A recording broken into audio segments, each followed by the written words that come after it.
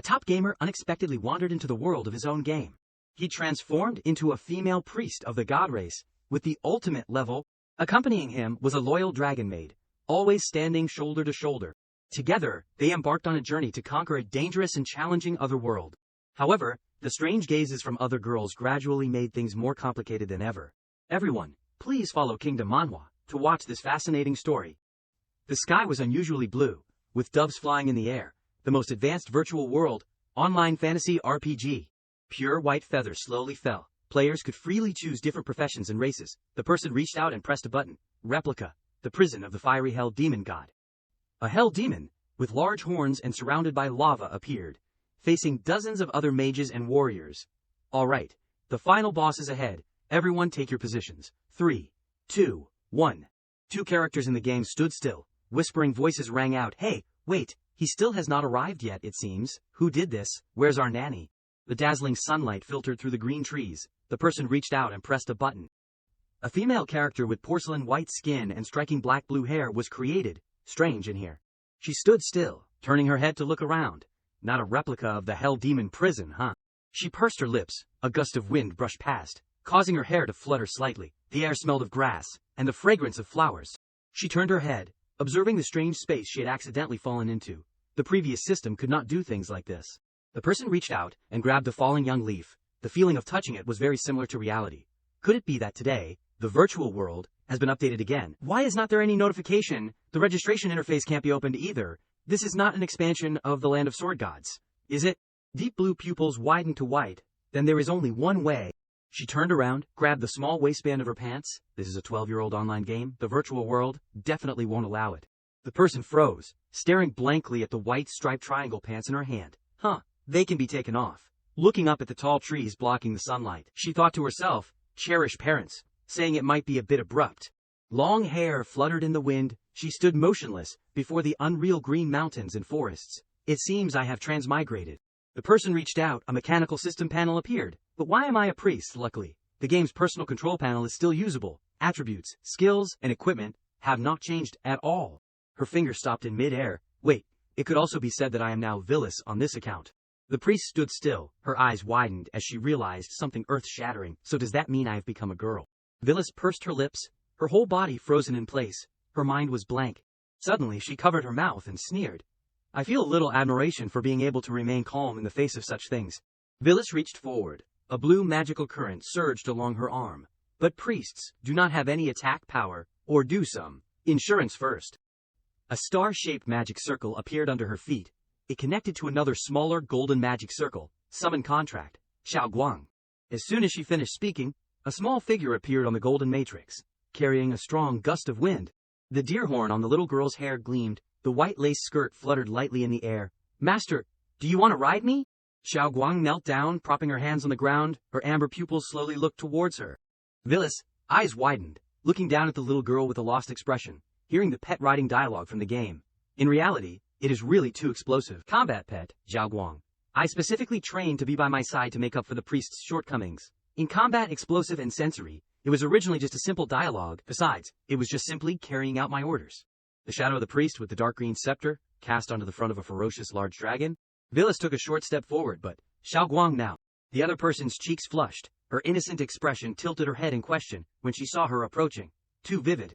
Xiao Guang suddenly bent over, leaning closer. Master, what is wrong? She was startled by the sudden action, but that is right, since it is transmigration.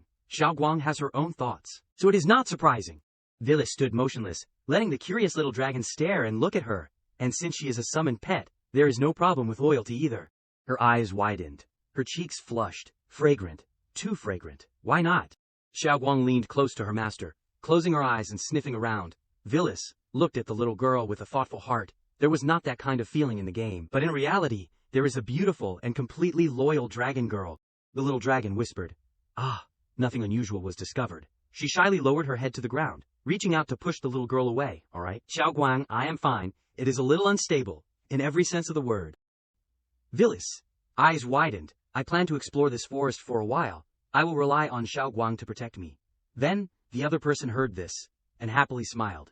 Protecting Master is my duty. Please, rest assured, and leave it to me.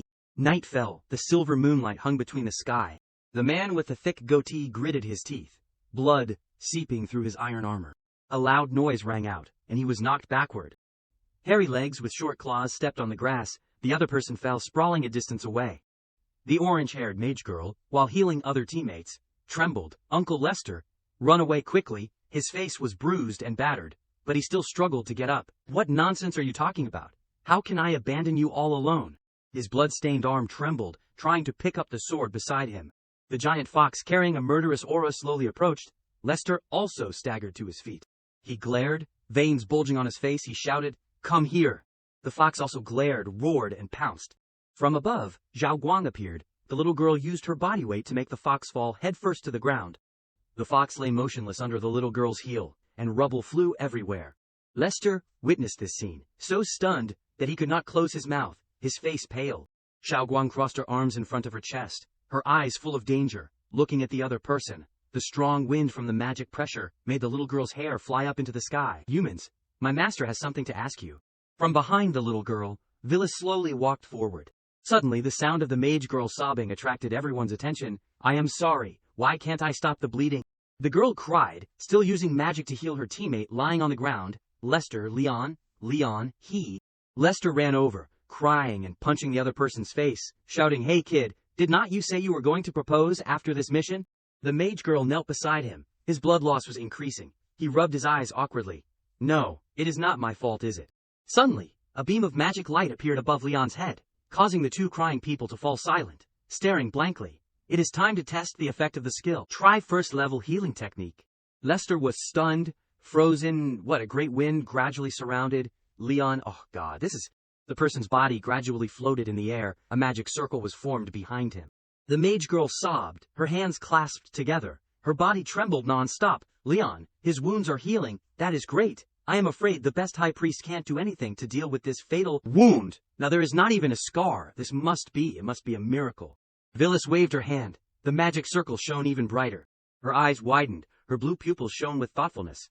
"A miracle? No, it is just that my level is too high. The first level healing technique to fill his blood. The calculation was a bit off. This is probably a kind of feeling in terms of skills, right? At least Villas was still human when creating the account." Suddenly, a system panel appeared. ID, Villas, age, unknown, gender, female, race, god race, LV10, HP, 227W, 227W, MP 560W, 560W, strength 6920, plus 9999, agility 6, 920, plus semi-divine weapon, bracelet, protection of the god, semi-divine weapon, ring, assistance of the god, semi-divine weapon, ring, assistance of the god, semi-divine weapon, set effect activated, special equipment, godhead, light, no level. Villas sat on her magic staff. She silently pondered. Then the new information opened up. The highest level is level 110. The race is converted to the god race. She breathed a sigh of relief, reaching out to pat her forehead, but my heart is still that of a normal person. I can't just stop being human after transmigrating. And the truth is that there is a kind of sadness and loss. The bearded man, with flushed cheeks, rubbed the back of his head and approached her. "I am so grateful to you. My name is Lester. Our team survived thanks to you." The boy Leon, not far away, just woke up and jumped, shouting, "You damn Lester, damn it, your slap almost sent me away." Villas calmly, "It was just a helping hand. No need to be so polite." Lester covered his face, his eyes sparkling as he looked at her. To have such healing abilities, and to be able to take down the Panthera, who was protecting in an instant. "Miss, are you the Holy Maiden of Salvation of the Holy Kingdom?" Villas waved her hand, her face emotionless. "I do not know who you are talking about, but my name is Villas. Just a wanderer." Lester covered his mouth, his eyes welling up. "You saved all of our lives. How should we repay you?" Her eyes widened. "Answer a few of my questions, and take me to the places where humans gather." Night had fallen. The moonlight gradually peeked out from under the misty clouds.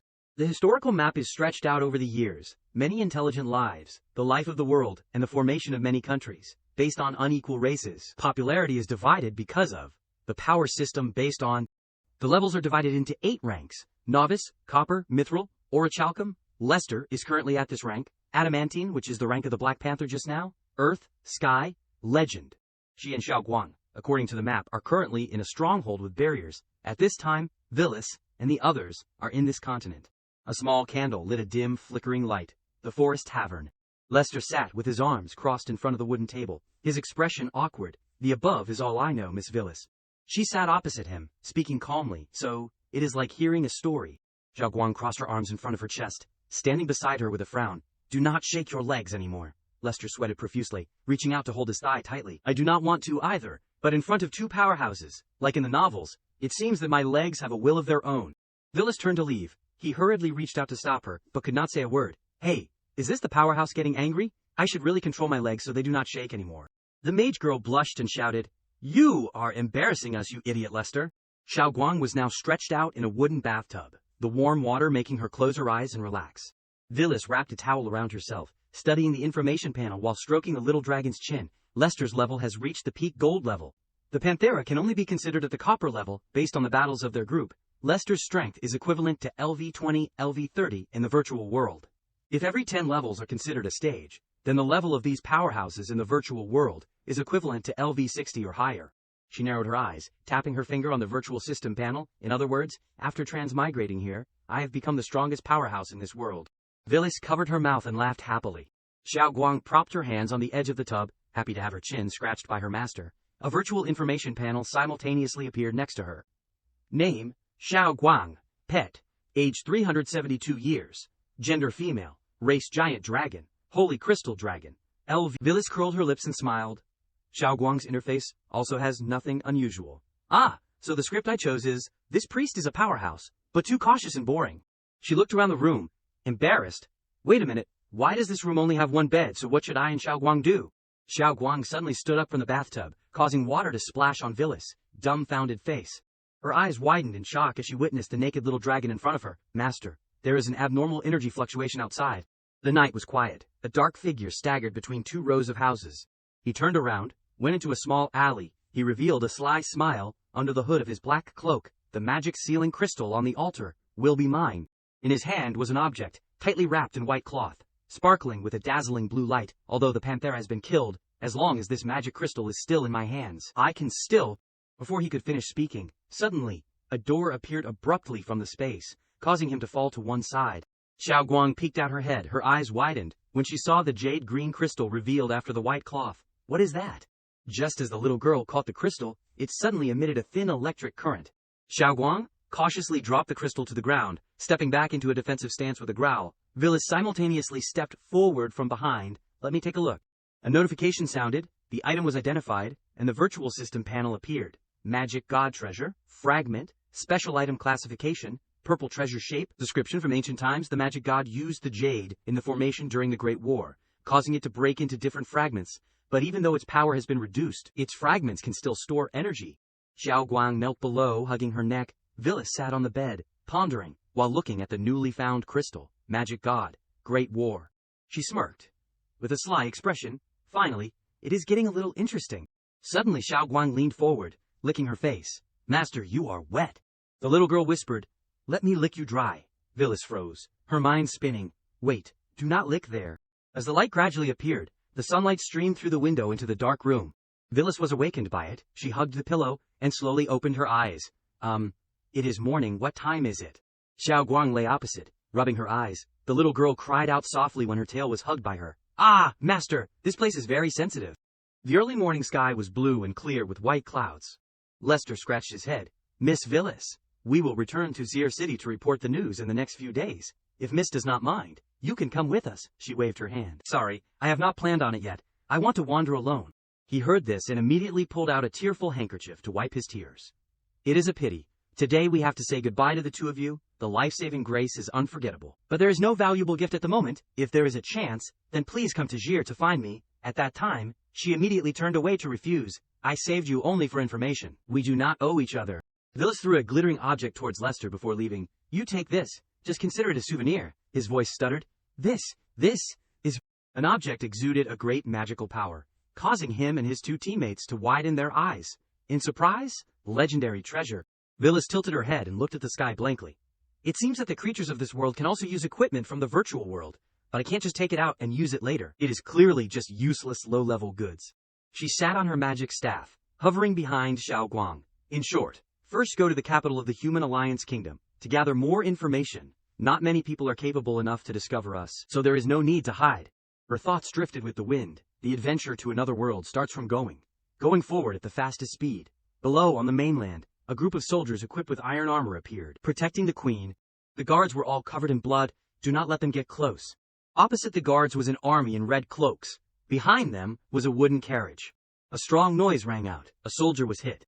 The people in red cloaks ran closer to the carriage. How could this be? Where is the queen? The curtain was pulled back. There was no one inside, which surprised them. Not good. It is a trap. Suddenly, a magic circle appeared beneath the carriage. In an instant, the wooden carriage exploded violently. From the cliff not far away, a figure rode a horse and ran over. I am the 5th queen of the Human Alliance Kingdom, Lilia Megerland. The petite girl with blue hair, wearing a golden crown, said loudly and solemnly, Lilia Megerland, you brave warriors loyal to the kingdom, listen to my orders, charge. From behind her, an army equipped with armor and shields appeared. Kill all the traitors. The soldiers heard the order and charged forward in unison. Very quickly, the royal army gained the upper hand, surrounding the rebel group. Phyllis sat on her magic staff and looked down, sighing softly. A very good layout. This queen, named Lilia, is really good. I am a little interested in her. She narrowed her eyes and smiled at the little dragon. All right, the show's over. We should go too. Xiao Guang pouted but still agreed. Okay, then we... Suddenly an arrow shot towards the two of them. Master, be careful. Xiao Guang quickly caught the arrow. The little girl's face darkened with anger, exhaling a heavy breath. This lowly arrogance and ignorance actually dared to offend the majesty of Master. Xiao Guang opened her mouth, and a flash of orange-gold light appeared between her sharp fangs, flashing in her throat. The little girl clenched her palm, tilted her head, and spewed fire into the sky. I want to destroy all of you. Phyllis tiredly approached and covered the little girl's mouth. Wait, do not be in a hurry to attack. Xiao Guang drooped her eyebrows sadly. Master, I am really sorry. I acted without permission. Without your permission. She narrowed her eyes, waving her hand. It is okay, you are protecting me. Phyllis gently stroked the little girl's head, but the commotion just now was a bit big. Xiao Guang temporarily returned to the pet space. The other person obediently nodded. Yes. She closed her eyes and meditated, and a pair of snow-white wings slowly unfolded from behind her. Divine dance. Phyllis opened her eyes. Her crossed pupils glanced down at the ground. So many people want to meet me, so let us meet them. Below, Lilia was standing worriedly watching. In front of her was another woman with wine-red hair, aiming an arrow at the little priest. The red-haired woman was suspicious. That is not right. The wings of the bird people can't be so beautiful, and there is also pure light. Lilia's cheeks flushed, her eyes widened and shone. Bird people, no, the wings of the bird people can't be so beautiful, and there is also pure light. Phyllis slowly flapped her wings and approached. She hovered in the air, lowered her head, and looked down at the people below. You are the queen of the Alliance Kingdom? The strong wind made Lilia's hair fly wildly. Her eyes were hazy. Are you an angel? The red-haired girl quickly put her hand in front of her. Your Highness, she and another person were watching our battle in the sky. Before, the purpose is very unpredictable. That arrow I shot at you, your senses are very sensitive. Do you have some passive skill in the investigation system? Phyllis blinked calmly, but that arrow can't penetrate the defense of Glaria's feather robe. Lilia smiled gently, gestured to the soldiers and stepped forward. May I ask why the angel is here? She looked directly at the princess. Exchanging information, should not it be extra?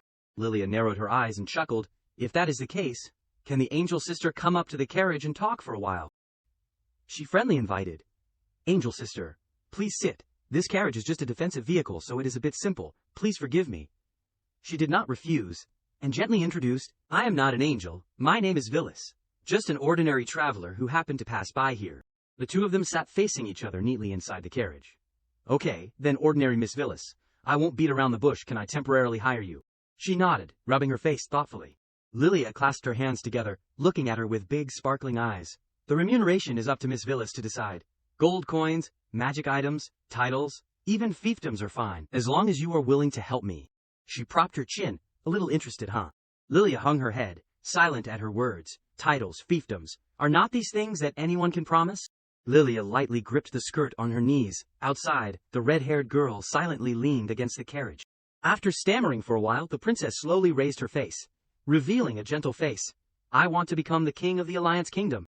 At Lilia's words, she pursed her lips and pondered, her crossed pupils filled with thought. Miss Phyllis, would you be willing to lend me a hand? Lilia lowered her head and sighed. It is embarrassing to say. My father has been seriously ill for a long time, and my brothers are all causing trouble all day long, and no one cares about official affairs. My younger sister is still young.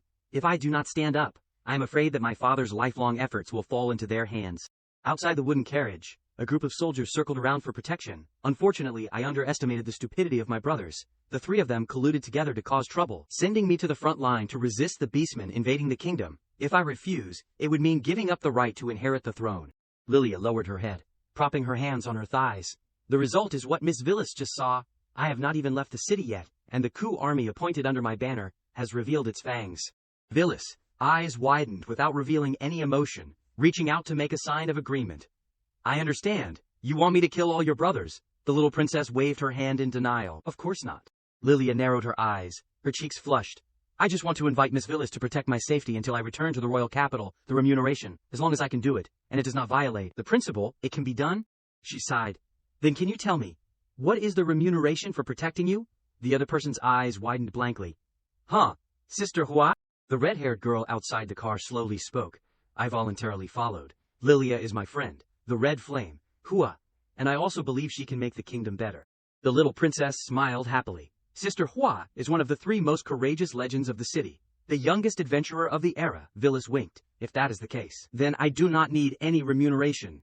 She supported her chin with both hands. In return, you must not hide anything from me, any intelligence or knowledge. You must also truthfully report to me. How about it? Lilia moved her finger slightly, seriously thinking. Using intelligence as remuneration? This is indeed a profitable deal.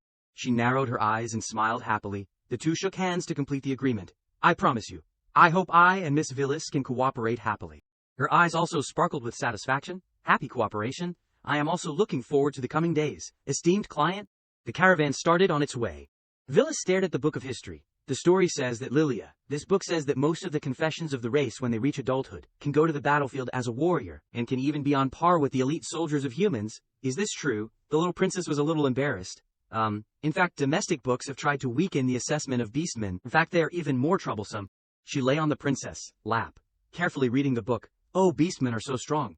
Lilia was blinded by the sunlight, sighing softly. That is right, although not reconciled. The physical strength of beastmen is indeed higher than us humans. Other beastmen races also have different innate abilities. For example, bird people can fly in the air, bear people have unlimited strength, tiger people and lion people are.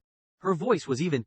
There are even rumors that the emperor of the beast clan today, the half-dragon tribe chief, has surpassed the legendary level. The important thing is that it's royal family. The half-dragon inherits half the blood of a legendary species and possesses extremely terrifying power, reaching a difficult state that can be described. Villas, eyes widened with interest. Sounds very powerful.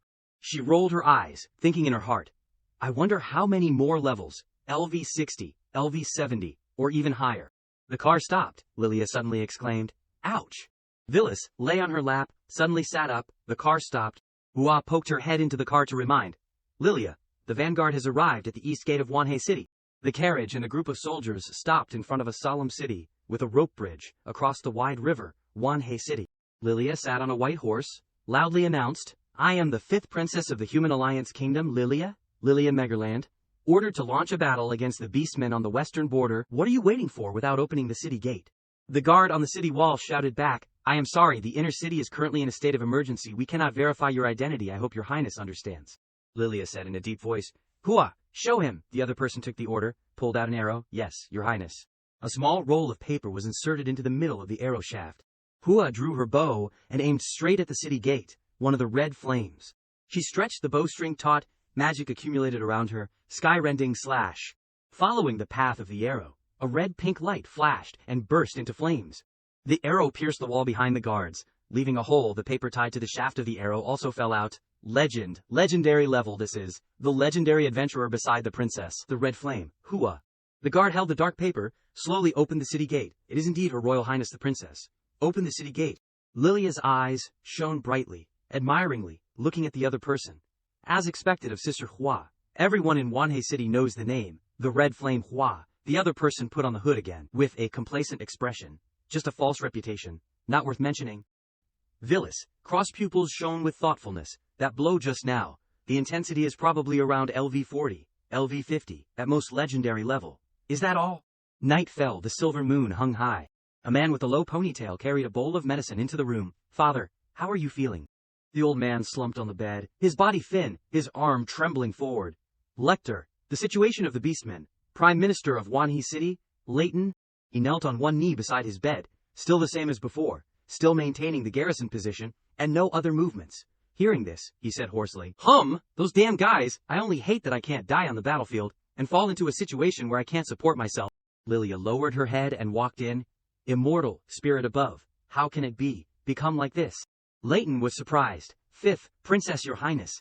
She lowered her head, looking apologetic. I am sorry, only I did not even receive the news of your illness. Hey, what exactly happened? Lecter knelt beside the bed, glanced at her. His father was attacked half a month ago. That person stabbed his father with a short knife, and then fled. I do not know if there was any poison on the knife. Since that day, my father has become weaker and weaker. He said in a deep voice, we have tried other methods. The high priest and the imperial physicians in the city have all given up. Villis peeked from behind. Intelligence discovery. The space in front of her gradually turned green, as if, covered by the system. Lecter was still kneeling beside his father's bed. Your Highness, what did you just say about not receiving the news? The fact that my father is seriously ill must not be known to the beastmen, so he secretly sent intelligence to the royal capital early. Lilia clenched her palms until they trembled. My good brothers, in order to prevent me from competing for the throne, they even disregarded the safety of the border. Villis secretly assessed, there are no debuffs in the virtual world? Is this the main product of this world? Leighton patted his son on the shoulder. If they hear that I am dead, they will definitely take advantage of the demoralized state to launch a large-scale attack. He suddenly shouted loudly, his veins bulging on his face. Lecter, your job is to replace me in protecting Her Highness. Expel those damn beastmen. Villis secretly waved her hand. The effect is not much different from this curse. He has been sobbing since when? Yes, father, rest assured. She closed her eyes, clasped her hands in front of her chest, as if praying. Her hair flew wildly in the air. Try that. The sudden light from her body stunned Lecter. His eyes looked back in doubt. Lilia and Hua were also surprised in place. A sparkling column of light carrying huge magic power shot into the sky. Heavenly blessing. Magic fluctuations ran and jumped in the air, carrying soft feathers flying everywhere. Lecter fell backwards to the floor, his mouth open, shocked. Villis lowered her head, closed her eyes and prayed. Tiny golden magic spots wrapped around her body. After the ritual was over, her hair swayed and slowly returned to normal. She also opened her eyes and raised her face. The golden magic surrounding Leighton's body made his body stronger, his muscles bulging.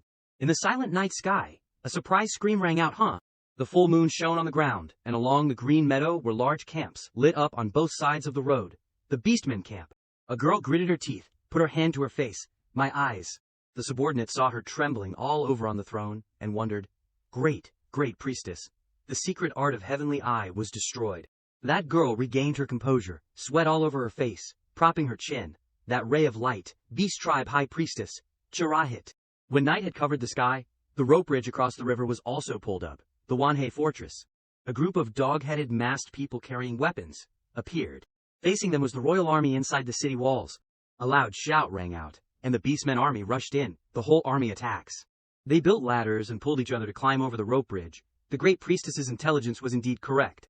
A girl with crimson pupils, holding a knife in her mouth, climbed up the wall through the wooden staircase. The Tiger Tribe, Neil, that damn Leighton is probably lying in bed now, half dead. She bowed her head and climbed up the wall. Let me tear apart the defense line of these humans and offer victory to... Neil arrogantly sneered, looked up. She froze. The knife also fell out of her mouth when she saw Leighton, who was healthy and wearing armor, facing her. He sneered arrogantly, pulled out the sword from his waist. I heard you all thought I was dead. A loud noise was made on top of the tower. Pass on my order. Leighton led the army, raising his sword high in the moonlight. Boiling oil, rockets, Group 1. He glared, his veins bulging on his face. Let them taste our power, fire. On his order, a rain of rockets poured down on the Beastmen army. The fire burned, causing them to panic. Help, help, big brother, I am on fire, my tail is on fire, Villis sat in a corner, quietly watching the battle. Carefully watching the red rain of arrows, she sighed softly. Villis said softly, Xiao Guang, a spatial rift appeared. The little dragon girl walked out of it. Master. She pondered, seeing this scene. What do you think? Xiao Guang propped her chin, poking her hand on her cheek. They are quite hard-working. Villis sighed. That is right. After all, she is a dragon. The little girl widened her eyes, looking uncomprehending. I do not quite understand what Master means. But, the battle of these ants is just nonsense to us, right? Xiao Guang leaned closer, rubbing her cheek against her face while she closed her eyes and pondered. Even if this is reality, even if you see your humankind die. Villis raised her hand to the sky, towards the winged beastmen in the sky. But why am I? The beastmen, with half-bird, feathered bodies, grabbed stones and flew towards the fortress. The group of soldiers had not had time to deal with it, watching them. A panicked sentry closed his eyes tightly in fear. It is over. It is too late. Suddenly, a giant magic circle appeared, surrounding the fortress, 6th level magic, like guardian shield. The royal guards all shouted in surprise. It is a miracle. A miracle has come again. The gods are on our side. Drive away these hateful beastmen. Drive them all out. The beastmen saw that the situation was unfavorable and ran away. Retreat, retreat quickly. Lilia's pupils contracted in shock. Is it really Miss Villis? Excited shouts rang out in the middle of the night. We won, she is finally. Villis and Xiaoguang stood on a high tower, looking down at the entire city. She closed her eyes, letting the strong wind blow her hair. When Villis opened her eyes, her cross pupils seemed to light up in the night. It feels like playing a game. On the enemy's campsite, a masked man sneaked along the night road. Beastman camp. A girl with pink hair approached, sarcastically saying in a low voice, "If I were you, I would not take another step, human." The intelligence man was startled, suddenly turning around. Legendary level. When did the Fox tribe have such a young person reach the legendary level? The girl with peach pupils propped her hips and looked at him. The Fox tribe, Mavis. She turned her face, pulled out her sword. Humans must die. The other person fearfully retreated backwards. Hey, calm down. We are on the same side. Mavis widened her eyes. Okay, I understand. There was suddenly movement from the silent big tent. It seems you are lucky. The great priestess wants to see you. The masked man was brought into the tent, propping his hips and questioning. The master clearly said, "To kill that woman, why did you retreat like that?" Jaharit crossed her legs on the chair. Pay attention to your tone. The Beastman Majesty believes that your master can take over the throne before agreeing to this transaction. Even if the Majesty has reached a transaction with your master, the failure to provide accurate information is also your responsibility. She gritted her teeth, glaring. Leighton did not die from the curse at all. He is alive and well, standing on the city wall, commanding. The masked man pointed his finger. Are you lying? Jaharit was ashamed and angry. Do you need to manage it? She pulled the hood to cover her face.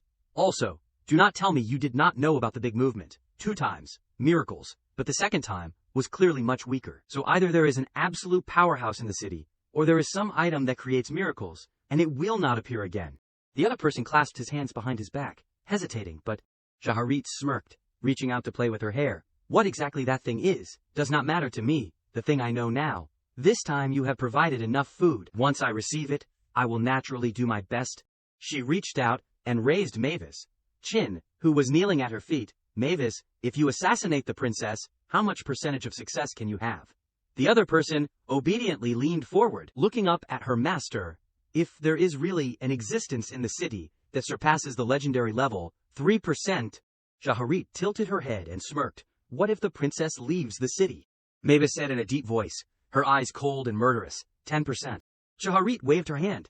If you keep holding back like this, what reason does she have to leave the city? Sudden attacks, beheading, burning food, wanting to force my beastman army to retreat. She must leave the city. The fire flickered in the dark space. If the princess is really as smart as you say. Lilia looked down from the window of the observation tower. For Miss Villis, I have decided. She smiled gently, turning towards her. I will attack the beastman's logistics. Jaharit propped her chin and smirked, her face smug. It is her death day. Seeing that she said so, Villis only calmly raised the teacup in her hand with a look that had nothing to do with me, and leisurely replied, Why are you telling me? Suddenly Lilia said in a deep voice, Miss Villis, you still do not understand that you have gone too far. What, from using magic like miracles to heal General Leighton? That moment was suddenly recreated in the memory of the time when Villis used her power to help in an emergency. And then Lilia continued, or the mysterious light cage to help us repel the beastmen. Now she covered her mouth with a smile. Can all be considered miracles? Now every move of yours is a very important matter. If it was not for the fact that only a few people knew about it, and they were strictly warned by Leighton, I am afraid that someone would have set up a statue of Miss Villis in the center of the square by now. Hearing that she was being built a statue in the center of the square, Villis immediately spat out the sip of tea she had just drunk in shock, and said, Forgive my incompetence. At this time Villis wondered, but did not the beastmen just retreat? But they did not attack. They are clearly waiting for an opportunity. Would not going out of the city fall into their trap? Hearing this, Lilia sighed and replied, That is right. To put it bluntly, the annual invasion of the beastmen is for food and wealth. Although they are strong, their way of life is still stuck in a fairly primitive society, so prolonging the war is not a good thing for them. Lilia stood leaning against the window, the wind blowing wildly, her voice raised. But I do not have much time left. If my father has something wrong, the struggle for the throne will begin. If I still have not returned at that time? Suddenly she smiled brightly. her words a little choked, changing to a more legitimate reason. You see, the residents of the city are all living in fear. I, as a royal family, must of course quickly help them resolve the threat of the beastmen. Responding to Lilia was only her strange calmness. Suddenly Xiao Guang's voice warned in her ear. Master, she is lying. Villis immediately responded through telepathy in her head. I know, she is a great queen who is not straightforward at all, clearly knowing that this behavior will be more bad than good. Her eyes looked over at Lilia standing there, and then made a decision. No matter what the goal is, but dying is completely not worth it. Thinking so, the corner of her mouth slightly raised. Then Villis' hand reached out in front of her. A blue magic appeared. She opened her mouth. Lilia, want to learn my skills? In fact, the player skill tree of the Xuanxi world is just a simple instruction manual. Players can know what skills they have learned, and what their responsibilities are. And the things needed for learning skills are of 3 types: level, skill points, and conditions to be met. For example, the conditions to be met for a certain 10th level magic is for the priest to single-handedly kill 1,000 dark element lords. At that time I had to grind for more than half a year, almost becoming a psychological shadow. Looking at the words on the screen, she felt her head buzzing, but looking at it from another angle, the conditions to be met are not a problem. Sliding her hand over those words, she assessed. Its NPCs have a concept of level, the problem is skill points. It cannot be seen, it cannot be touched, it cannot be named, the origin of life, the Kabbalah tree of life, and the newly born seedlings on the top of the Kabbalah tree turn into a replica of the Kabbalah tree of life. When this Villis explained to Lilia more, its effect is only a copy, in addition to mimicking anything of divine weapons and living things born. A thought flashed through her mind, and after transmigrating, the effect still exists. But I do not know what the extent is, Villis signaled. Close your eyes. Lilia immediately obeyed and closed her eyes. Villis' arm then reached out to her, transferring an amount of power into her body, and then branches appeared, also known as the replica of the Kabbalah tree of life. As soon as that power was transmitted into Lilia's body, as if awakening all her senses, she could feel the change. Lufeng, carry out the movement to manipulate the air. Fengzhan, condense the air into the shape of a blade to attack. Then she seemed to realize the blessing of air currents. These are the power of Miss Villis. When this power was finished being transmitted, she subconsciously turned around. Before her was Villis sitting cross-legged on the chair, speaking slowly. At that time Lilia's whole body was limp, and she knelt down. Villis' tone was full of meaning. Being too greedy is not good. Your level is not enough yet. As soon as the words were finished, Lilia knelt down respectfully. I, Lilia Megarand, the 5th queen of the United Kingdom. Then she knelt on one knee, saluting, raising her face and saying, although I cannot change my beliefs about the gods of the Holy Kingdom, I thank you for all that you have done for me, teacher. Hearing her call her that, Villis was a little embarrassed. Please do not call me teacher, you can call me Sai, sister is fine. What exactly is the Holy Kingdom? I told you I do not know the saint of the Holy Kingdom. At this time she stood up while helping Lilia. But anyway, I can consider you as my disciple, then I will give you a small gift. Now she helped Lilia sit down in front of the dressing table, and then she said shyly, I have received too much care. Villis' hand held a ribbon around her neck. Quickly, she tied it into an exquisite bow tie with a glittering gem. Smiling, it has nothing to do with gods, and does not care about teachers and disciples either. Afterwards, Hua looked at the map to strategize. Currently, the army of the Beast Kingdom is stationed in the area of 5 miles around Wanhe Fortress. Probably their logistics unit is not far away. So we must advance north, following the banks of the Black River, and heading straight into the Beast Kingdom. At that time she drew that route on the map, and continued to discuss. And then disguise ourselves as merchants to cross each group, in general, after a 3-day route, meet in the northwest of the Beastman army. Seeing this, Lilia spoke. It is very dangerous, but this is the most likely method to succeed. Villis wondered, why not cross the river directly? Hearing this, Hua explained, this Black River flows around the territory of the Beastmen, which happens to help the Beastmen increase their natural defense network. But the most important thing is that there used to be a large dragon living inside the Black River. Although the Black Dragon has left, it left behind a large number of magical beasts, with the bloodline of the dragon. No one has ever heard of anyone being able to cross the Black River. Moreover, we are disguised to march, without taking any boats. At this point, Villis suddenly understood the problem, which also means that having a boat is okay, right? As she finished speaking, she conjured a boat with magic, which looked very dazzling. Seeing the boat, everyone exclaimed, oh my god, the boat is so beautiful, I have never seen it before. One like. For the immortal spirit, as expected, the queen is protected by the gods. At this time the energy has been activated inside the boat. Miss Villis, the Noah boat number 01, has been waiting for a long time. The soldiers all look surprised. At this time Hua opened her mouth. Lilia, Miss Villis can actually take out such a large warship? What? Lilia then continued. I told you, there is nothing that Villis' sister can't do. After saying that, she took Hua's hand and left. Okay, do not think so much. Let us set off. In this way, Hua also realized that there was some change in Lilia. Hey, it has only been one night, but why do I see Lilia's strength increase so much?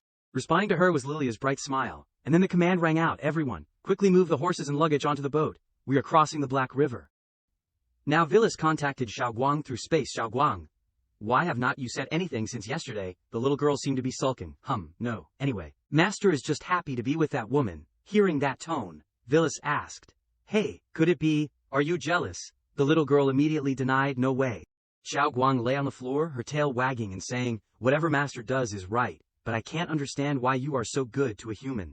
Hearing those words, Vilis turned to look at Lilia thoughtfully. Being good to her? Maybe. I am just curious. How far she can go? Over here, Lilia loudly ordered. All troops, prepare. Suddenly a panicked voice shouted, there is something. A strange shape emerged from the water. And it introduced itself. I am the great king of the Black River, the magic dragon Narionaire. Immediately afterwards, a huge body shouted loudly, the guardian of the Black River, Narionaire. Narionaire's eyes touched the tiny Vilis standing there and said, these weak humans are so bold as to break into this place. But before he could finish speaking, he was kicked by Vilis, stomping his head into the water. Her expression at this time felt very puzzled. On the other side, a light golden dragon, who was Xiaoguang, also yawned after a good night's sleep. This is the pet space? The little girl's sigh rang out. It is really boring. Is there nothing interesting? Suddenly, a light flashed, attracting the little girl's attention. Immediately, Xiaoguang followed the light and appeared with joy, calling her name, Vilis-sama. But then that smile immediately disappeared. Before the little girl was Narionaire, his eyes lit up. Oh, this aura, the dragon bloodline is even higher than my father's. Vilis next to her said, do not be impatient, I am here. Seeing Vilis, Xiaoguang could not hide her joy. Is this dead turtle the food you brought me? The two sat on Narionaire's turtle shell and Vilis opened her mouth. Be good, this one can't be eaten. It is just that there are some things that are not convenient to say outside.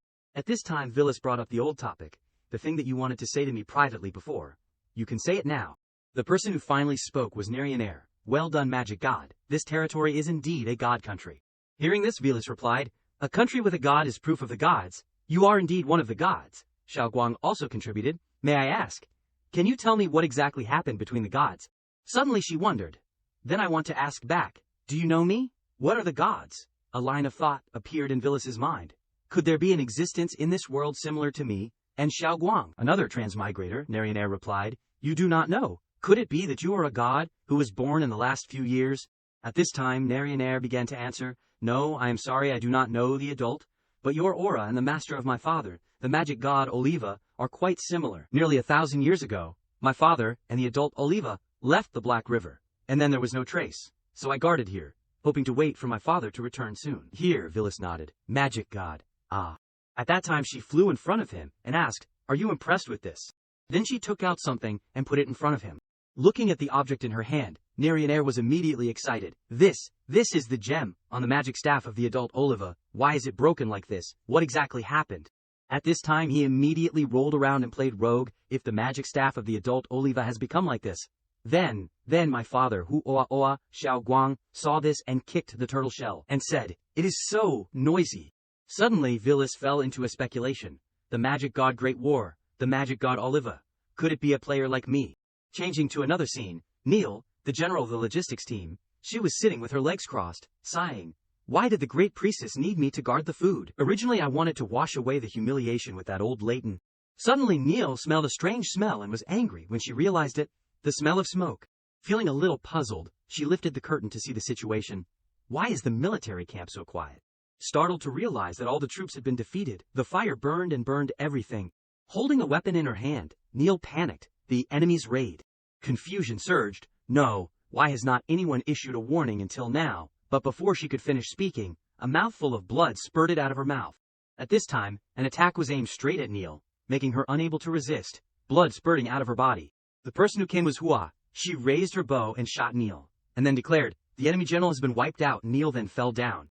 Then Hua blew the whistle to signal, kill. Receiving the signal, Vilis went to the place where Neil was lying face down. Then she used her foot to turn her over, so she was lying on her back. Looking at that face, Vilis praised, she is also pretty cute. Now her voice was full of sarcasm. She just went on stage for 2 scenes and was already cold. What a pity. Suddenly a strong wind blew. Realizing that there was something unusual, Vilis turned around. Nearby, there was a looming figure. Plaka immediately trembled worriedly. Did she recognize me? No, it is impossible. Erase my sense of existence. It is impossible to be discovered. His teeth gritted tightly, and then he decided to desperately run away. He did not dare to delay for a moment, rushing away. After a long distance, Plak dared to stop and breathe hard, did not chase after. Feeling that way, he breathed a sigh of relief. Fortunately, it was indeed my hallucination just now. But how could he get past Villas? She picked up her weapon and smirked. There is a little mouse here. On the other side, when Shaharit received the urgent news, she panicked. The queen has arrived in the central region, so fast. Could there be a road that I do not know? The person who reported back replied, I saw it with my own eyes, it can't be wrong, this is earlier than the month you said. Shaharit's face was full of tiredness and said, So, you just flailed like that and ran away, based on your strength. When the queen attacked my beastman army, there was no chance at all. Then the person who reported immediately appeared, who was Plaka, the seventh throne, the eternal throne. Suddenly Shaharit asked, Or, did you meet someone with stronger strength? Remembering that gaze of Villas, Plaka replied, I did that so as not to cause a disturbance. I only take action when I am sure. We have prepared early, but I hope you do not spoil things. Shaharit then confirmed, of course, although you have joined the eternal throne. She continued, but after all, the blood of the beastman flows in your body, how can I harm you? As she finished speaking, Shaharit issued a notice, Pass my order.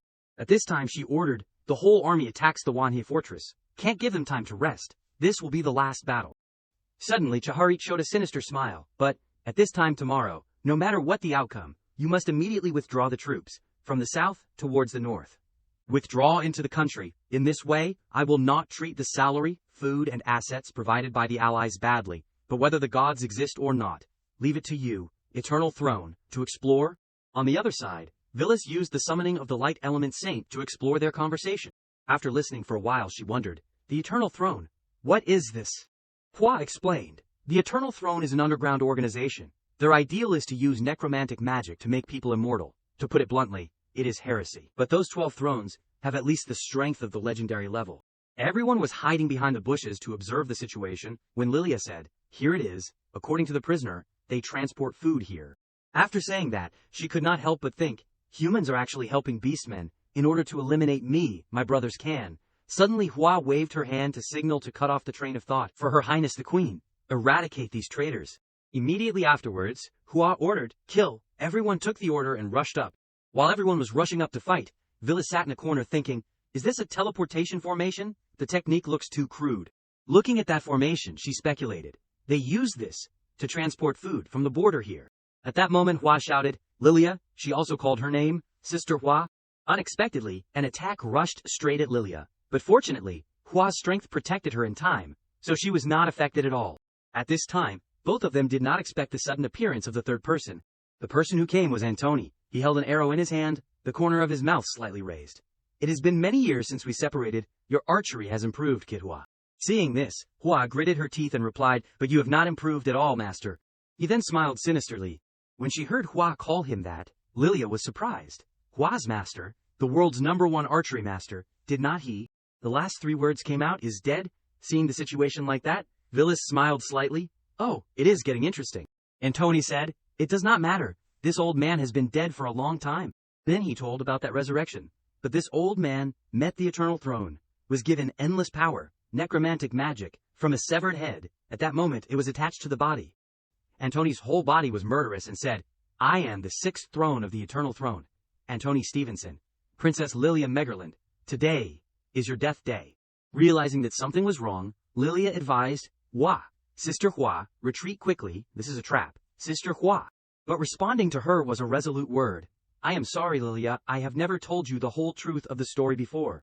Hearing those words, Lilia's expression was full of confusion. Then Hua said, Part of the reason I followed you to the front line was to find the whereabouts of the eternal throne. Later, no matter how you scold me, I must sever ties with him. Lilia could not accept it and shouted, You idiot, causing Hua to stop.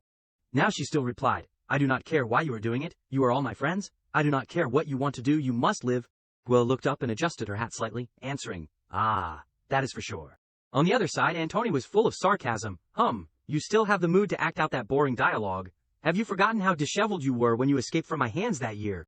His voice suddenly sank. 2 thrones. It is time to harvest. Those dead people suddenly stood up, following a white ribbon, with the chant Eternal Throne, Fourth Throne. In the blink of an eye, they turned into the undead garment, wrapped in white cloth, holding weapons, and continued the chant, Leave your lives. At that time Lilia worried, are those three people legendary level? But Hua just sneered. Seeing her attitude like that, Antoni wondered, in such a wonderful state, what are you laughing at? Hua replied, nothing, I just want to tell you. Immediately she rushed up, her hateful eyes shouted, who is your opponent? Those words seemed to stimulate Antoni, very good, then, let me see. Then the two rushed into battle. He did not forget to satirize, 6 legendary moves, that I taught you. How many moves can you shoot now? The two undead garment also started to act, you are, the legendary powerhouse, the transcendence level. Villas reached out to stop Lilia's actions and then said, it is too early for you now. Looking at that action, Lilia felt strange, huh? But, Villas just narrowed her eyes and replied, leave it to the dead and alive, you still have to take responsibility for your soldiers, right? Suddenly she said mysteriously, I will take care of these 3 monsters. At this time, it was as if she had been transported to another space, with darkness covering it, along with iron chains everywhere. That is the Iron Blood Arena? Seeing the surrounding scenery change, the two were surprised. What? Her eyes were cold and blurred, just like its name, Dual Arena. The designated unit within the scope will be forced to enter that space, regardless of life or death, or after 24 hours. They cannot escape from that area. It is just that the effect is a bit abstract. You can't use any offensive skills. When playing PvP, it usually becomes a brawl between 2 muscular men. Here Villas sighed and patted her forehead. The person who designed this skill must be a philosopher. Suddenly she glanced at them, but at this rate, including the little mouse over there, I can't bother my apprentice anymore. As soon as she mentioned it, Plaka immediately appeared. The 3 of them are on the same side, in this battle, to fight Villas. Their eyes were red, and they said, you think, this is all of our combat power. Outside, Lilia was solving the remnants there when a voice shouted, Your Highness, be careful. A pink figure suddenly appeared on the branch. Her eyes were puzzled, strange. What came into her sight was Lilia, who was fighting hard. Immediately she moved in the blink of an eye, destroying a number of troops. In Mavis's hand were 2 knives with a corner cut out of the blade, and she somersaulted down, saying, Why can't I see your weak point? Suddenly, Mavis appeared right in front of Lilia, at a very close distance. Suddenly she said, Forget it, go die. Finishing speaking, she launched a slash. After somersaulting once and landing, Mavis looked back in surprise. Lilia was still unharmed. After the slash just now, only breathing a little fast, Mavis felt interested. Interesting. At that key moment, Lilia used Box Ascending, a one-time automatic block of a fatal attack, exceeding 99,999 damage points, cooldown time, 24 hours. At this time, the light on the necklace that Villas put on her shone, turning out to be the key point to block the attack for her. Now talking about Plaka's past, Plaka was also like the ordinary people of the beast race. He was not happy when he was young, but he was also lucky. He was born an assassin.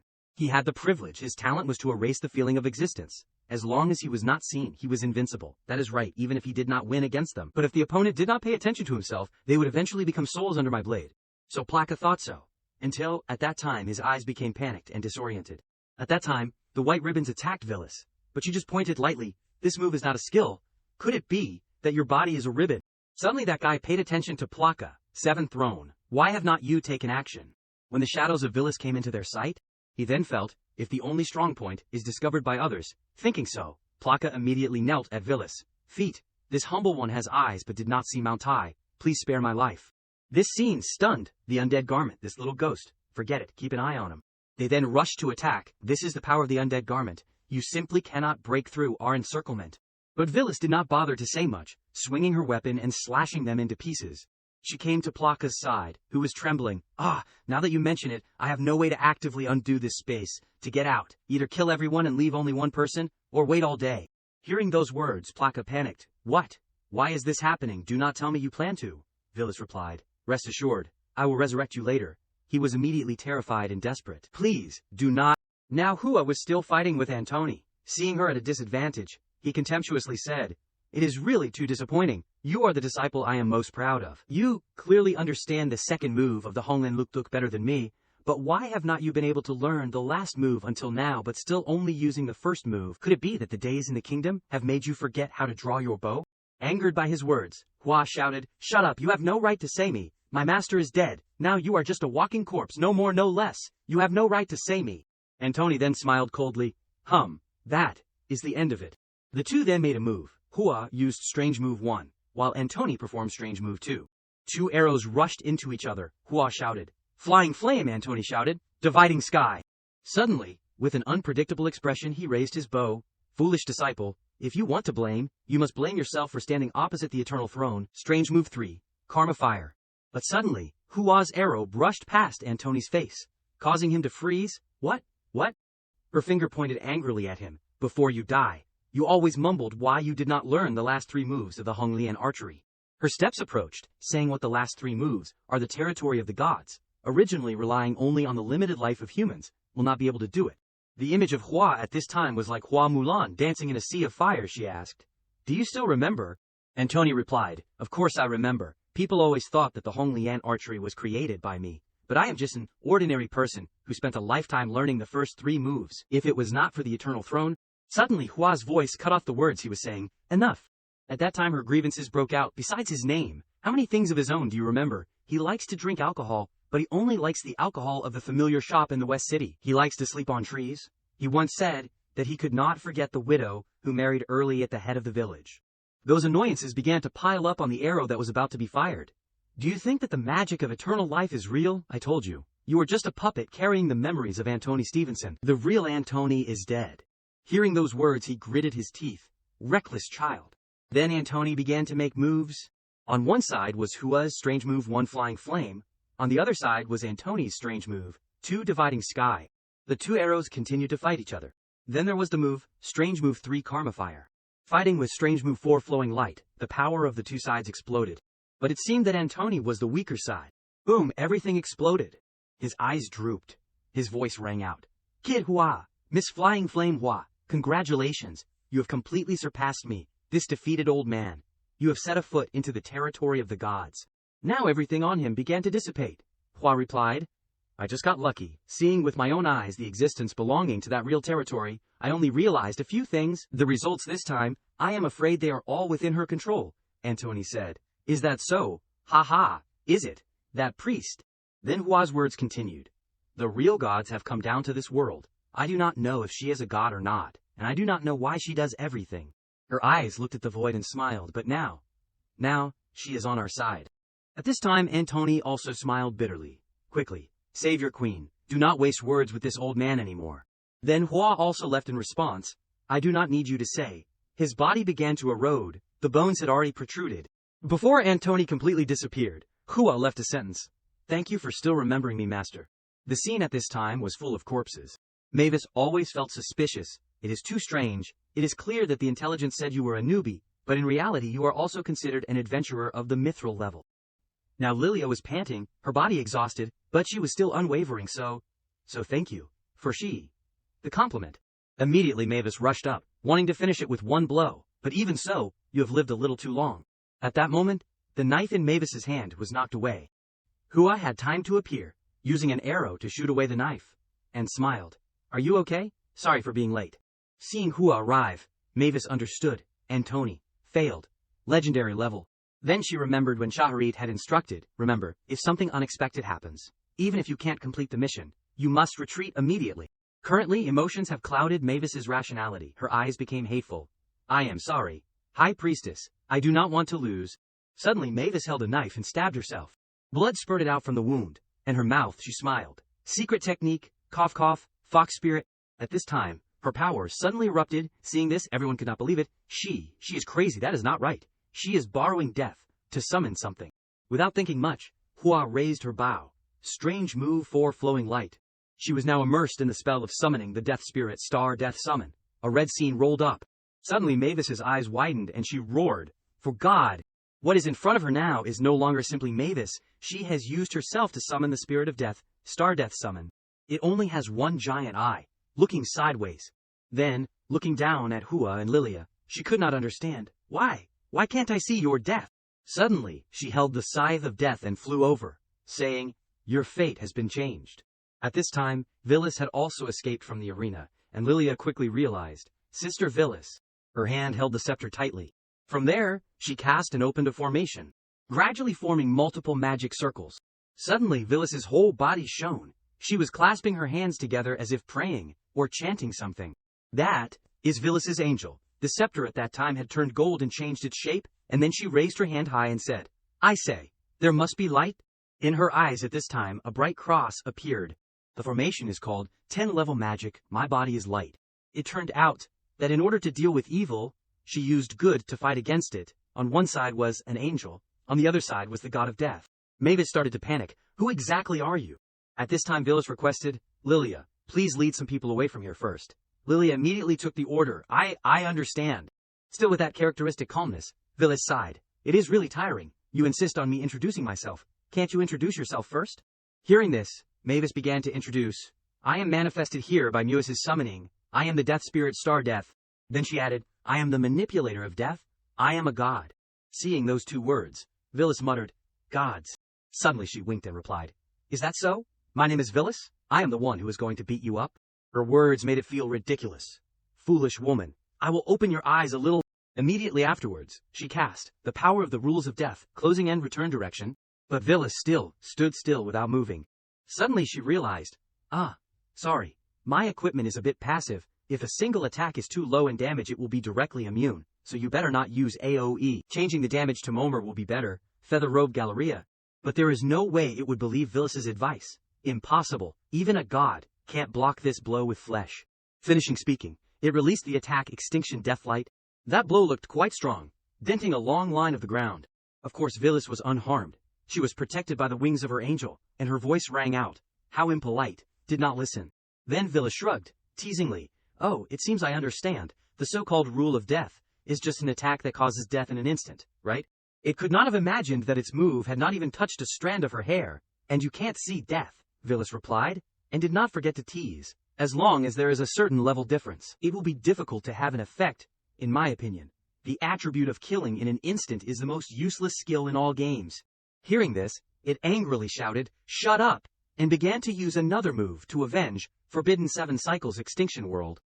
Villas just closed her eyes and boredly assessed, this skill does not even have the power of level 100. Suddenly, whatever Villas did, the angel also acted the same. Her face was gentle and radiant, holding the scepter and reaching out. Then she waved her hand, her voice calmly sarcastic, you are worthy to be a god. According to the position that Villas pointed, a huge and powerful force was immediately released. Its power was so terrible that it could swallow the enemy. It shouted incredulously, that woman, monster.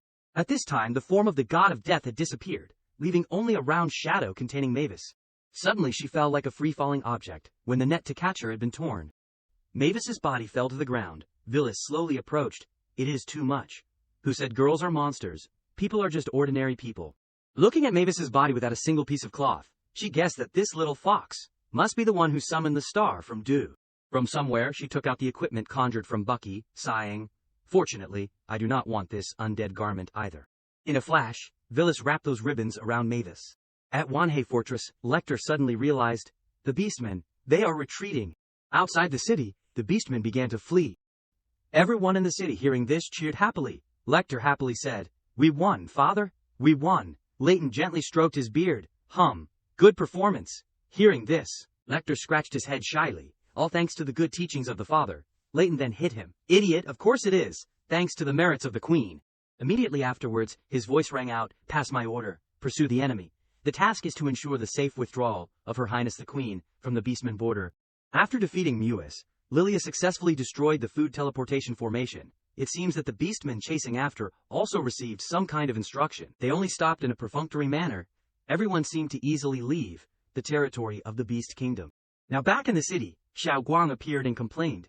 It is true. Why did not I have any chance to go into battle this time? Suddenly the little girl came closer and asked, Master, are we just leaving like this? Villas stroked Xiao Guang's head and replied, that is right, anyway, the matter is almost done. Being stroked on the head, Xiao Guang happily nodded repeatedly. Suddenly the little girl said, but someone has discovered us. From inside the city gate, Lilia ran out in a panic, calling, wait, I knew sooner or later everyone would leave. As she ran she said, but, without saying goodbye, it is too far apart. Then Lilia held out something in both hands. This is something that symbolizes my identity. As long as you give this in the United Kingdoms, it means equivalent to Lilia Megerlin's family. After thinking about it, only this can help Sister Villas a little. Please accept it. Hearing this, Villas reached out to receive it. Is that so? Suddenly Lilia slowly said, please do not forget me. Finishing, she went and kissed Villas on the cheek. In the middle of the forest, a clear lake appeared, the lake's surface sparkling under the sunlight filtering through the leaves, creating a truly peaceful scene. A drop of water fell on the surface of the lake, creating gentle ripples spreading around. Phyllis comfortably surfaced, gently pushing her hair back with one hand. Droplets of water rolled down on her fair skin, revealing a hot body. Phyllis looked up at a nearby branch and called, "Xiaoguang, are not you taking a bath?" Xiaoguang sat with her back turned, hugging her knees, her tail wrapped around the tree trunk. Sulkily replied, "HMPH, I took a bath a few days ago." She teased in the water. "If you do not take a bath, you will smell," making the little girl blush with embarrassment and defend, "No, I won't." Phyllis raised her hair lightly with both hands, pretending not to care. "Then that is it. Sigh. This hair is too hard to wash." The little girl was so embarrassed that her face turned red. Her hands circled in front of her chest in a coquettish way, showing that she did not like it, but she could not help but curl up, like a bat, hanging upside down on a branch, admiring the perfect body of her master.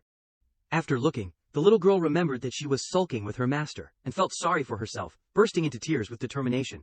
"Even if I have to jump down here, I won't help my master wash her hair." But that fragile determination quickly collapsed, because only after that, the little girl soaked herself in the lake, happily smiling, washing Phyllis's hair. Even letting Phyllis hug her soft tail and enjoy herself, Phyllis wondered, "Why were you so unhappy just now?" Xiaoguang looked in another direction, pretending nothing had happened. "There is nothing." Phyllis's eyes lit up, as if she understood the thoughts in the little girl's heart, because of Lilia. Xiaoguang, being hit on the spot, said resentfully with a bit of anger, bursting into tears, "Ah, that kind of person dares to kiss my master secretly. Really envious, so annoying." Phyllis recalled when she had just received the gift, Lilia suddenly rushed over and kissed her on the cheek, helplessly sighing and explaining, "All right, that is just a misunderstanding."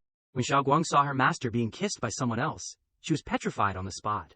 The little girl's sky at this time seemed to collapse, so she felt wronged and shed tears. Xiaoguang ran over crying, making a fuss, but was stopped by Phyllis's hand, and then gently explained, "Ah, it seems you have misunderstood something. We are still planning to go to the City of Courage, so we will meet again at that time." Lilia heard her say that, and was also stunned. "Ah!"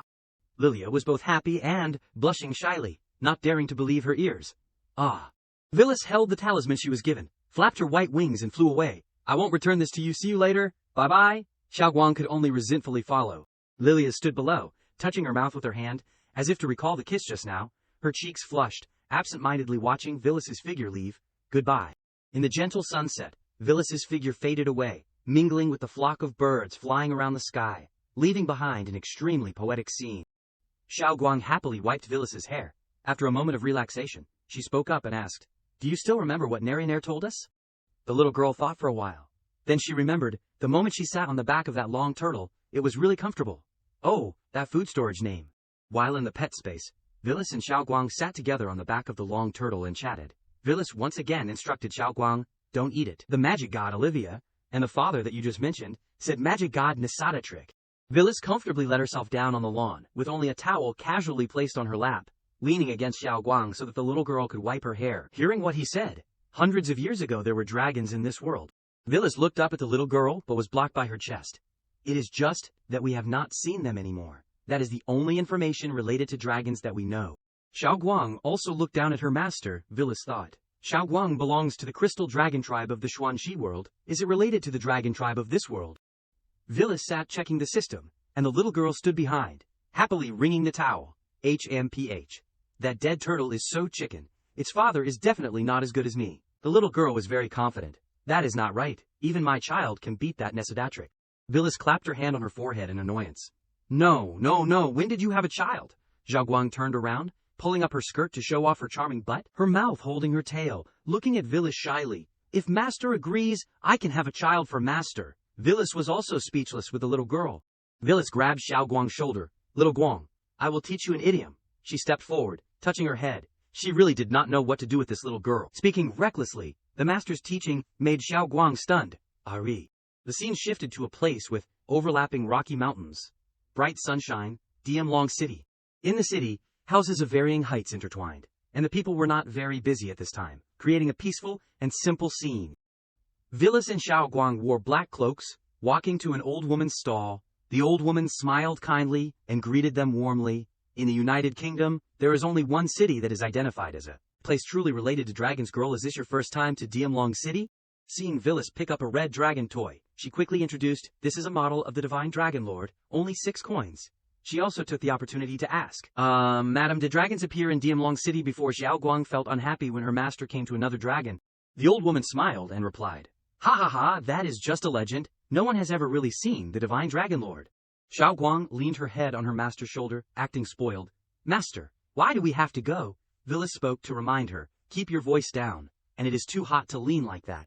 The old woman took out a shiny dragon-shaped pendant and proudly introduced, but the reason Diamlong City can be so bustling is all thanks to the power of the divine dragon lord. It is said that the red refined copper specialty of our place is formed from the influence of the blood of the divine dragon lord. Villas happily bought the goods. Oh, is that so, madam? Give me two. The old woman also smiled amiably. Okay, I will give you a discount. It only costs 10 coins for the two of you. Villas received such a discount and said politely, Thank you, madam. The old woman also had some affection for her. Ayo, the little girl is really polite. Behind her, Xiao Guang secretly used her tail to wrap around her master's leg. The little girl covered her mouth, shyly whispering, Indeed, if master likes dragons, I can be it at any time. Before she could finish speaking, the little girl was tapped on the head by Villas, causing her a clear pain, making the old woman unable to stop laughing. Villas left, not forgetting to seriously teach. Don't do things that attract attention. It is not good if people see it. Xiao Guang followed behind with her head swollen, sobbing. I know. The two went to a large estate, with a very solid appearance. As the two were about to enter, Daniel stopped them. Excuse me, this is the city lord's mansion. No entry for unauthorized personnel. Xiao Guang timidly hid behind her master. Villas presented the notice. I heard you were looking for a doctor. He received the notice, as happy as if he had struck gold. Huh, that is right, you miss. Are you a doctor? Villas confidently took off her cloak. She crossed her arms in front of her chest, her attitude full of arrogance. Humph, I understand. Xiao Guang curiously poked her head out to look at her, full of questions. Daniel went inside to report this good news, but in his heart he could not help but worry, turning his head back to confirm. This, Miss Villas, are you sure there is no problem? The strange disease that has appeared in the city recently has been examined by many doctors, but all have no effect. Everyone is a little uneasy. Contrary to Daniel's worried look, Villas sat on the chair and waved her hand lightly, looking at Daniel affirmatively. Rest assured. Rest assured. Daniel closed his eyes and sighed, then stepped forward to open the door, not forgetting to reassure the two of them. When you meet the city lord later, just say try your best. Even if you can't cure it in the end, the city lord will probably not make it difficult. But without knowing it, the city lord was already standing there. Nasta only said gently, All right, Daniel, you can go down. Those words scared him so much that he trembled and replied, City lord. Nasta stepped out with a short skirt and a long coat casually over her shoulders, showing off her charming figure, holding a scepter, prominent purple hair and mesmerizing eyes. Remember, do not judge by appearances. She bowed to Villas, her voice full of passion. This, miss, I can see that you are a pure doctor. I ask you, you must save the people in my city. Villas narrowed her eyes and asked again, Can see? At this time Nasta suddenly realized that she had not introduced herself, and quickly corrected herself. My apologies, I am the city lord of Diamlong City, second countess of the United Kingdom, Nasta Senior. She introduced herself and sent Villas a kiss, with an extremely lovely expression. In addition, I also have a name, the god's favorite. My talent is air observation. I can see the invisible atmosphere around the person next to me. Xiao Guang behind her became jealous again. Villas rested her hand on her chin, thinking, a divine favorite. It seems Plaka also mentioned he had this talent. Is he also a divine favorite?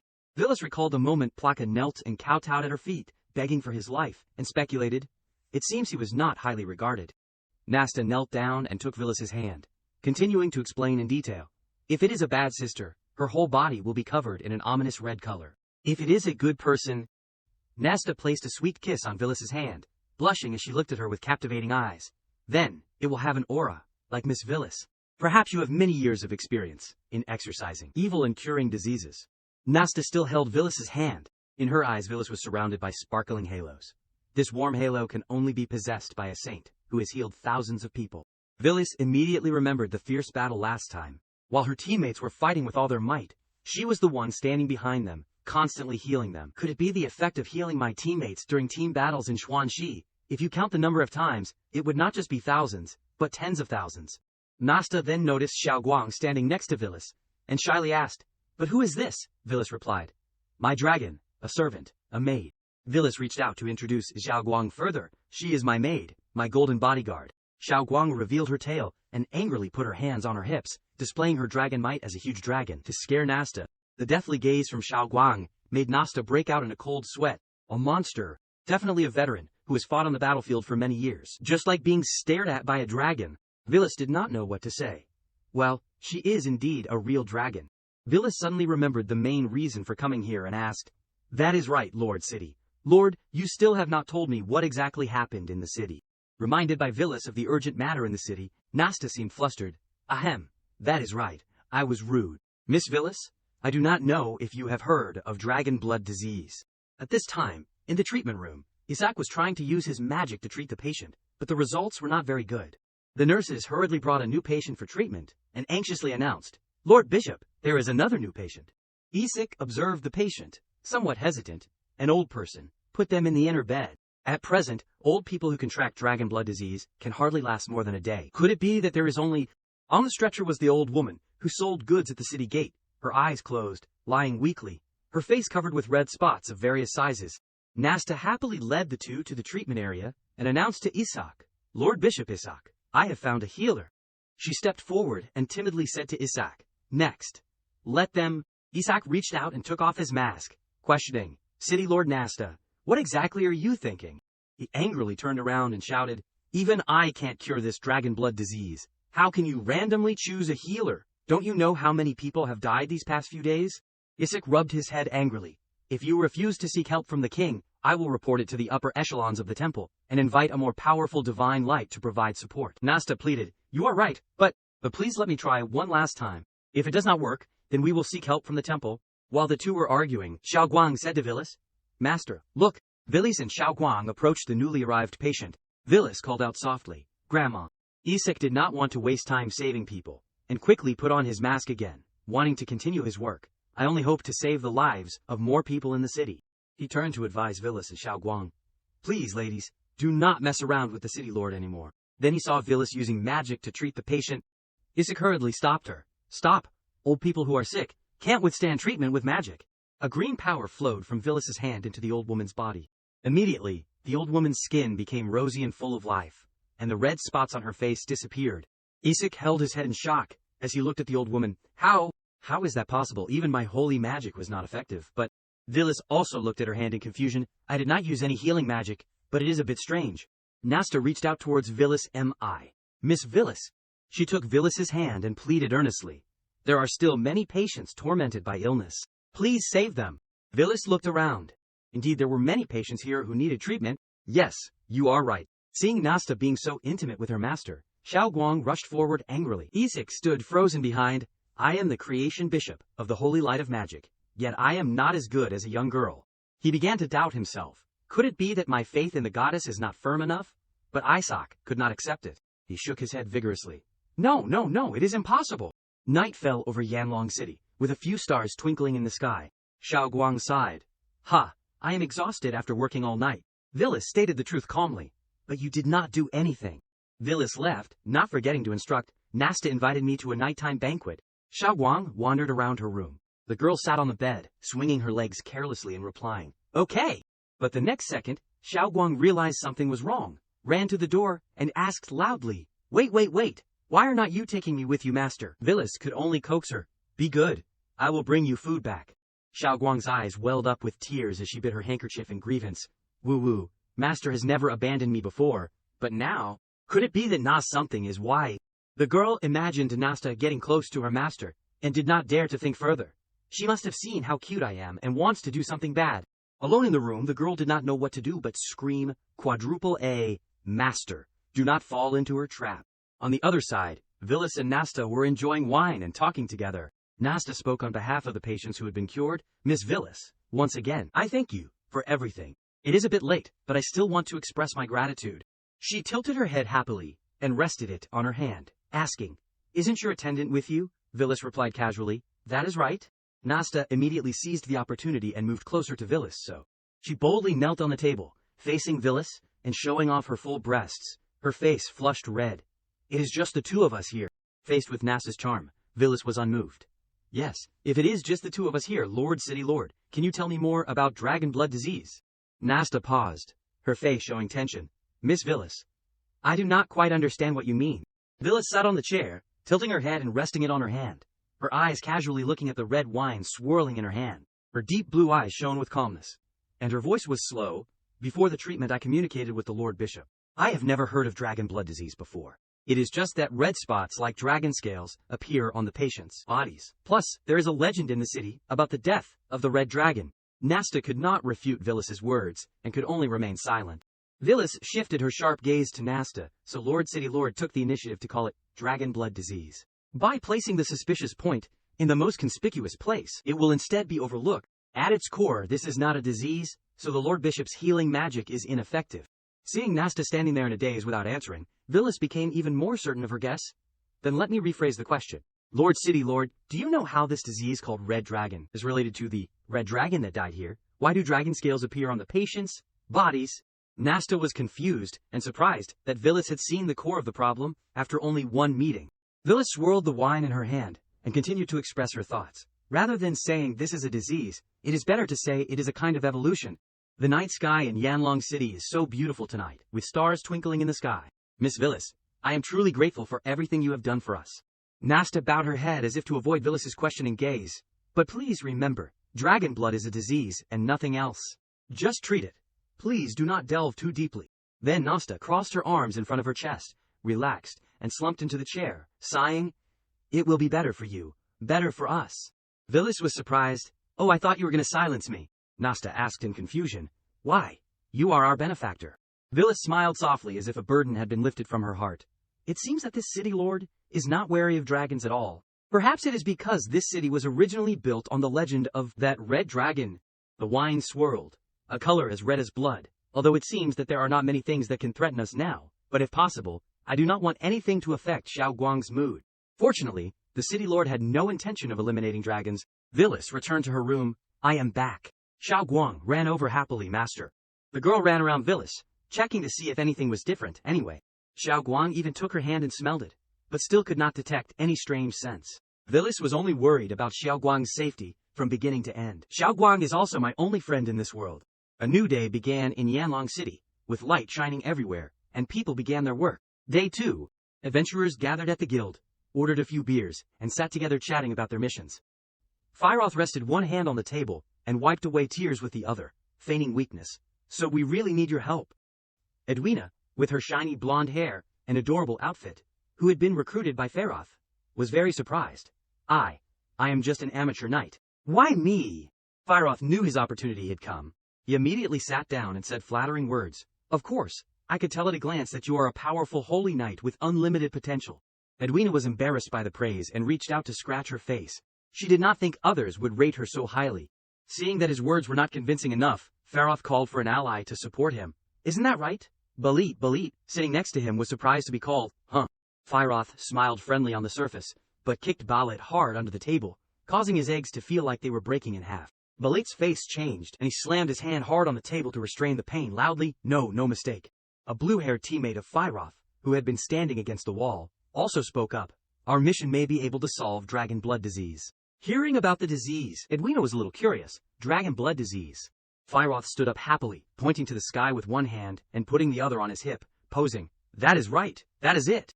Immediately afterwards, he wiped away tears and cried, very sadly, perhaps you have heard that dragon blood disease has broken out in the city. Right, recently. It has caused panic, and we have investigated that this dragon blood disease is definitely related to the dragon that died in the valley, which is also our investigation mission this time. Then the girl quickly moved closer to Edwina, with a very expectant expression. Our team really lacks a reliable holy knight, like you, big sister. Can you join us? Balit looked at Firoth with great interest. Ah, the captain is acting cute again. Firoth heard this and turned to look at him with a displeased expression. He thought it would be difficult to recruit teammates, but Edwina immediately grabbed both of Firoth's hands, causing the girl's eyes to widen in surprise. Edwina's eyes were shining brightly, and she was very excited. So you are for the people in the city. My name is Edwina, and I come from the City of Angels. This trip is for cultivation and practice, for the path of a knight. It just so happens that I encountered the outbreak of dragon blood disease. This must be guidance from God. But because she was too excited, Edwina used a little too much force, causing Firoth's face to change in pain. Really, can you be gentler? It hurts a little? After recruiting a new member, Firoth quickly pulled everyone away. In short, there are enough people this time, so let us set off. Balit reached out and scratched his head shyly. Boss, I am a little hungry. Firoth turned back angrily, raising his fist and shouting, "Shut up!" At the same time, Firoth and Zhao Guang also entered the guild. Vilis looked over at Edwina as she walked past.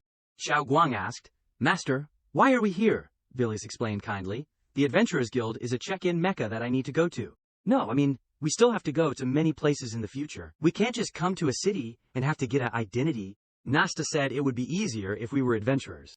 Rebecca, the receptionist model of the guild, pushed up her glasses and greeted with a friendly smile. "Hello, what can I do for you?" Vilis pointed to the guild's mission board. "I want to take the mission to investigate the situation of the monster riot in Yuanlong Valley." Rebecca asked carefully. "Only high-level adventurers can take this mission. May I ask what your levels are?" Vilis was stunned. "Oh, we have not registered yet." Zhao Guang stepped forward, crossed her arms in front of her chest, and made a mocking gesture. "HMPH, are not you scared?" Vilis stepped forward, pulled down Zhao Guang's hat to cover her face, and then asked Rebecca, "So how do you level up?" Rebecca happily gave advice. "Listen to your big sister. It is better to start with simple tasks." She also provided them with some additional information. In addition to being able to do missions to accumulate points for leveling up, if you have confidence in your own strength, you can still directly level up through our guild. Rebecca pointed to a muscular young man standing nearby, showing off his muscles. Zhao Guang stepped forward without saying a word, and kicked the man into the sky, and he fell to the ground with a thud, like a jackfruit falling. Rebecca was so frightened by Zhao Guang's powerful strength that sweat poured down her face. Vilis stood behind her and casually pointed to herself, asking innocently, "Is it my turn?" Vilis summoned her staff and began to cast a healing spell on the one Zhao Guang had kicked so hard that he was barely breathing. He woke up and cried aggrievedly, running away like a bullied child. Zhao Guang did not bother to look at him, stood in front of Rebecca with a smug expression. Vilis asked her, "Can you give us the mission now, little sister?" Seeing their strength with her own eyes made Rebecca tremble involuntarily. She adjusted her glasses with both hands, trying to restrain her fear, and stuttered, Of course." After receiving the mission, they immediately set off for Yuanlong Valley, but on the way they were blocked by a group of goblins. One of them, not knowing whether he was dead or alive, rushed up to attack eagerly. In a flash, the whole group was blown away by Zhao Guang's tail. The girl did not forget to pose. "Master, why do not we just fly straight into the valley? And you told me to take back my dragon might, but these shrimp dares to block our way." At this time, Vilis was carefully observing the stones on the side of the road. "I just want to see what is different about the monsters here. This is not a volcanic area. Why are all the goblins fire type?" Seeing that her master was not looking at her, Zhao Guang also followed behind. The girl suddenly felt something was wrong and glanced behind her. "Master, there are living creatures approaching us." In the distance, dust was flying, and only vaguely could be seen that 4 people were moving towards them, and behind them was something huge moving. It turned out to be Firoth's group, who were running for their lives to escape from the monster chasing them. Firoth ran ahead and shouted loudly, "Ha ha! What the hell is this thing?" Firoth ran to Vilis and Zhao Guang and shouted, "Hey, you two in front, what are you doing? Spacing out there, run." Vilis calmly ordered Zhao Guang, "Little Guang." The girl received the order and happily put 2 fingers on her forehead, indicating obedience. "Yes." The girl quickly went in front of the monster, which was rolling towards them at a terrifying speed, without any fear. Zhao Guang stretched her slender legs wearing high heels forward.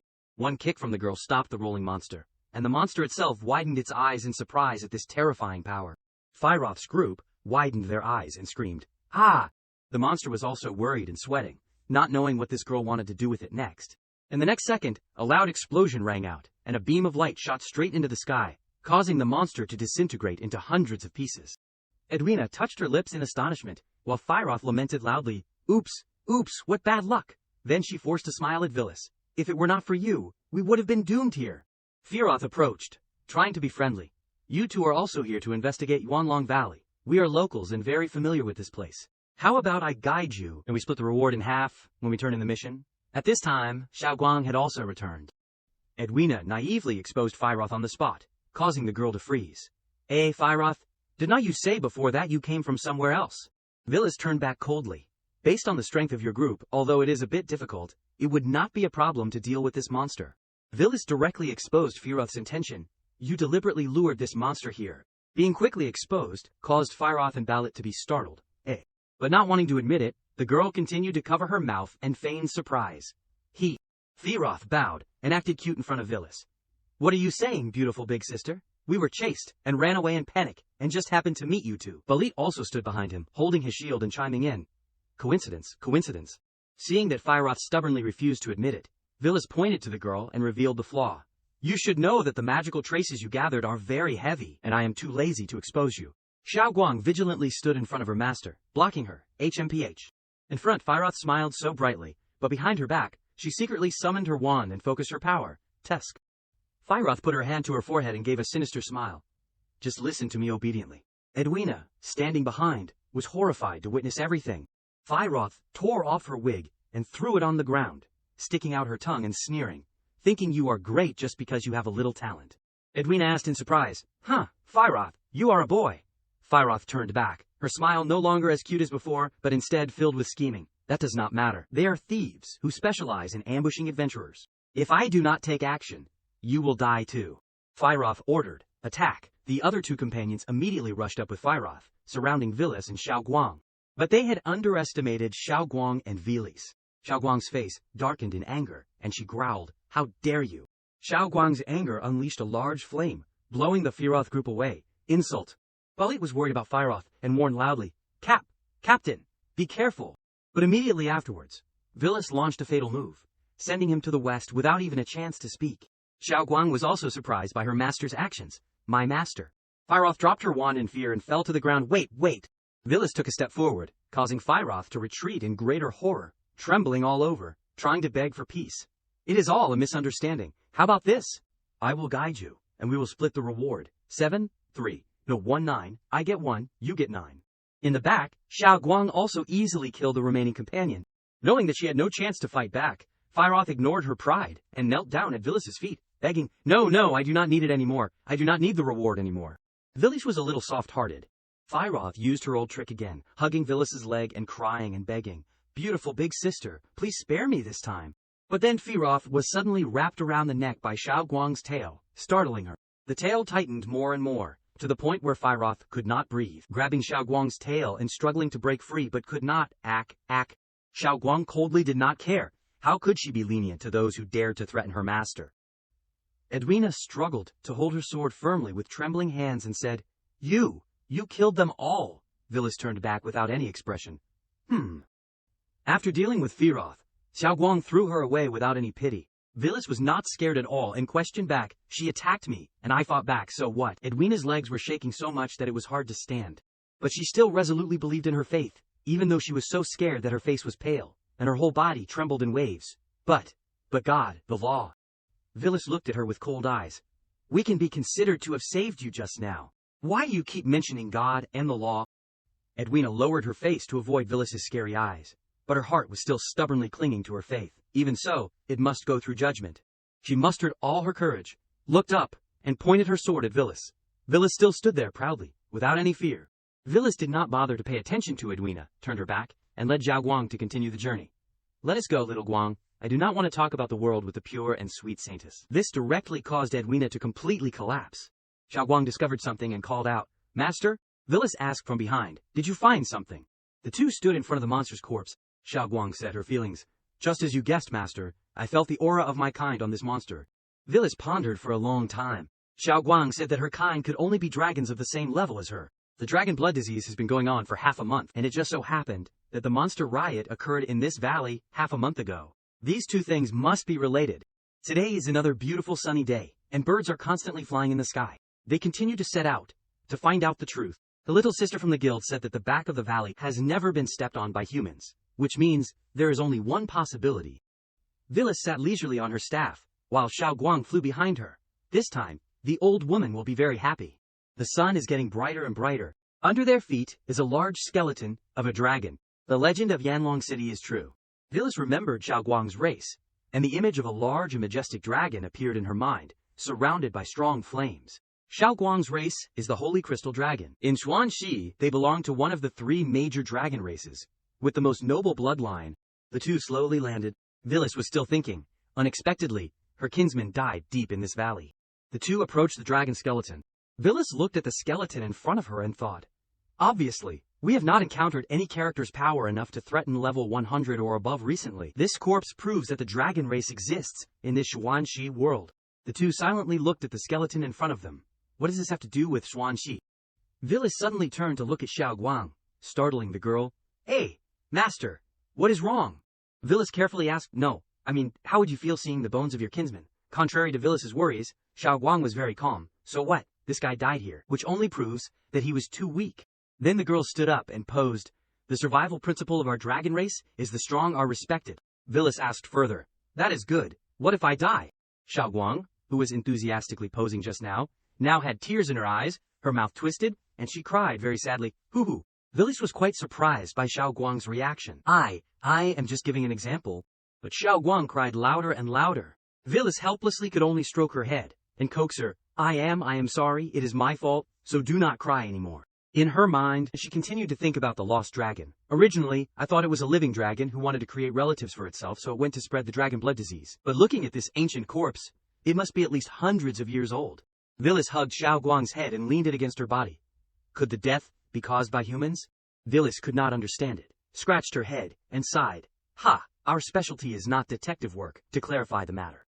She tilted her head back and called out. How about you explain a little to us? You have been following us since we left the city. You must have something to say. Lord City Lord Nasta. Behind them, a light actually appeared. The light became larger and more dazzling. From within the light, Nasta appeared with a scepter in her hand. She smiled embarrassedly. I thought I was very good at hiding. Nasta had been hiding and following them from the beginning of the journey, witnessing Villas, sending Balit to reunite with his ancestors. She blamed. I clearly told you not to continue investigating. She also personally saw Xiao Guang quickly kill Firoth's teammates. Nasta thought, your previous behavior was also to prove to me that you have a very difficult principle to follow, right? Nasta remembered the moment Firoth knelt and kowtowed at Villas's feet, hoping to keep her life, but was strangled by Xiao Guang's tail, struggling but unable to escape. Nasta remembered Xiao Guang's cold face when she took action, without any softness towards her opponent. Villas just lightly shrugged her shoulders and retorted, not at all. If you want to kill someone, you must be enlightened that you will be killed. Distinguish between kindness and resentment. That is all. Nasta said with some sadness, expressing her wish. I believe in Miss Villas's character and strength, so I hope that after you understand the whole story, you won't investigate any further. She began to tell her story. The story began 300 years ago. Villas held up a sign, interrupting her. Is the story going to take a long time? Can you tell it as concisely as possible? Nasta could only follow Villas's intention and shorten the story. Well, then Yanlong City at that time was just a small village with a few hundred people. Although it was not rich, they did not have to worry about food and clothing. A ferocious giant beast with a sharp beak and bright eyes appeared. However, an unannounced disaster descended. Two giant beasts, considered to have mythical power, unleashed a great battle in Yuanlong Valley. The red dragon also appeared, with its fierce eyes and sharp teeth, facing the giant beast. One side was the red dragon that the people praised. The two monsters killed and tore at each other in the sky, showering down countless beautiful lights, but also with terrible destructive power. The two giant beasts fought fiercely, surrounded by a red color of death and fresh blood. Even the remnants made the surrounding 100 miles a dead zone. Nasta recalled, I do not know how long that deadly duel lasted. Time seemed to become very long. In a dark corner, a mother with ragged clothes hugged her sleeping daughter in her arms, trying to protect her from all harm. I do not know how long it took for the girl to wake up and look around. Her mother was leaning against the wall, her body full of blood. The girl reached out and touched her mother's hair, but her mother could never open her eyes to look at her again. The girl's eyes blurred, and she fell asleep again. Opening her eyes again, the girl saw that her hands were covered with blood. I do not know how long it passed again. Outside, everything had changed, but it was still a desolate and ruined scene. The girl fell into a deep sleep again. When she opened her eyes again, the world had completely changed. There were many people around, looking at the girl. At this time, the girl was sitting on the shore of a lake, holding her favorite toy from when she was a child. The girl looked at herself in the clear water. Her image was reflected in her eyes. The image reflected in the water also surprised her. She had now become a young woman, with horns on her head, a pair of large wings on her back, red eyes and pointed ears. In the eyes of the villagers, she was no different from a monster. They threw stones and drove her away, even though she had never harmed them. She dragged her toy away alone. Dragon blood disease broke out for the first time 300 years ago. Just like Miss Villas has discovered now, the disease called dragon blood is actually a type of evolution like the beast race. But the villagers, who had just been abused by the giant dragon, could not understand this type of mutation. The little girl walked, and the little girl felt the call from her blood. She spread her wings and flew to the valley where the battle had taken place. The red dragon also appeared at this time. Oh, I did not expect that when I was about to die, I could meet someone who inherited my blood. How interesting. The red dragon appeared in front of the girl. Using it can turn you back into human form, but not only will you be affected, but the bloodline will not be able to flow back. It will be passed down from generation to generation. The girl received a piece of Xuanwu from the red dragon. How will you and your descendants be? It really makes me look forward to it. The girl also received a precious jade pearl from the red dragon. After the giant dragon died, it left behind a precious pearl that could emit heat and fire. The girl named it the Heart of the Red Dragon. Villis wondered, oh, so where is the Heart of the Red Dragon? Nasta answered honestly. It was stolen. Villis was stunned, huh? Nasta continued to explain. I think Miss Villis has already guessed. That girl is my ancestor, the first countess of the Senior Ellis Senior family. Nasta moved closer to them. She did not have feathers to heal herself, but used it to create a barrier, and signed a protection contract with several other powerful monsters, sealing the Heart of the Red Dragon in the valley, also to suppress the dragon blood disease from occurring in the bodies of the people. This is the origin of Yanlong City. Nasta was a little sad when she recalled. But just half a month ago, a group of unknown origin took advantage of my absence on official business, and injured the guardian monsters, stealing the Heart of the Red Dragon that was being worshipped here. Thanks to Miss Villis's help, the dragon blood disease was controlled. The loss of the Heart of the Red Dragon seal led to the outbreak of the dragon blood disease in the city. Villis listened attentively to the story. Nasta then stated the reason why she prevented the investigation. Perhaps Miss Villis has heard of the United Kingdom's attitude towards non-human races. If this matter is made a fuss, the result will be a waste of effort. Nasta had a doubt in her heart, but it is a bit strange. Dragon blood disease only occurs through strong contact with the aura of the dragon race. Before Miss Villis came here, all the patients had been isolated. Villis shyly avoided the topic. Villis remembered talking to the old woman selling goods at the city gate. The Heart of the Red Dragon was stolen for a very long time before the old woman was affected. Logically, she had never been in contact with anyone with dragon blood disease. At that time, they talked for a long time and bought 2 souvenirs from the old woman. Villis realized, hey, so contact with other types of dragons will also cause the disease. She felt a little guilty. I have harmed her. Villis pinched Xiaoguang's cheek and smiled awkwardly. Ah ha, that is right. Where is that guy? Do you have any information? Xiaoguang's eyes filled with tears, and she whimpered, chirp, woo woo. Nasta touched the head of the lost dragon. I only know the tricks of one of them. There is a tattoo of a cyan snake, but they have not been caught yet. Nasta smiled with a bit of nostalgia at this dragon. If you can find them, please take the Heart of the Red Dragon away. Villis turned back to confirm, take it away. But if there is no Heart of the Red Dragon, would not Yanlong City lose the favor of the Red Dragon and become a place with a name that does not live up to reality? Nasta smiled, but in that smile was a deep sadness. The Heart of the Red Dragon is both a treasure and a curse. It has been so long, it should end. Villis closed her eyes for a moment, as if to understand everything. I see, then I accept this mission. Villis grabbed Xiaoguang's tail and quickly flew away. Rest assured, and leave it to me, Miss Ella. Xiaoguang, not understanding what was going on, was carried away and was extremely uncomfortable. Nasta stood below and watched them. Nasta reached out to receive the toy that Villis threw down. Only then did she notice that Nasta was wearing a Xuanwu earring. That is right. In this moment, Nasta seemed to be herself again. She spread her black wings that had not been opened for a long time, revealing her horns and tail. She held the gift from Villis in her arms, looking happily in the direction Villis left. Now, my name is Nasta. The scene shifted to a magnificent seaside city, with a clear blue sky and calm water, the capital of the kingdom, Courage City. Lilia entered with the welcome of thousands of people. Welcome, Princess Your Highness, back to the court. The royal palace of the United Kingdom at night. A voice was raised with a serious demeanor. You mean behind the attack of the beastmen, another force is providing them with supplies and is spying? Could it be that you suspect someone is here? This is second Prince Ban Megar. The girl replied, I did not say that. Fifth Princess Lilia Megar.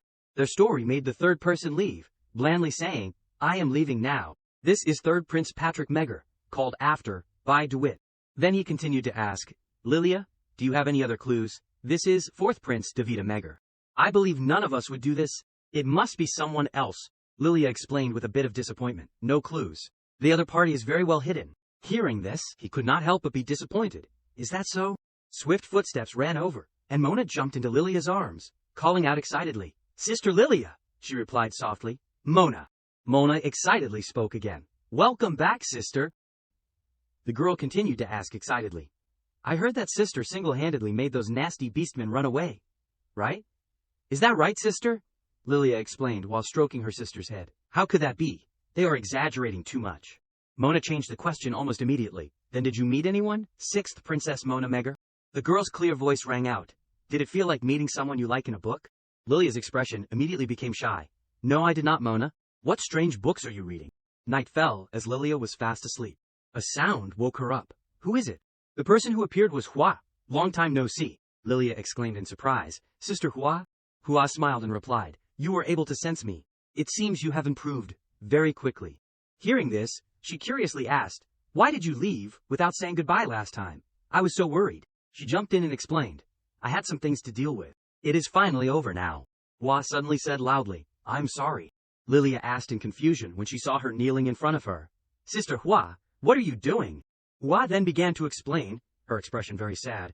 "I knew that the Master and the Eternal Throne were in the land of the Beastmen, so I went with you. At that time, I only wanted revenge, so I hid this news, and did not mention to you beforehand that you would be in danger. If it was not for Miss Villas, you might have really died there. It is all my fault. I do not deserve to be your friend." Lilia was increasingly surprised as she listened. Until she had finished speaking, she finally breathed a sigh of relief. Then she bent down to Hua's eye level and continued, "It is okay, Sister Hua. You also know that I also hope I can borrow your strength so we are reconciled, are not we?" Unexpectedly, she vehemently denied it. "That is not right." Lilia continued to explain, "You clearly told me your thoughts." She explained, "You see me as a friend, and you treat me sincerely." Hua retorted, "This is just your personality."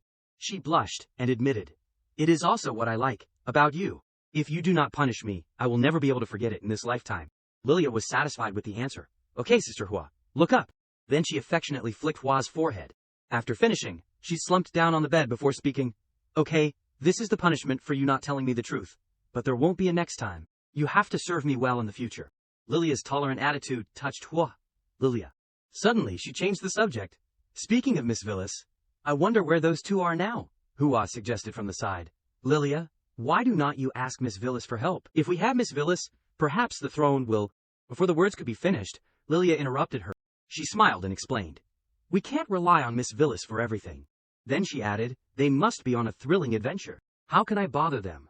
At the area near the city gate of Steel Wheel City, a voice rang out, "There is nothing here." The angry soldiers shouted, ignoring the barrel, "Damn it, where did they run off to? Look over there!" At this time, Villis and Xiaoguang were hiding inside. The girl whispered, "Master, are not we here to investigate the riddle of the immortal phoenix? Why do we have to?" Hearing this, Villis smiled and replied, "I also want to ask. I clearly said to be stealthy." The story was remembered. "Oh my god, could this be the phoenix, returning to its nest after 100 years? Villis helplessly repeated, "Why did you rush straight up there?"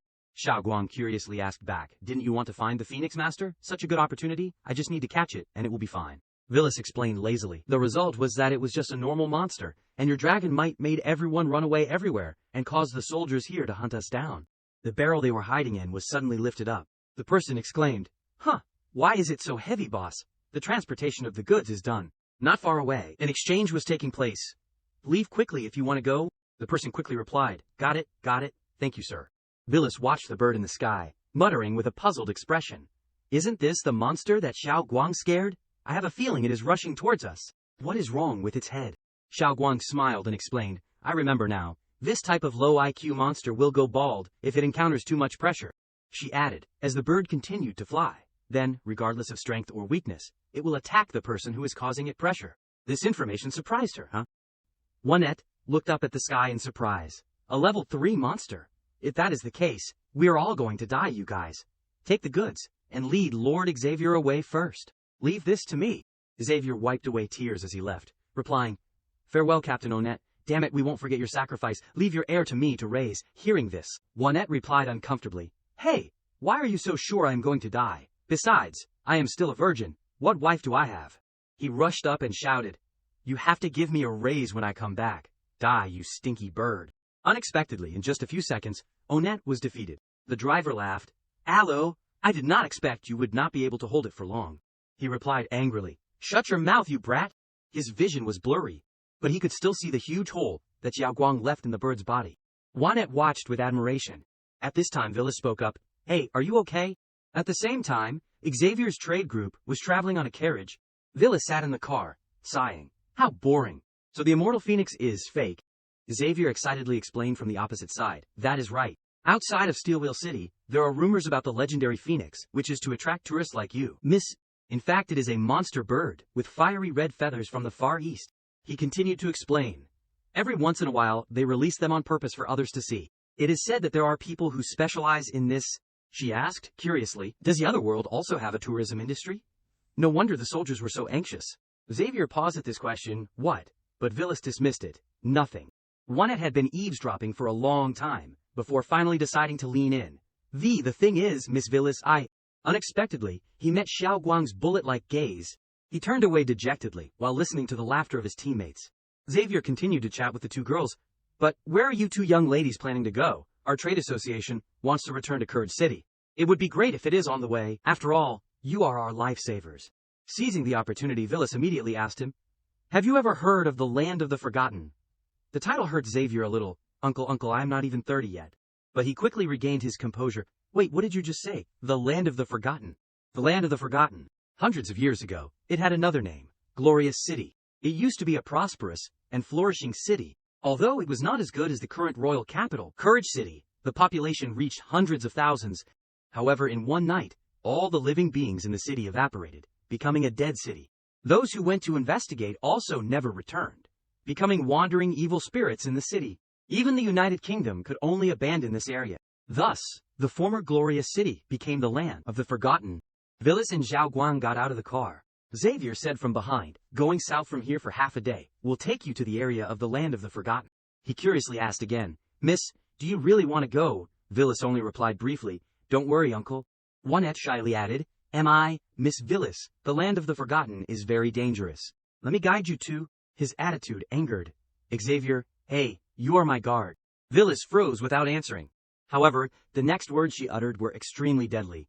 Who are you? Xavier waved and said, we will be stopping at the small town of Pawo ahead for a while. If you find the situation dangerous, you can come back and meet us. Villas indifferently said, okay, then, the next goal is... In front of them was the Land of the Forgotten. She looked around, muttering in comment, this place does not seem to be a tourist area. Then Xiao Guang swung a sword down. She panted, tiredly holding the sword that was almost as big as her, thinking to herself, I did not expect that just on the edge of the Land of the Forgotten, there would be so many undead. Xiao Guang closed her eyes and calculated, if this continues, I will soon be able to break through to the heavenly realm in 2 months. Then she came to a firm conclusion. Still not enough. Those two need to be stronger. In front of her at this time were several monsters. Xiao Guang's inner voice rang out again. If a priest wants to become stronger, they must meet 2 conditions. Temper their spirit and will, dedicate devout faith to the gods, or... The girl jumped high, raised her sword towards them, and struck, sweep away evil. The move that was launched was Holy Light Cleave. Xiao Guang's eyes widened, her heart heavy with thoughts. Sister, as a holy maiden of judgment. The girl remembered her sister can rely on the divine artifact, the Holy Sword of Judgment, to unleash extraordinary power. Then she thought of Villas. But those two, and then to an unwanted future, if they are enemies, then... But at this time, Xiao Guang's attention shifted. It seems, the fog is getting thicker and thicker. The girl looked up and around. Behind her, a voice inadvertently rang out. Big sister. The figure of a wraith appeared with a plea. Have you seen my mother? Xiao Guang thought in surprise. Willow, the wisp, ghost knight. The girl looked at the wraith in front of her with an incredulous expression. The wraith's face was expressionless, and called again. Big sister. An explosion emitted blue light, was created. Xiao Guang struggled to resist the blow from above. The ghost knight looked at the girl somberly. Xiao Guang briefly observed it in reverse in surprise. But in the end, she was blown away by the ghost knight. Xiao Guang hugged the wraith. She was panting, but still making every effort to protect the wraith. Looking at the wraith in front of her, Xiao Guang thought, is that all there is to it? The girl closed her eyes and cried silently. If I had known to run with all my might from the beginning, there might still have been hope. Someone please save me, sister. As soon as she thought that, Villas' voice rang out. What is wrong? Xiao Guang flew after her and reported, Master, I have explored everything. Xiao Guang's voice rang out as they flew away. This Land of the Forgotten has nothing but the undead. There is no one else. A hand was raised in the wind. Juanette complained to his friend, Miss Villas. I wonder where she is now. The person next to him scolded uncomfortably. Can you shut up? You have been complaining all the way. Xavier himself just smiled and muttered, that sullen-faced brat from back then. Even in love, he still has that face. The carriage continued to move when someone requested, wait, stop. Xavier asked in confusion, what is wrong? Isn't Pawo Town ahead? Juanette replied as he climbed down. No, something feels wrong. He raised his sword and carefully commented, it is too quiet. Unexpectedly, a hand suddenly reached up from the ground at this time. Then dozens of other living corpses rose from their graves, shocking Xavier's group. What is going on? This is bad. Protect the boss. He panicked. These undead. This is bad. This is not Pawo Town. This is the Land of the Forgotten. Back with Villas. How strange. A hand with claws scratched someone. Xiaoguang presented while fighting the group of living corpses. Master, there is nothing here either. Vilis was looking down from above. Wraiths? Corpses? Although the level of the monsters in the town and the city is quite high, it is not to the point where it would cause a whole country to decline. She pondered, while Xiaoguang was still fighting hard. If there were just a few more with the strength of a Fei Yanhua level, it could be solved. As the girl approached, Vilis tenderly wiped away the blood. The land, to a country, must be the most valuable asset. Logically, it cannot be easily abandoned. Unexpectedly, an idea flashed in her head at this moment. Vilis thought to herself as she activated the formation. Xiaoguang, as a pet, fights alongside me. But in Xuanxi, there were also followers who came after with different methods. She shouted the command, "Summon, the Guardian of the Heavens." Lucas immediately appeared, respectfully speaking. "The Guardian of the Heavens, Lucas, follows your summons, my Supreme Master."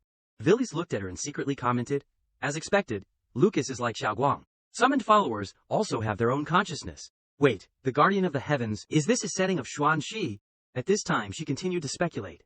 After coming to this world, does that heaven still exist? Then Vilis looked up and asked, "So Lucas, what position do you hold in heaven?" She explained softly, "Thanks to my master for taking notice of me before signing the contract. I served as the captain of the Guardian of the Heavens of the Army of the Divine Guard."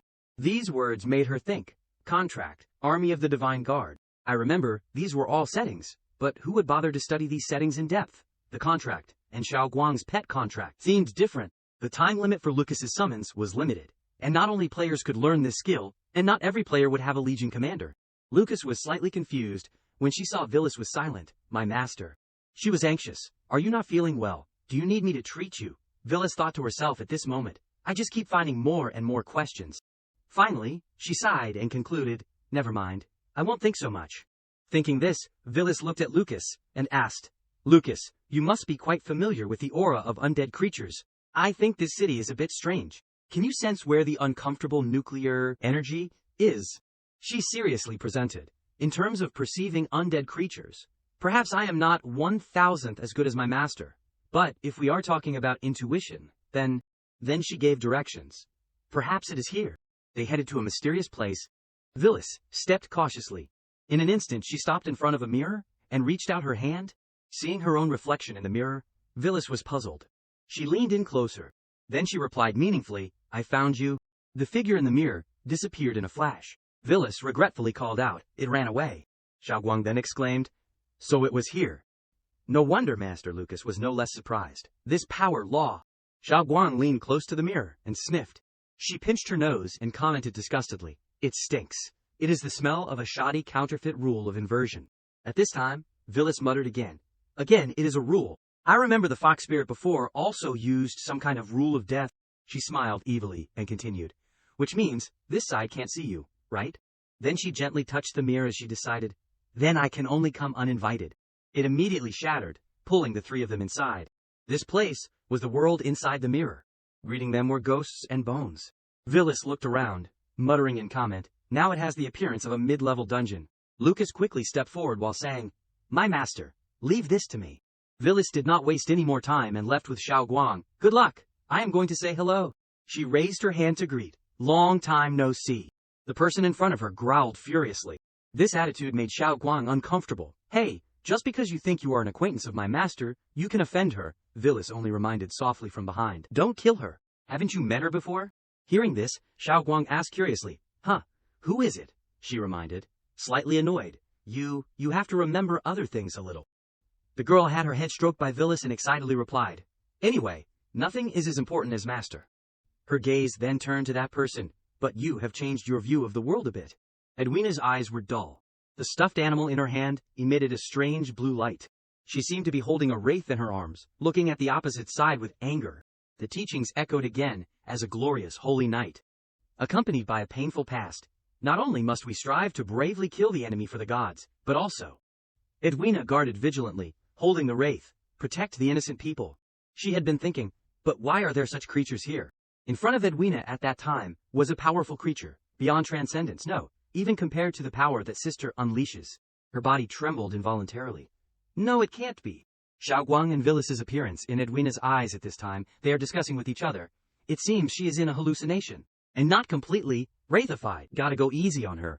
So annoying. Breaking her arms and legs probably won't kill her, right? Edwina still vigilantly raised her sword towards them. The image of Edwina shined in the hollowed eyes of the wraith.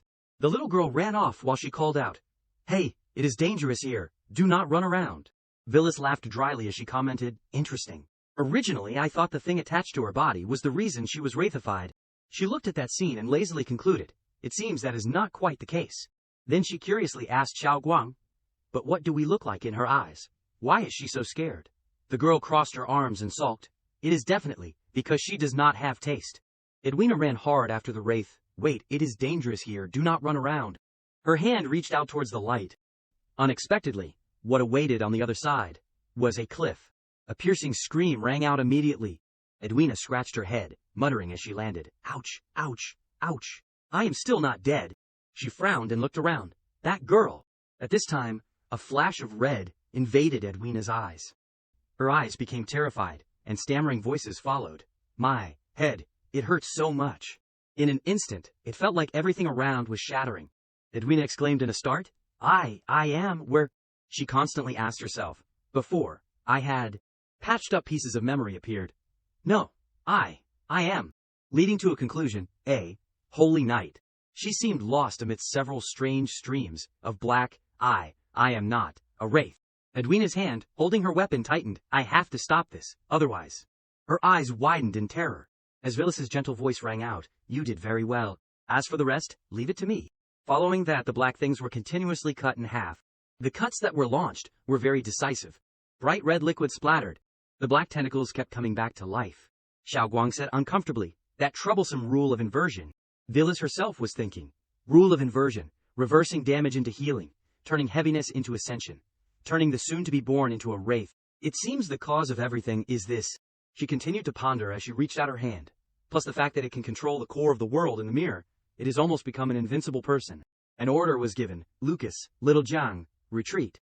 They quickly obeyed, clearing the way for Villas's attack. She unleashed the skill, Cry of the Holy Flame. The light made Edwina's eyes widen. Those black things gradually disappeared. They were burned to ashes by the golden flames. Edwina then stuttered, It is still alive." However, Villas only replied briefly, "No, it is over." The finishing move was named, Cry of the Holy Flame ENS 5. Villas explained, as she attacked, "Everyone knows that when facing a strong enemy, I just need to die once." Then, several strong winds blew up. Villas curiously looked over when she saw something. The figure of someone sleeping in a glass cage made her confused. "Why are you always not wearing clothes after defeating a boss?" Edwina looked at herself excitedly. "That is great. I am back to normal." Meanwhile, Xiao Guang was trying to stop her. "Master, do not look. It will dirty your eyes." Edwina's eyes widened. At this time, Villas was waving to the wraith. "Thank you for guiding us." The girl smiled lightly with relief, and then disappeared like that. At this time, Villas reached out to touch the cocoon while saying, "Well then, Sleeping Beauty should wake up now," she said as it gradually shattered. "Even now, I still do not know what happened." Xiao Guang's puzzled voice rang out. "Master, why did you blast her into ashes?" Villas replied lazily. "How silly, she was just an illusion." "That is not right." The doll was picked up from the ground. The girl's footsteps were light, full of excitement. A voice rang out. Inviting, "Miss Apla, we have new apples today. I will give you one to try." The girl smiled and replied, "Really, thank you, Mrs. For a Constance." Villas's hand touched and shattered the glass in front of her. Xiao Guang curiously asked again, "Master, why did you blast her into ashes?" She explained concisely, "How silly, she was just an illusion." "No, it is not right. I clearly did not do anything." Villas's expression became confused as she looked at what was in front of her. A tiny black object, causing both of them to think in confusion. Villas's eyes glanced back as she thought to herself, "This is." In front of her was a street at night, the past of Glorious City. Villas continued to ponder. Xavier said, "The past of Glorious City is like its name." It seems he was not lying. This girl is the illusion in the cocoon. On a forest chest, Villas somberly pondered, "Everything is memories stored in the brooch." She wanted to know in confusion, what earth-shattering story is hidden inside? On this side, Afura excitedly bit into an apple. She followed the girl, thinking to herself, as expected, this is the land of the forgotten in the future. They headed to a place. Villas wondered in confusion, isn't that where the mirror was? Unexpectedly, Afura went straight through it. Villas curiously touched it. "It can also be passed through," she exclaimed with wide eyes in surprise. In front of Villas at this time were several strange scenes. Why is there so much modern technology and machinery here? Afura's footsteps stopped at a place. The girl loudly demanded, Ulysses, Fred, stop. He smiled kindly and replied, Afura, do not make a fuss. Then she continued to demand, listen to me first. However, not letting Ulysses finish speaking, Afura stuffed an apple into his mouth. The girl frowned and replied, let me see your answer first, and then I will consider whether to rethink it. Even this holy ceiling that the god left, and even the blasphemous species. At this time, Ulysses replied, perhaps I have emphasized it, not to activate the level of life to 50%. Are you crazy? Phyllis was curiously looking around, thinking to herself, the blasphemous species. It seems this damn thing is the group of tentacles I met before. He continued to try to coax her, Afura, listen to me. Ulysses's voice rang out with urgency. We no longer have the time and energy to dissect the power of the seeds little by little. They have found you. Taking it to support Glorious City is still not enough. We must quickly grasp the blasphemous power. Accompanied by a guarantee, rest assured, I am still in control of everything now. Unexpectedly, the girl shouted angrily, shut up, you are playing with fire. Afura presented her logic. If the blasphemous power goes out of control, it will create a disaster far beyond your imagination. This is not territory that humans can completely control. Even we vampires are not allowed to have it. Do you understand? He stuttered, wanting to add, but unexpectedly, Afura gritted her teeth and directly blocked him. That is enough. The little girl continued loudly, I understand. I should not have cooperated with you humans. I will take the imaged peach mirror away. Ulysses frantically tried to stop her. Wait, you can't do that. Without Glorious City and the power of blasphemy, how can you resist the vampire's pursuit? He warned Afura, you will die.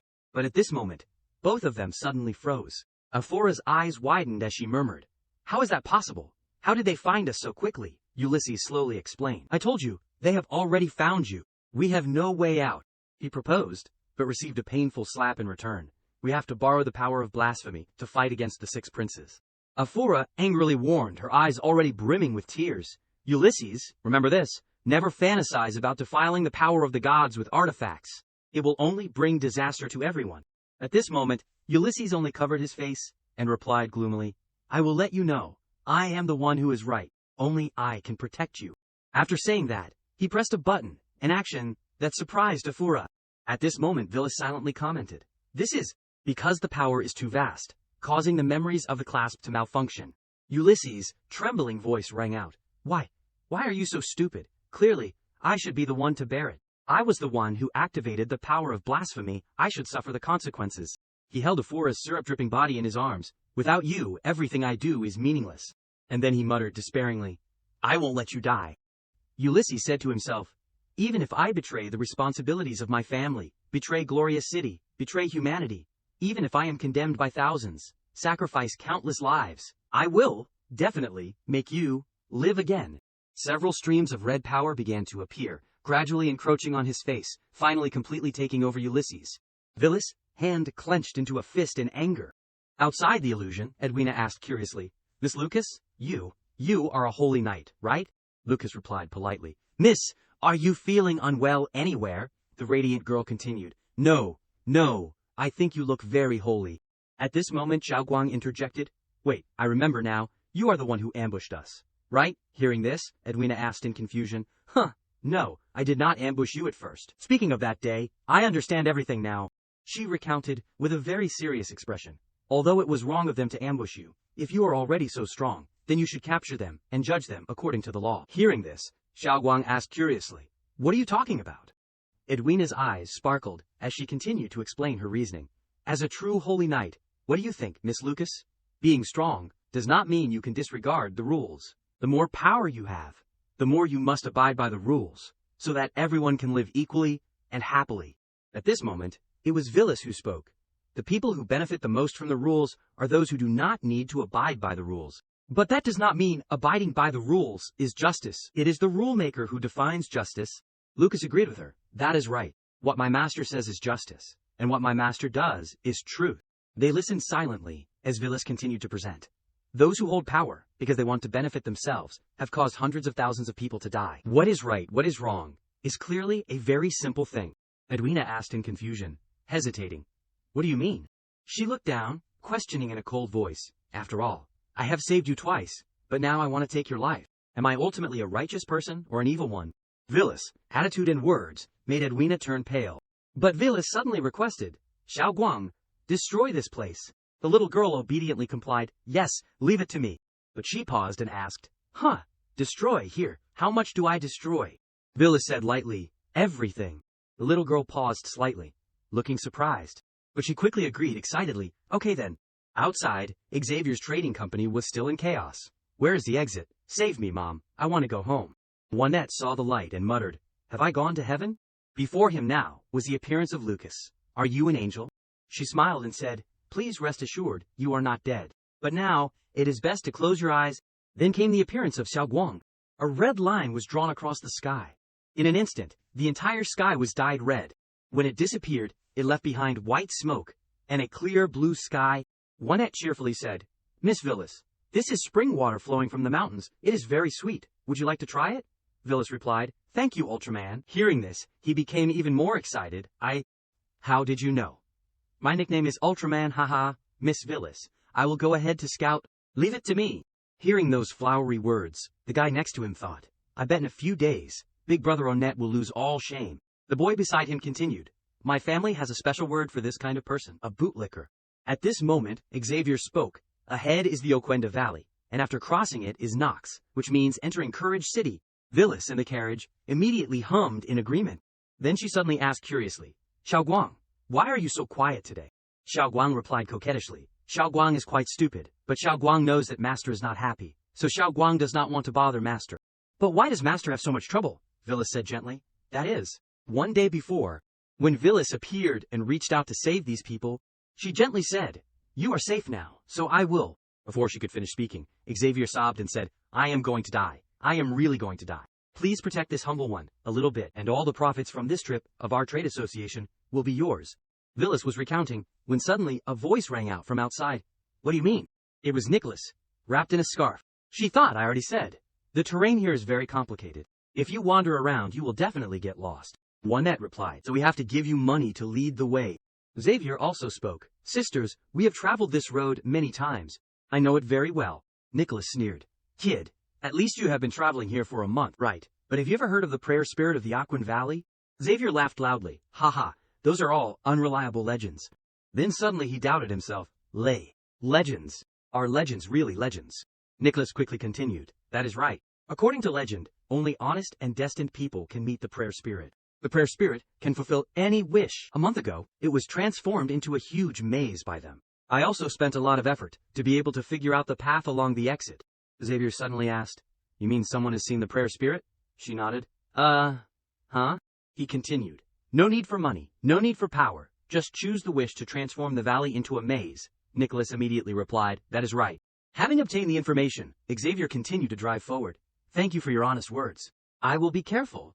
Seeing him so stubborn, she was very angry. Hey, under the clear sky, an hour had passed. Xavier had gotten lost. He panicked. How? How is that possible? The road. I always go straight. There are no turns. Now Nicholas, voice suddenly rang out. I told you a long time ago. You did not listen when I kindly advised you. Sorry, but now the toll has increased. The previous price tripled, and I will lead you. Now her teammates also appeared. But in reality, Xavier and Onett were discussing things with each other, paying little attention to Nicholas, which made her angry, ignoring me again. At this moment, Onett said confidently, I thought they were robbers, but I did not expect it to be a den of scammers. Miss Villas, leave it to me. I, Onett, Ultraman, will offer victory to you. Villas did not seem very interested in his heroism. She only made a few sounds. Onett shouted again. Be careful, you mountain bandits. State your name. I am an iron rank adventurer. I do not kill the unknown. Before he could finish his bluster, he was kicked away by Nicholas until he spat blood. Idiot, did you think I was a vegetarian? At this moment, Onett had flown straight to Xavier. Done, she said sternly. Remember my name, Fierce Wolf. Nicholas is your father. The blonde girl saw this and smiled smugly. Hey, as expected of the boss. The bald-headed man looked like a thug. I want to chop them into 8 pieces. And those 2 girls, their skin looks so smooth and tender. Afterwards, the boss can. Hearing these words, Villas was still very calm, but Xiaoguang was quite annoyed. Suddenly, Nicholas angrily taught the 3 of them a lesson. I told you to scare them, not to scare them like this.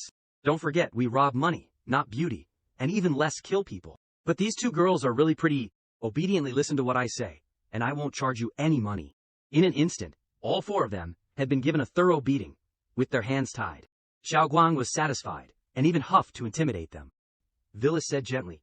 Hey, is the story of the prayer spirit real? Anyway, I do not realize that I am lost. Nicholas immediately replied politely, yes, it is definitely real. A month ago, I accidentally met him. That merchant also said it. He knows this terrain very well, but did not he also get lost? Hearing this, Villas suggested, then okay, take me to see it. Nicholas recounted. That is right, I also struggled to get into that cave, and then I met the prayer spirit. He told me that I was destined for him, so he rewarded me with a wish. The spirit gently tested her. Young bandit, did you drop this golden knife, or this silver knife? She continued. But afterwards I went back to look for it, and I did not see the cave anymore, and I could not find any lake. Hearing this, Villas thought to herself, this is a combination of Peach Blossom Spring, plus River God, and Aladdin's lamp. Could it be that other transmigrators left behind props? These bandits do not seem like bad people to me. That prayer spirit also seems interesting to me. But anyway, I have already agreed to take Xavier and them back to Courage City. Suddenly she smiled. Speaking of which, I wonder how my royal daughter apprentice is doing. Now Villy said loudly, hey, if you want to live, you know what to do, right?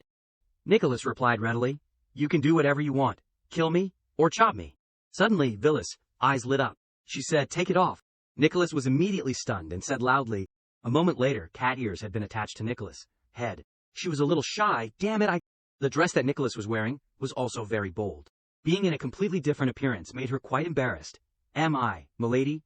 There is no need to dress me up like this. Suddenly, Villas chuckled. Then she said, don't forget that your lives are in my hands. Lead the way quickly. As dusk approached, they had arrived at Nox, Courage City. Heart-wrenching bells suddenly echoed, and crows spread their wings and flew. Xavier exclaimed in astonishment, funeral bells.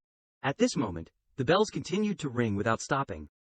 An announcement was made. Angela Megger, the 21st Queen of the United Human Kingdom, has returned to her ancestors, enjoying a life of 67 years. Xiao Guang asked. The Queen is dead, Xavier continued. Her daughters have been fighting each other for a long time. Now, a big event must have happened. Nicholas also said, Miss Villas, look. Villas' eyes lit up. She muttered to herself, Lilia. Remembering everything, she worried and asked herself, is she okay? Now Lilia's lonely figure appeared in Villas' mind. At this moment, the gloomy sunset and the bad news made this city eerily silent. The clouds continued to drift in the sky. Xavier was saying, now everyone in the city is worried. If it were not for Miss Villas, we would not be sure if we could enter the city smoothly. Remembering the scene of Villas showing off her power in front of the guard, Onette exclaimed excitedly, Miss Villas. Over here, Xiao Guang suddenly noticed Villas' dark face. Villas was like that, because she was remembering Lilia, who had hurriedly chased after her when she was about to leave. To give Villas a final gift, she muttered. It is also because Lilia gave me this badge.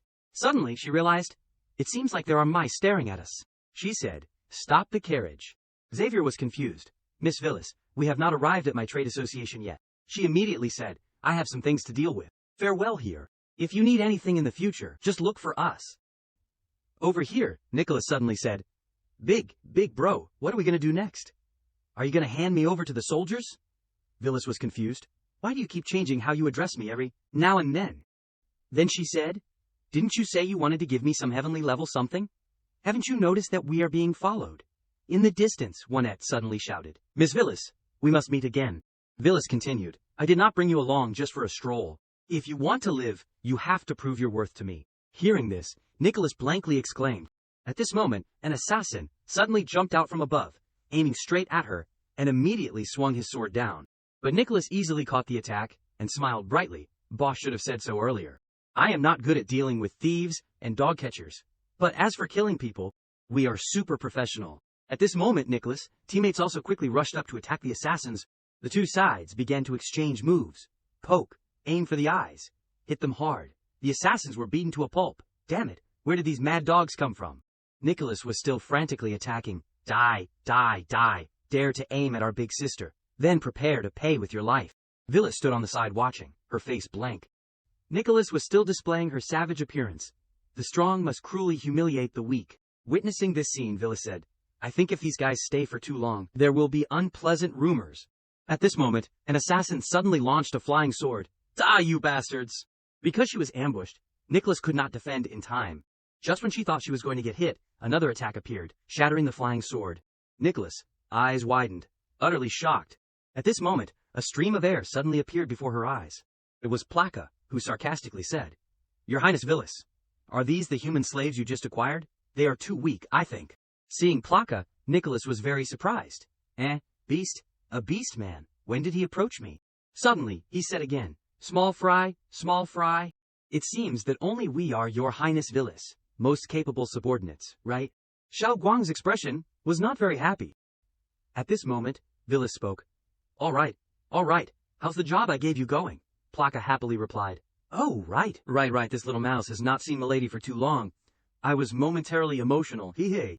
According to your instructions, the little mouse has recounted Milady's journey to the princess. The little mouse has already arranged a place to stay for you. And this is what the princess ordered me to pass on to you. In addition, the little mouse has received a piece of news. The Eternal Throne is also participating in this election for the king. There are at least 3 people in the city participating. At this point, Nicholas suddenly spoke. Eternal Throne. Ah, now that you mention it. Before Big Sister came, there was indeed a group of people called the Eternal Throne wandering around near the canyon. But they were beaten away by us. Are those people from the Eternal Throne too? Plaka immediately growled. Idiot! These people are subordinates of the third prince, Patrick. They probably received news that someone possessing the princess's keepsake had entered the city. After all, according to their intelligence, the master was previously a mysterious figure who helped the 5th princess in the battle with the Beastman country. Plus that guy is an idiot. He probably sent people to ambush as soon as his brain short-circuited. Hearing this, Villis sighed and said, I just entered the city, and I have already been targeted. Now, as she read the letter, she understood that Lilia's situation was not very good. Xiao Guang next to her also read the letter. The little girl suddenly became angry. What does this woman mean? What does she mean by saying that she will take care of it and telling us to leave here first? Villis quickly comforted her. It is okay.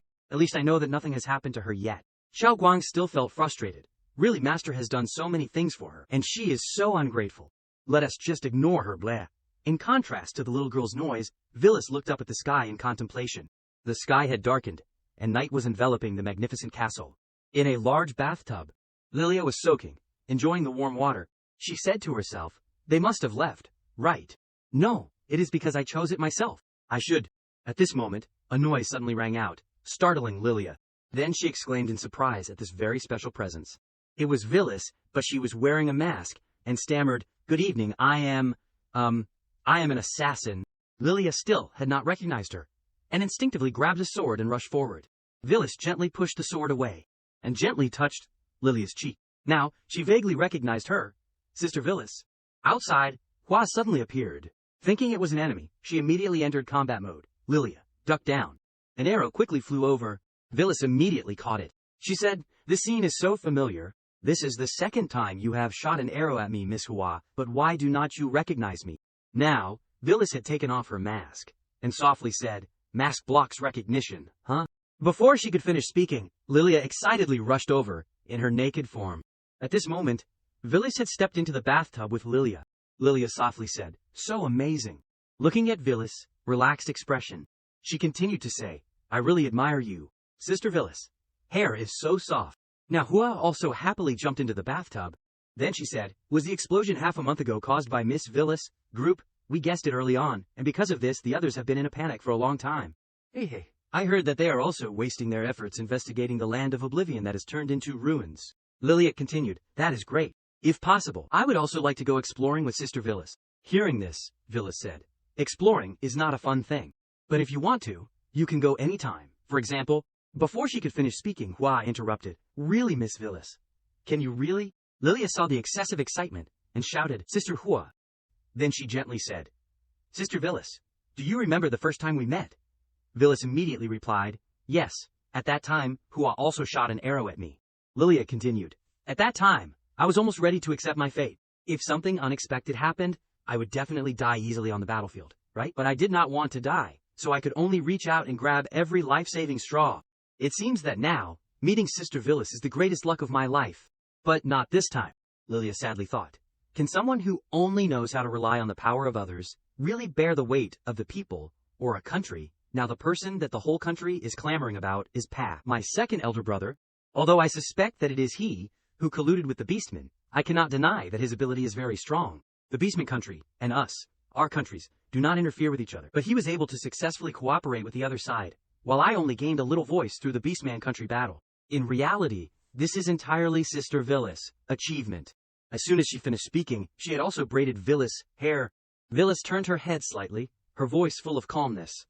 Then what is wrong with that? It is not like I am tooting my own horn. This matter is still quite simple for me. Lilia smiled again and continued. But in the future, there will still need to be someone to lead the country. I guess, Miss Villas, you definitely won't be willing to do that kind of trivial work, right? Hearing these words, Villas thought to herself, after all, I have played strategy business games before. At this moment, Lilia said again, although I am confident that my ability is not inferior to my elder brothers, sometimes I can't help but think, do I really have the qualifications to be the king? Can I really help the United Kingdom become more and more prosperous? I heard that in the beginning, my father also experienced many types of wars before becoming the king. So, at this time, Hua on the side spoke, Lilia, I always believe in you. Suddenly Lilia smiled and said, Sister Villas, please let me rely on your strength. Villas said sternly, hey, being so serious makes it seem like I am a bad person. But if you tell me to deal with your brothers now, I might actually send them away. Hearing this, Lilia laughed again and said, really, Sister Villas is bullying me. We have not announced it yet. But in fact, Father, he died from poison. In fact, we all know that it must have been done by someone among us. When we find the culprit, that will be the time to decide the victory or defeat. Suddenly, a few drops of water fell into the bathtub. Villas was stunned. It was because Lilia was crying unconsciously. She herself could not control it. Lilia quickly wiped it away, but the tears still flowed non-stop. She choked. Probably, it is because I am too tired these days. What? It is strange. Actually, my father and I do not have much of a father-daughter relationship. Normally, my father does not care about us much anyway. But, why can't I stop? Just like that, Lilia burst into tears. Suddenly, she moved violently, causing the water to splash. Lilia hugged Villas in emotion, Sister Villas. She sobbed like a child in Villas' arms. Villas gently comforted her. It is okay. It is okay. At the same time, Xiao Guang outside had been watching everything. The little girl was a little annoyed. HMPH, that sly fox woman, actually hugging Master Hick Hick. Today this dragon is in a good mood, so I won't bother with you. Suddenly Xiao Guang realized something. The little girl softly said, this scent is... An hour ago, at the Adventurers Guild of Courage City, Rebecca was radiant as she announced, congratulations, Miss Edwina. In the past few months, you have passed the Heavenly Rank certification. Edwina looked exhausted, and replied dispiritedly, thank you, Miss Rebecca. At this moment, Edwina was thinking, what is the point of Heavenly Rank? Even if it is Legendary Rank, it is just... Suddenly Rebecca spoke. Speaking of which, Miss Edwina, are you planning to return to the Holy City? She immediately replied, yes, I want to. No, I just have some urgent matters to confirm. With that, Edwina turned to leave. Rebecca sighed and thought, indeed, she should leave soon. At this moment she was the only one left in this empty tavern. Rebecca smiled again and said, anyway, a big event is about to happen. The sun gradually revealed itself, and dawn slowly shone throughout the city. Edwina walked and thought, transcendent rank or higher, can humans really reach that level? Or God, but is it true that gods do not follow the law, if the goddess also? In the blink of an eye, Edwina snapped out of it. Edwina, what nonsense are you thinking? That is disrespectful to the goddess. While fumbling around, a mysterious person accidentally bumped into her. Edwina turned around, and saw that the person was carrying someone else on their shoulder, and exclaimed in panic, kidnapping. Then she quickly chased after the person. Stop, do not run. Suddenly a tentacle shot out. It brushed past Edwina and made a small cut on her neck. Seeing these tentacles, Edwina realized in shock, Long Yan. At this moment, the mysterious person appeared behind her and said, Hound of Aurora, so fond of meddling in other people's business. Suddenly, Edwina exclaimed, I won't allow it. The mysterious person said, oh. Now Edwina released her inner strength, and said sternly, I will not allow you to call the goddess by her taboo name. In this place, Lilia was sound asleep on this soft mattress. Villas said softly, Xiaoguang, you said you sensed a breath, is it still here? The little girl immediately replied, I do not feel it anymore. Although it was only for a moment, it is definitely the scent of its own kind, there is no mistake. Hearing this, Villas thought, it seems that there are many interesting things in the city. Suddenly, she took out her item, which was a mask that blocks recognition. When equipped, it would hide the player's ID and change the appearance to a certain extent. Putting on the mask, Villas thought, although Lilia insisted that I not interfere. But what does that have to do with Villas? The adventurer version. The night sky, with its sparkling stars, was covering the castle. She said angrily, damn it, she actually saw it. How is the thing I asked you to do going? She replied softly, according to your request.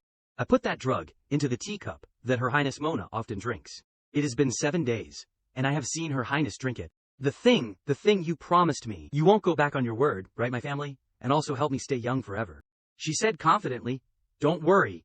Controlling the little Princess Mona will give us another trump card to deal with the 5 princesses. When that happens, it will be your greatest achievement. You will live in glory and wealth for the rest of your life." She asked again, "Then what about her?" She said, "Stop wasting words. Remember to keep an eye on the little princess's condition. This thing is unstable. After that, give it to her once every 3 days. Don't make any mistakes." At the same time, Phyllis above heard everything. She thought, "Mona, I remember that she is Lilia's younger sister." A moment later, when Mona was sleeping soundly on the soft mattress, Phyllis had appeared and leaned close to the little girl's face. She stared intently at Mona and thought about something. At this moment, the little girl woke up. Mona asked drowsily, "Is someone there, outside this dark and desolate castle?" Rebecca sighed and asked herself, "Really? Who on earth did this good deed?" Then she turned around and said, "Sorry, there was an unexplained explosion here. The Adventurers Guild is handling it now. Unauthorized personnel, please stay away." Phyllis spoke, "I am also an adventurer. Can I go in and see?" Rebecca asked, "An adventurer? Are you someone who just arrived in Courage City? You have not registered at the guild yet?" Phyllis absent-mindedly replied. "Really? How do you know?" She quickly continued, "I am not bragging. As long as you have registered at the guild, I will remember you. We are the Adventurers Guild headquarters. News from all over pours in here. I know all the adventurers in this place." Phyllis replied, "That is right. My name is Phyllis. If I remember correctly, I am a mithril rank adventurer." Hearing this, Rebecca's face suddenly darkened. "Phyllis," then she exclaimed, "could it be that you are Miss Phyllis who registered in Yanlong City? By the way, you are now a dark steel rank adventurer." Hearing this, Xiao Guang did not react at all. Only Phyllis asked blankly, "Dark steel rank?" Rebecca immediately replied, "That is right. The city lord has specially approved you to be dark steel rank." At this moment, Phyllis thought, does she have the ability to remember after a glance? Could she also be a god chosen, like the city lord of Yanlong City and Plaka? Rebecca was still smiling as she recounted, "I heard that he is usually cold and ruthless. I wonder what kind of relationship he and the two of you have. Hee hee." Suddenly a voice rang out. Rebecca, still working during work hours. It was Pan. He questioned, "Don't you see that this lady is very troubled?" Seeing him come, Rebecca immediately obeyed. Prince Pat. At this moment, Pan suddenly suggested, "Would the two of you like to go in and take a look? It is embarrassing to say. This house is my property. I do not know why it turned out like this. If the two of you have any clues in the future, please tell me." "That is right. My name is Pat, just a normal businessman." At this moment, Phyllis refused. "No need. We are just strolling around because we are bored." Xiao Guang whispered from behind, "Master, this guy gives me a very stinky feeling." That is right. I want to go to sleep now." Pan became even more enthusiastic. "It is because this subordinate was negligent." "That is right. It is not early anymore. Do the two of you have a place to stay? If it is convenient, I can arrange a luxurious place for the two of you." In response to this hospitality, Phyllis bluntly refused. Along with the killing intent and Zhao Guang's breasts in the back, she said, "No need. We are used to sleeping in small rooms. Thank you for your kindness. No need to see us off." Then the two of them immediately turned around and walked away. Phyllis also said, "Miss Rebecca, we will come back to register later. Good night." Now Pan looked like a domineering CEO again. He said, "I want all the information about these two people immediately. Investigate them thoroughly for me." Rebecca was shocked. "Ha, Your Highness, they are just dark steel rank adventurers. There is no need for that." Pan emphasized again, "I said, give me all the information about these two people." Rebecca had no choice but to comply. "Yes, I understand." Now, her expression looked quite gloomy. At the Iris Orphanage, from inside this cold room, the sound of iron chains rang out. A dazed gaze was slowly opening. It was Edwina, who had been captured and imprisoned. She asked blankly, "Where is this?" At this moment, a mysterious person chuckled and said, Hey, you have woken up. Don't worry, it is almost your turn." With that, the person slowly approached someone. Seeing this, she became panicked. It was another girl. She begged painfully, "Kill me." At this moment, the injection had been injected into her body. She immediately lost consciousness. Edwina shouted, "What did you do to her? Stop it." The mysterious person said sinisterly, "Hee hee, do not be impatient. The next person is you." Suddenly a subordinate came and shouted, "Boss, the boss's boss is calling you." The mysterious person became angry. "Bastard, can't you see that I am busy? Damn it, just reading a few books and they are already ordering me around." Behind the subordinate, another girl was also crying and begging, No, do not take me away again. Don't hit me, I do not want to turn into that form again." It was Natalie. She cried miserably, "Spare me, please spare me. Someone come and save me, someone." Edwina was struggling to listen to these painful words. At this moment, the subordinate turned around, kicked Natalie, and cursed violently, "Shut up! Having to witness this scene, Edwina felt very sympathetic, and tears streamed down her face. A moment later, Natalie trembled as she sat on the cold stone floor. Edwina peeked inside and asked, "Hey, are you awake? Are you okay? Do you feel uncomfortable anywhere?" Natalie replied unhappily, "It is too noisy. Don't you have any upbringing?" Hearing this, Edwina felt a little downcast. Sorry. Then she introduced herself. I am Edwina, from the City of Angels, a holy knight. At this point, Natalie suddenly burst out laughing.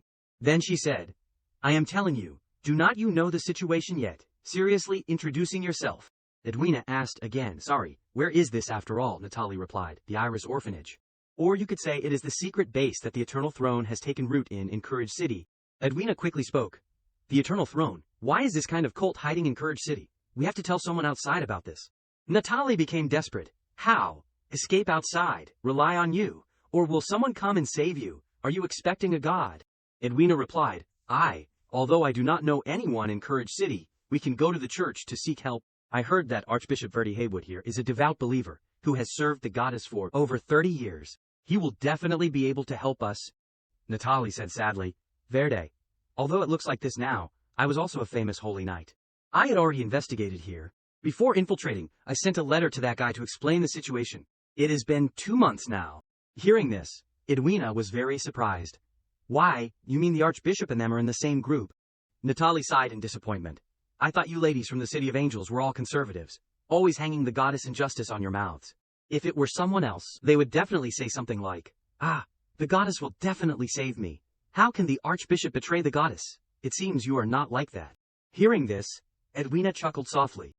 Natalie continued, "You have probably seen that person before, the eyes and ears of the Eternal Throne. A transcendent level powerhouse. Standing before her, mortals like us do not even have a chance to resist." Edwina unexpectedly thought, "No, that person is indeed very strong, but I have seen many people who are even more powerful than her." The person she was referring to was Villas and Xiao Guang, the double-kill duo. In Edwina's memory, before leaving the Land of Oblivion, she had asked the two of them, "Please wait a moment, may I ask, who are you two?" Xiao Guang said grumpily, What is it to you, human?" Edwina was frightened. I want to know. Can humans become as strong as you?" Villas replied. "What do you mean? I am human after all. As for how to become stronger..." At that time, Edwina's expression was full of reminiscence at Villas' words, "Just try to level up." Those memories were deeply imprinted in Edwina's mind. Now, she said dejectedly, "If I could also have that kind of strength, maybe?" Hearing the story, Natalie was very surprised. Someone even stronger than the transcendent rank. Then she laughed. "What? You do not think you can become a god, do you? Haha, that is too interesting. Haha." At this moment, another mysterious person entered and said loudly, Hey, who allowed you to gossip? Shut up for me." Natalie replied, "Hey, you have locked me up for 2 months. I have not seen you go out once. As a man, you must be holding back until you are crazy, right?" Faced with this sweet temptation, he was moved, but still firm. What do you mean? I do not want you. Obediently die." Natalie pointed to Edwina. "Oh dear, I am like a withered flower that no one wants anymore. But that girl opposite is very beautiful." Edwina's face went blank and she exclaimed. Now she realized in panic, the exclamation even louder. Looking at the bunch of keys in the mysterious person's hand, she realized. Could it be? That is probably not going to work. Then Edwina said, "Woo-woo, you, I do not want to die yet. I have not loved anyone yet. If before I die I could have a sweet date with a handsome guy that I like, how wonderful would that be?" This mysterious person said smugly, "Want to trap me, huh? Don't even dream about it. If my boss comes back here, he will beat me to death." Edwina pretended to be shy.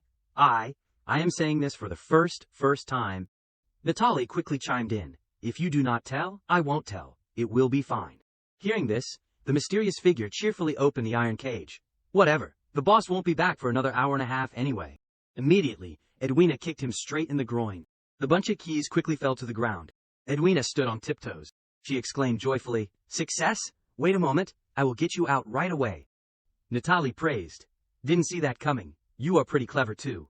Suddenly, Edwina asked shyly, "Oh right, you still have not told me your name." She replied gently, "Natalie, also, escape on your own. Do not bother rescuing me."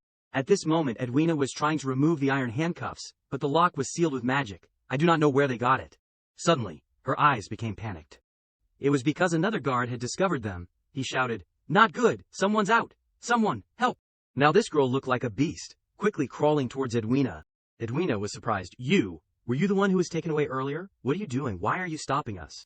Natalie said, it is useless. She is not herself anymore. That drug is used to turn people into monsters. It just takes longer for people with stronger power. I am beyond saving. Escape quickly, while you still can. Suddenly, the scene before Natalie's eyes stunned her. It was because Edwina was using her strength to resist the enemy. She also guaranteed, no, I will definitely get you out. At the castle of the Human Alliance Kingdom, a voice filled with panic rang out. You mean, Mona has been poisoned? But Villis calmly fed Xiaoguang and replied, oops, slipped up. I forgot, someone said they did not need my help. At this moment, Lilia panicked and called out, Sister Villis. Villis only rested her chin in her hand and said, don't worry, I conveniently detoxified her. But I won't tell you any other news. For example, who poisoned her, and Villis only said half of it. But that was enough to make Lilia breathe a sigh of relief.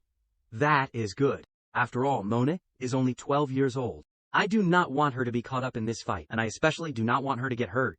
Seeing this, Villis gently asked, so what do you think now? Do you know who did it? To which Lilia replied, without surprise, it is Patrick. Pan acts very cautiously. Poisoning Mona is very dangerous, and there is not much benefit. If it gets out, he will be doomed. Now, Patrick is being suppressed by Pan everywhere. With his personality, he might use this to threaten me into helping him. The person Lilia mentioned was none other than the second prince, Pan Megerland, and the third prince, Patrick Megerland. Not stopping there, she continued. As for DeWitt, I do not know what he is thinking, but he probably would not do it either. DeWitt Megerland, the fourth prince, and Mona Megerland, the sixth princess, are all Lilia's siblings. She spoke of her younger brother with a sad tone. He has never shown any desire for the throne, and he often maintains the relationship between us siblings. Perhaps he really does not need the throne? Even if he had some plot, he would not harbor such an easily exposed plan.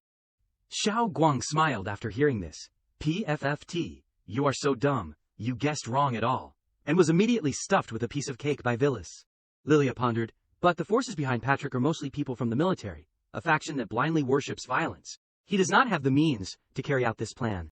Her face darkened, which means someone else provided this special poison. There must have been some kind of benefit exchange between them. That is right, only Pan has the resources to make this special, unknown poison. Villis, with a satisfied expression, exclaimed, the Eternal Throne?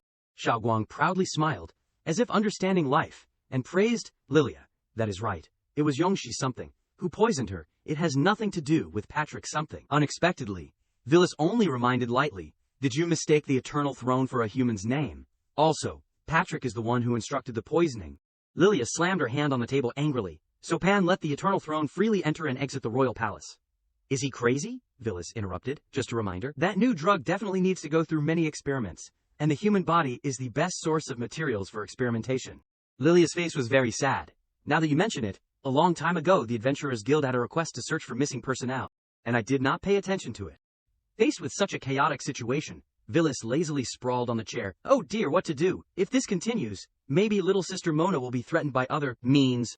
Then she put on an extremely trustworthy face and winked at Lilia. This lady, you probably do not want your younger sister to get hurt, do you? Lilia clenched her fists and called out, someone! A maid appeared carrying a teapot. Your Highness, would you like some more tea? But Lilia looked extremely dazed. Ah, no, Emily, you may step back for now, Hua. As soon as she finished speaking, Hua appeared. Your Highness, what are your orders? Lilia pushed up her glasses and resolutely ordered, gather all the troops, and at the same time, announce a request at the Adventurers Guild. I have discovered the stronghold of the Eternal Throne cult. Set off immediately. The mission is to wipe them all out. Hua was extremely excited. Really? That is amazing, Lilia. We have been investigating for a long time, but still have not caught their tail. Then she turned to the mushroom Villis and smiled ignorantly and blankly. Huh? At the Iris Orphanage. Emily and Hua, disguised as royal guards, arrived in front of the building. The two entered. Emily went ahead and knocked on the door. A woman wearing a hooded cloak shyly came out. Excuse me, what is the matter? Emily greeted with the etiquette of a guard and said with a smile. Hello, we are the law enforcement department under the city guards. We received a report that there are suspicious personnel coming and going in your area. Have you seen anyone strange recently? The girl answered tremblingly. No, there is not. But in reality, behind her, a ferocious stranger was holding a knife to her back. Hua pulled down her hat and said to her coldly, Don't be afraid, just lie down. Immediately the gate of the orphanage was smashed to pieces. Thousands of people in black robes rushed out from all directions. Hua also removed her disguise angrily looking at the group of people. Seriously, just like a rat's nest. Plaka popped out from nowhere and sat on Hua's head, glaring at her fiercely. Hey, causing Hua to sweat profusely? Sorry, you know what I mean? Emily secretly laughed beside her. Nicholas suddenly rushed out from nowhere with a baseball bat and shouted, "Ha! Let us fight to the death." But before she could even strike, the people fell down. Why are my brothers all dead? On the other side of the castle, Lilia was quietly gazing at the palace. Then, a romantic-looking young man appeared out of nowhere, holding a rose. Long time no see, your highness is getting more and more beautiful. Are you interested in going to dinner? Causing Lilia to shake her head in annoyance. The young man was Vernal Stevens, one of the 3 legendary adventurers of Courage City. Lilia only responded indifferently. Thank you for your kindness. I will make an appointment next time if there is a chance. Speaking of which, has Sir Herbert arrived yet? Vernal pretended to be weak, clutching his injured heart and shedding tears. I have been rejected again. Little Lilia just does not give me any face. That guild leader, he does not want to show his face at this time, to avoid getting involved in your affairs. Lilia, sitting on her horse, looked displeased. Even if it is a cult that endangers the people, but Vernal reassured her. Don't worry, with me and little Hua here, it is more than enough. Lilia could not suppress the worry in her heart and thought, I just hope it does not end too quickly. The orphanage was now surrounded by flames, and loud explosions turned the place into a battlefield. Villas exclaimed from afar, Oh, fighting, fighting! Seeing this, Xiao Guang was stunned. Master, why do not we go through the main entrance? Villas replied evasively, Cough, cough, do not mind the details. She hugged Xiao Guang's face and brought it close to hers. Remember, from now on, do not reveal our identities. We are just 2 ordinary adventurers. Xiao Guang's chubby face looked confused. Oh, so what do we have to do now? Villas smiled mischievously. Heh, of course. Open the door. Check the water meter. As soon as she finished speaking, Villas kicked the door straight open. A boy inside saw the 2 figures approaching fiercely and was extremely frightened, constantly backing away. At this moment, Villas was trying to cover Xiao Guang because the little girl was showing an extremely perverted expression. Child, do not be afraid. We are not bad people. The child asked curiously, Sister, what is checking the water meter? Villas could only reply awkwardly. Checking the meter means bringing benefits. Bringing warmth. It is a bit noisy. At the main entrance we can only go through the back door. The boy said worriedly. But, you said going through the back door will get you caught by the evil dragon, causing Villas to freeze, not knowing what else to say. Villas took out a candy and gave it to the boy, ignoring Xiao Guang's angry look behind her. Oh, you really are a good, honest child. This is your reward. But the boy only shook his head sadly. I do not need it. Then he hugged his skinny body and said in a trembling voice, Whenever you give candy to someone at the orphanage, it means that person will be taken away to do something very painful. Or, some people have not even come back yet. Do you also want to drag me away to inject medicine? This made Villas feel sympathetic. Don't worry, only sick people get injections. How about this? You take me to find the people who were brought to the orphanage, and I will give you another candy as a reward, okay? Saying that, she gave the candy to the boy, immediately mesmerizing him. Villas looked at the boy affectionately. My name is Villas, what is your name? The boy could not take his eyes off the candy in his hand and mumbled, Elec. Taking this opportunity, Villas added, We have told each other our names, so we are friends. Right, but Elec was still very alert. I do not think so. Alright, you follow me. The boy led Villas, who was full of sadness because she was rejected, and the angry Xiao Guang, down the hallway. You must follow me closely. There are many places in the orphanage that you can't go to at will. If you run around, you will be eaten by the evil dragon in the dark. After hearing this, Xiao Guang could not restrain her anger and stared at Villas. Master is really patient with children, but she only saw Villas avoiding her gaze. Is that so? Seeing this, Xiao Guang clenched her fists with a determined look at her. Don't worry, Master. I will definitely give birth to Master's eggs. Villas was speechless. How do you give birth? Xiao Guang struggled. Willpower. The 3 of them walked together in the orphanage, Elec leading the way. Ahead is the cow, the experimental area. Normally, besides giving us medicine, you would not take this path. You do not allow us to get close to the back either. Beyond that is the basement, but I can only lead you here. Villas smiled and replied, It is okay. Thanks for your hard work, little Elec. Only to see the boy hesitate. The thing is, seeing this, she immediately understood. Don't worry, I won't forget. Saying that, she took out a pile of candy and gave it to Elec, causing the boy's eyes to light up. Wow. While Xiao Guang behind her sulked, HMPH, gluttonous little devil. Elec hugged the pile of candy, could not help but be moved. Then I can eat it with my younger sister. Thank you, sisters. Xiao Guang saw the boy so happy and felt happy too, but remained cold on the outside. After the boy left, Villas used one hand to prop herself up on the door. Her other hand raised a fist, her face full of joy. Then next, it is time to skip to the climax. Without saying anything more, in the next second, the door immediately shattered, causing everyone inside to panic. Villas, the one who caused the big commotion, only smiled gently and said, "Everyone, put your hands behind your heads and kneel down. Don't resist." A four-eyed person in the crowd, still in shock, shouted, How? How is this possible? Has the front line fallen already? What the hell did that Leopold do? Didn't you say there was still enough time to retreat?" Villas did not wait for him to make noise there. "Hey, do not blame me for not giving you a chance." Then she signaled. "Stand power." Xiaoguang behind her jumped up. Then she rushed straight forward with an extremely confident face. "Hey, hey, you little things, aura, aura!" Only to see that the group of people was beaten black and blue by her alone, constantly screaming, "A half-dragon person. Are beastmen allowed to enter Courage City? A legendary level adult dragon person. Who can stop them besides the Eternal Throne, you idiot? Go and invite the Eternal Throne," while Villas on the other side was carefully reading their research. The information inside made Villas exclaim, "Ayo!" Inside it wrote, October 1372, new calendar, record of the 167th combat experiment with puppets. Then she looked at the notes in the paper, Black and Backle, strange names, who are they? It also wrote on it, legendary level production plan, merge grudges.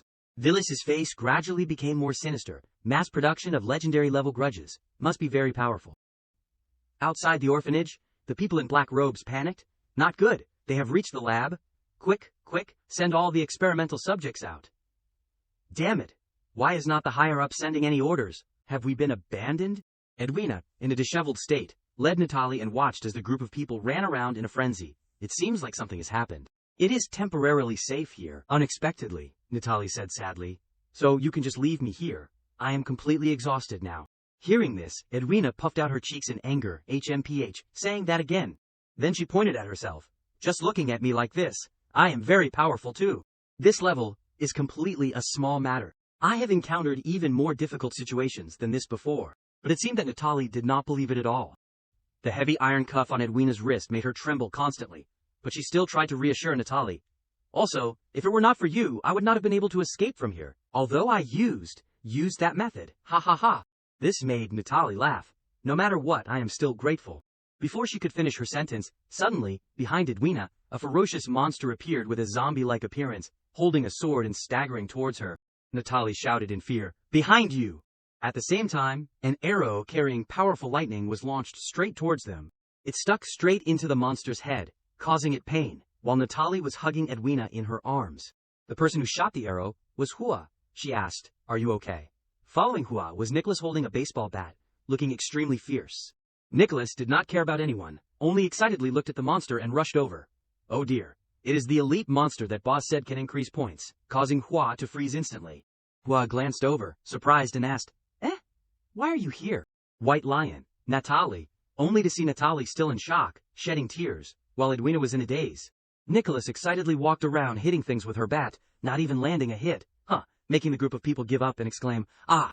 Then, she raised her eyebrows at Vernal, who was holding a rose in his mouth and clicking his tongue. Ayo, discovered a handsome guy. Bro has taste, causing Vernal to not mind praising her. Beautiful. Saying that, Vernal put on a romantic pose. Don't misunderstand. I was talking about the cute little kitten.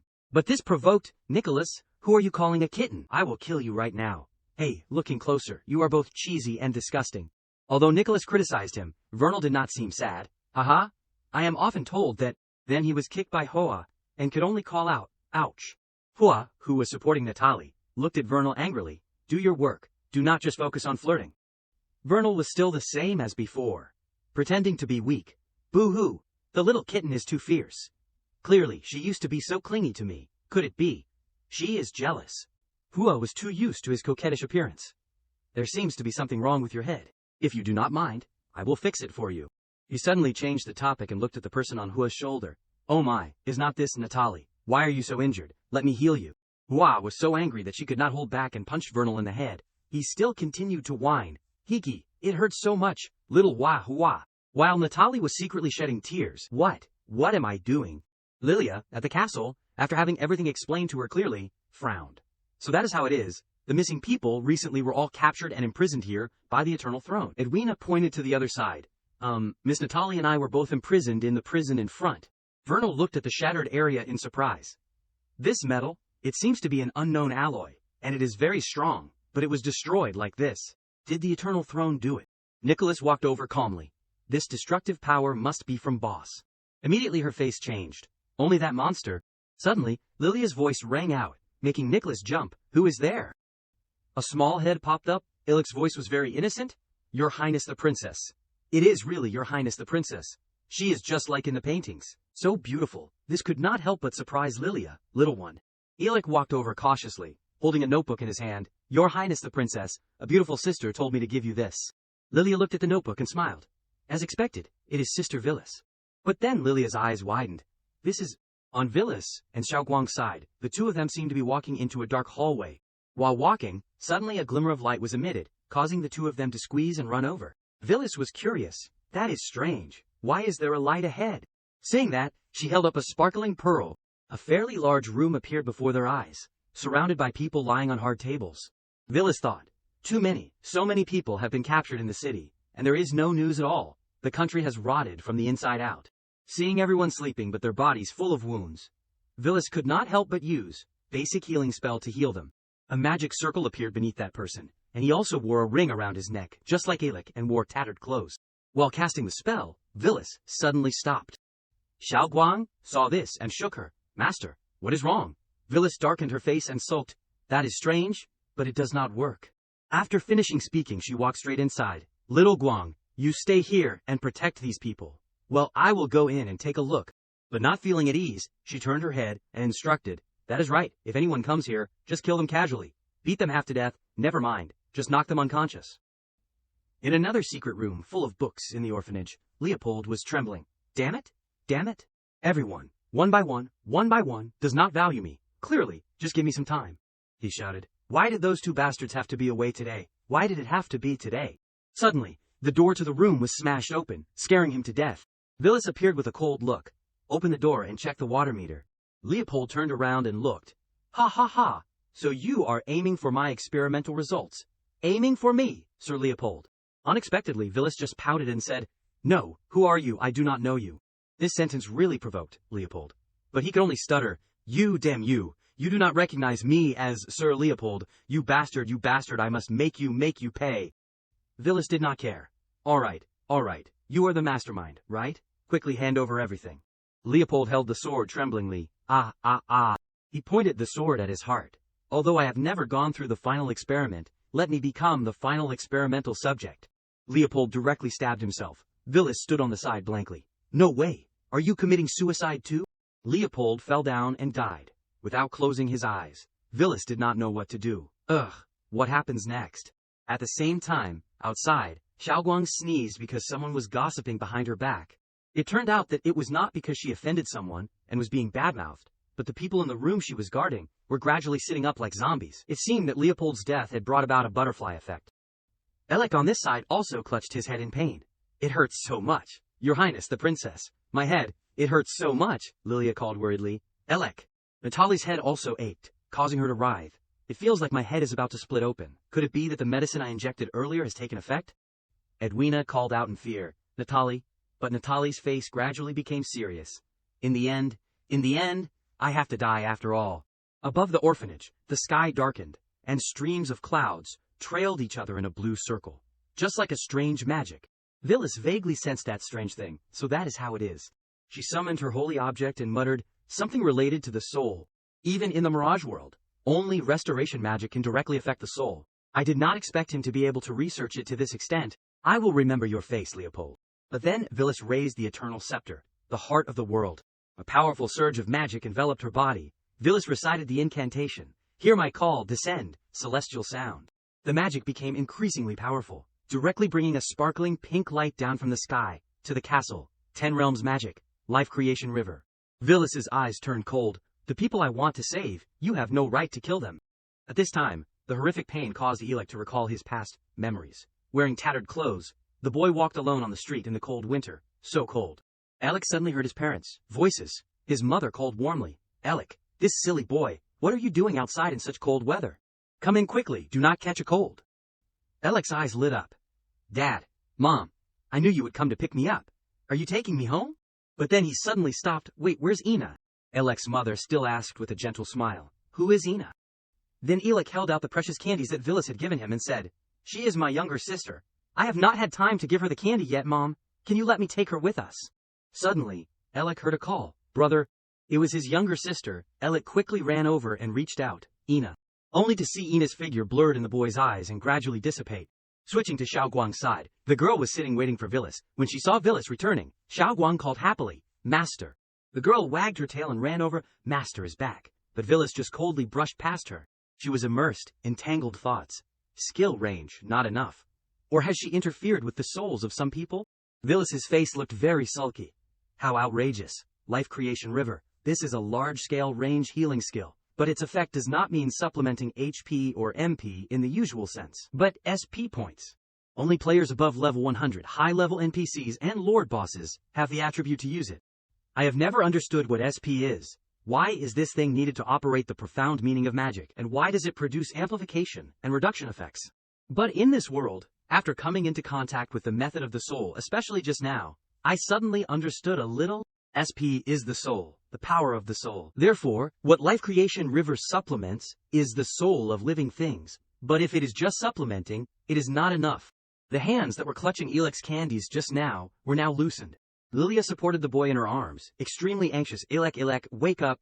Hua asked Natalie. Natalie, damn it, what the hell happened? But Natalie, who was still clutching her head just now, had become more sober. She was surprised. The pain like tearing apart the spiritual map is gone. Is it over? Emily quickly came to report. Your Highness, the group of civilians who were rescued just now suddenly developed strange symptoms. We do not know the reason. More than half of them have. Emily hesitated when she said this. Lilia gritted her teeth and continued. Died. On the other side, the people of the Adventurers Guild also came to help. One of them said to Vernal, Sir Vernal, the guild leader's intention is to tell us not to cause more trouble. Is not the princess's side in a hurry? Vernal replied. Don't worry, it is basically over. I am just a little curious about something. The people in the guild were extremely shocked by the scene of corpses piled up. This pile is also the group of people who were captured here. They seem to be fine, just sleeping. Immediately they reminded Vernal and pointed to another side. Look over there. Nearby, on the cold table, there was a figure sulking. Although there was no danger, Vernal still sweated and ordered, You go ahead, making everyone wonder, But Vernal shouted angrily, Go! It turned out that the piles of sulking were Xiaoguang, who was sulking that Master had ignored her. Vernal prepared to draw his sword. What bad luck! He opened his eyes wide in surprise. Xiaoguang was still sulking. Master ignored me. Achu, Master ignored me. Vernal's attention was no longer on Xiaoguang. He looked at the room behind the door that was exuding a thick yin aura.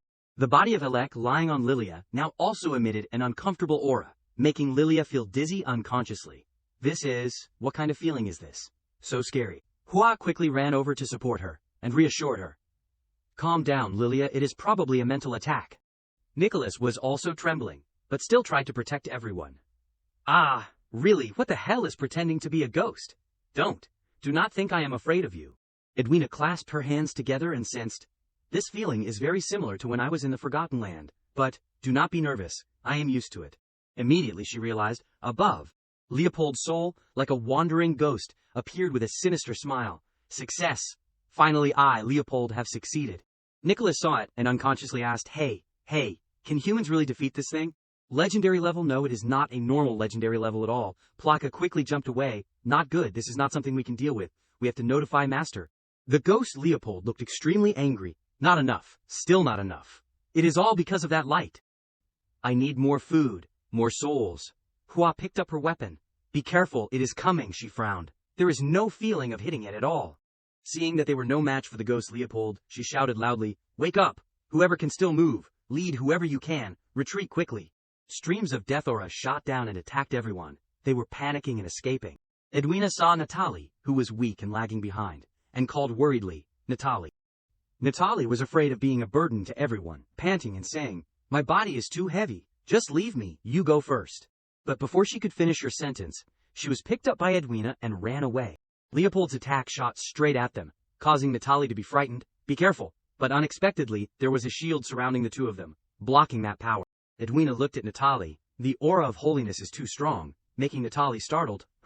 Saying that, suddenly the two iron rings cuffing Edwina's hands shattered. Her whole body radiated a dazzling glow. The aura of holiness suddenly spread throughout Edwina's body, and transformed into combat equipment. Even Leopold, who was stronger than legendary level, had never seen it before. What? What is going on? Why can't I attack her? Edwina opened her eyes wide. As if resonating with the power from Villas's magic life creation river, Edwina felt like someone was supporting her. This power, light, no, it is brilliance. She closed her eyes tightly. Then, she slowly raised her holy light sword and stabbed straight at Leopold. Edwina's whole body was full of vitality, holy radiance, slash. The extremely powerful attack seemed to borrow divine power from the burning light of the sun, as if on a platform of light, advancing straight towards Leopold. Natalie was surprised. What was that just now? Did she use the secret art of the Holy Kingdom? Edwina, are you okay? Only to see Edwina trembling all over. I am okay. I am just too happy. Then she turned to look at Natalie with a sobbing expression. Do you know, just now, the goddess personally bestowed her love in the gaze of the divine. In fact, that person was none other than Villas. After hearing Edwina's words, she also had a big question mark on her head. Past memories gradually returned.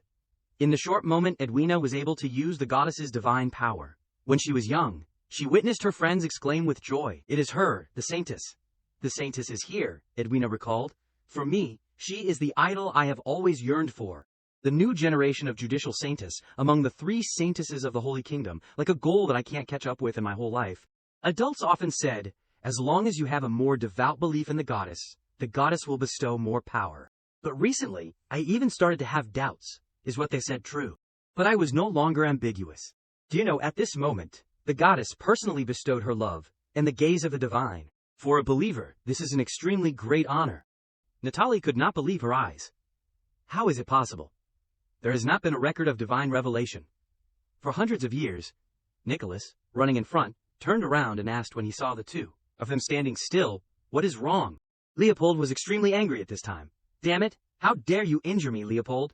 Edwina was now almost like the form of a goddess, her whole body exuding a holy aura, only to see her close her eyes, raise her sword, dedicate the victory to you. Nicholas was also gaping at this power. Rank 6, even Plaka as well. Someone who was only sky level suddenly jumped to transcendent level. Once again, Edwina's magic sounded. Holy radiance slash. The attack this time was even more violent, directly descending, like the sun burning, shattering everything, causing the ghost Leopold to scream. Clearly I had grasped the fear law. Why? Then, he gradually dissipated. Villas, in the back, also sighed. I did not expect this idiot's degree of light element interaction to be so high. If it were someone else, the effect probably would not even be half. This is the 5 realms. Magic's co-battle pact. It will increase the target's combat power in a short time. 9 realms Magic's stillness of light permanently strengthens the target's attributes based on the target's degree of light element interaction. Villas whispered in Edwina's ear, "You are very interesting, in every sense. This is a small gift for you. Do not forget your original intention. Use it well. See you later." Edwina unconsciously felt familiar. This voice? Miss Villas. Making Villas stunned. Crap! I forgot to change my voice. Edwina collapsed, exhausted. So that is how it is. The goddess has never abandoned me. From the very beginning, she has been secretly paying attention to her heretical believer. She appeared when I was deceived, bestowing me with a warning. When I fell into the trap of the undead, she descended like an angel, performing a great power, purifying all the dead, in a cold and cruel way. At this moment, when I was in danger, she appeared holy, bestowing the power and blessings of the gods. Miss Villas is Her Highness the Goddess. Edwina prayed emotionally. Your Highness the Goddess, your light illuminates the world. Your will is the direction for me to move forward. Even if I, Edwina, stop in this life, I will not fail the glory that you have bestowed, strictly following the duties and beliefs of a divine messenger. Villas looked at Edwina affectionately. It is probably okay. Wah supported Elek and said, Elek, the boy does not seem to have been deprived of his soul by Leopold's resentment. Villas's soul turned away. What a pity. She went to the room where Xiao Guang was waiting, only to see Xiao Guang kicking Vernal away ruthlessly, causing him to cry out, "Wait, miss, I have no malicious intent." Villas ordered, "Little Guang, sit." Hearing her master's voice, Xiao Guang became as obedient as a puppy. Sorry, master, this guy is different from the others. I still have not controlled my hand strength. I am afraid I will accidentally kill him. Villas patted the girl's head. It is okay. You are doing great. Be good. Vernal, hugging his injured body, said, Oh, thank you, beautiful girl. If I am not mistaken, you must be the Miss Villas they were talking about, right? If it were not for you, I am afraid the misunderstanding between me and this miss would have been difficult to resolve. To thank you, how about tonight we... Before he could finish the sentence, Villas was extremely disgusted, and said ruthlessly, Little Guang, bite him. Outside the orphanage, everyone had woken up. Lilia stepped out to the cheers of the people. Thank you, Your Highness the Princess. Your Highness the Princess. I am still alive, that is great. The beautiful Lilia was lost in thought. On the other side, at the Adventurers Guild, Rebecca was reporting the situation to Herbert, only to see him hum in response. Then he placed his hand on his chest solemnly, and said, First, please allow me to express my gratitude to Your Highness, on behalf of the people of the city, for eliminating this malignant eternal throne tumor. Lilia said coldly, It is not over yet, Guild Leader Herbert. I am sure you have received the information. The reason why the Eternal Throne can metastasize into the city is because someone colluded with them. That is right, it is the one called my brother, the second prince, Pan. Herbert frowned. Hey, my attitude is still the same. The battle between you two is not related to me. Lilia angrily slammed the table. Guild Leader Herbert, I see you as an elder, as an impartial and honest guild leader, as a legendary level adventurer, praised by everyone in Courage City. Herbert did not budge, but everything must have evidence. Lilia was determined to get justice. But his words are clearly written on it. Colluding with the Eternal Throne, even helping them cover up the missing people in the city. Is not this considered evidence? Herbert hesitated. It is also possible that someone wants to frame him. You are covering up. The voices of the two were so loud that Rebecca froze. Vernal, standing outside the door, suddenly interrupted. Please, calm down. If you do not mind, allow me to say a few words. Herbert looked at Vernal, who was covered in injuries, and could not help but be curious. Vernal, what happened to you? But Vernal still showed a romantic appearance, and said very impressively, Ha ha ha, the threshold of the guild is too high, causing me to stumble. I heard everything just now. He went to take Lilia's hand and kissed it respectfully, then said, As royalty, as nobility, one should fulfill one's responsibilities and be supported by the people, with the responsibility of striving to protect one's people. I believe that this action of the second prince is irresponsible. He knelt on one knee and declared, I, Vernal Stevens, am willing to be an assistant to Your Highness. Herbert reminded, Vernal, as the son of a duke, you should not speak so casually. Unexpectedly, Vernal smiled. That is right. He looked at Lilia with a firm gaze. But this subordinate has a request. I want you to give me a girl. Lilia glanced at him. Who? Vernal switched to a coquettish tone. Miss Villis. Lilia could not swallow her anger when she heard that. Oh, really? Patrick angrily smashed the wine bottle and shouted, You bastard, what exactly did you do? Why did I hear that the Adventurers Guild is on Lilia's side? Pan replied in a sarcastic tone. Me, I did not do anything. He was amused by this tone and asked back, Didn't do anything? Don't think I do not know you arranged people in that orphanage.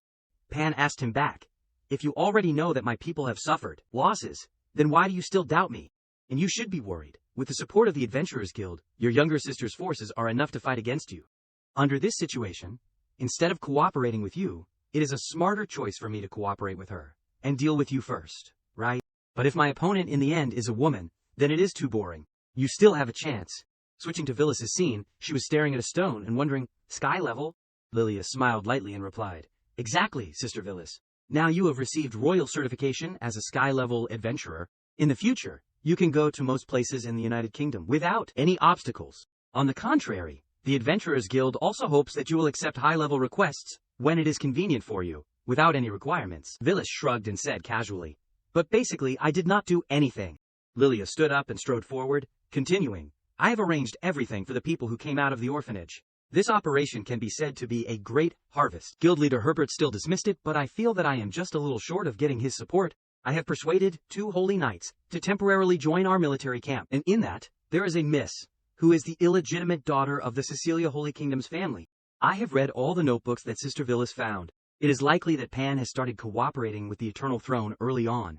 I do not know how many innocent people have died in his hands in the past few years. The plan to produce a large number of legendary-level resentful spirits seems to have succeeded once, but listening to the confessions of the prisoners, we have not encountered a failed experimental product. Villis showed an attitude that had nothing to do with her, and replied, How could I, this time, I completely did not, personally, help. Lilia seemed to understand what Villis meant, so she smiled secretly, and changed the subject. Never mind, it is not an important matter. The key is that the notebook has evidence that Pan colluded with the Eternal Throne, enough to drag Pan down. The last thing is that the Adventurers Guild asked me to remind Sister Villis to be careful. Pan is investigating you. Villis asked blankly. Me? Does he have anyone who knows me? Lilia smiled bitterly and replied. Her name is Rebecca, the daughter of the Adventurers Guild leader. Because she was kidnapped when she was young, the guild leader had her stay in the city and become a receptionist at the guild. She said that you two have met her? Listening to Lilia's story, Villis recognized the moment a girl approached her, so she said, Ah, It is her. Then Villis remembered the little boy, with a face full of injuries. Then she continued, and Duke Vernal's son, with his elusive skills, he has also been bewitched by you to the point of madness. Lilia lowered her head, and smiled bitterly after hearing her words. Sister Villis is really popular with everyone. Villis turned to look at Lilia's face and asked, What is wrong? Are you jealous? Lilia clutched her skirt and stammered, Sister Villis, have I done something wrong? Villis looked at her blankly. Lilia took out a candy and continued. This is Alex's thing. Before he died, he still wanted to give this candy to his younger sister. Fortunately, the child's younger sister is fine. I also had people watch over her carefully. However, I still do not know how to give her the candy. Villis's face turned cold as she looked at the candy. Lilia did not notice and continued, I want to complete the inheritance without bloodshed, without relying on Sister Villis's strength, and even want the sibling relationship between us to return to how it was when we were young. I am really too naive to be stupid. This time as well, if it was not for my naivete, if I had directly asked Sister Villis to take action, perhaps it would not have ended this way from the start. Perhaps there would not have been so many deaths. It is me who killed them. Suddenly, Villis placed her hand on the hand where Lilia's tears were falling and comforted. Perhaps changing the way to solve a problem will have different results. But this thing originally has no right or wrong. Although it is a bit naive, I do not hate your thoughts at all. After a while, Villis sat outside and fiddled with the candy in her hand. She said, Little Guang. Xiao Guang, who was lying hugging her waist, asked, What is wrong, master? Villis was silent, remembering when she was sitting on a skyscraper and observing something. Thinking together, at first it was Van Hatch City, with mass deaths, but I did not find anything strange. She remembered standing in front of the person who was lying slumped on the ground, frantically getting up. But Xiao Guang squeezed his neck with her tail. The girl did not flinch and threw that person away. Villis continued to think, the first time I killed someone, I did not have any psychological burden, just like in a game. If that Edwina girl showed even a little bit of inferiority, I might have killed her without hesitation. When I was in the Forgotten Land, I was not angry that the researcher had killed countless people in the vampire's memory, but I clearly felt that the man was imposing his thoughts to force others, presumptuously thinking he was angry because he was moved. This time as well, with Elek's death, I should feel angry. I can choose to revive the kid, or be decisive, and kill all the Eternal Throne members with my own hands. She remembered Hua's face, carrying Elek on her shoulder. Villis turned away and continued to think, but I'm not interested in doing that. It seems that I do not have the emotions that ordinary people should have. After thinking for a while, Villis asked with a thoughtful face, Little Guang, according to you, am I still me? Xiao Guang rubbed her hands on her face. The girl said happily, I do not know. To Xiao Guang, master is the person I like the most. Villis continued to ask, do you feel that sometimes my actions are right? Xiao Guang immediately replied, of course, master can do whatever you want. If anyone dares to object, I will beat them up. Villis seemed to have relieved a burden, so she replied, do whatever I want, huh? Thank you, Little Guang. Then she stroked the girl's head and thought, something must have happened to me, but, fortunately, Little Guang is by my side.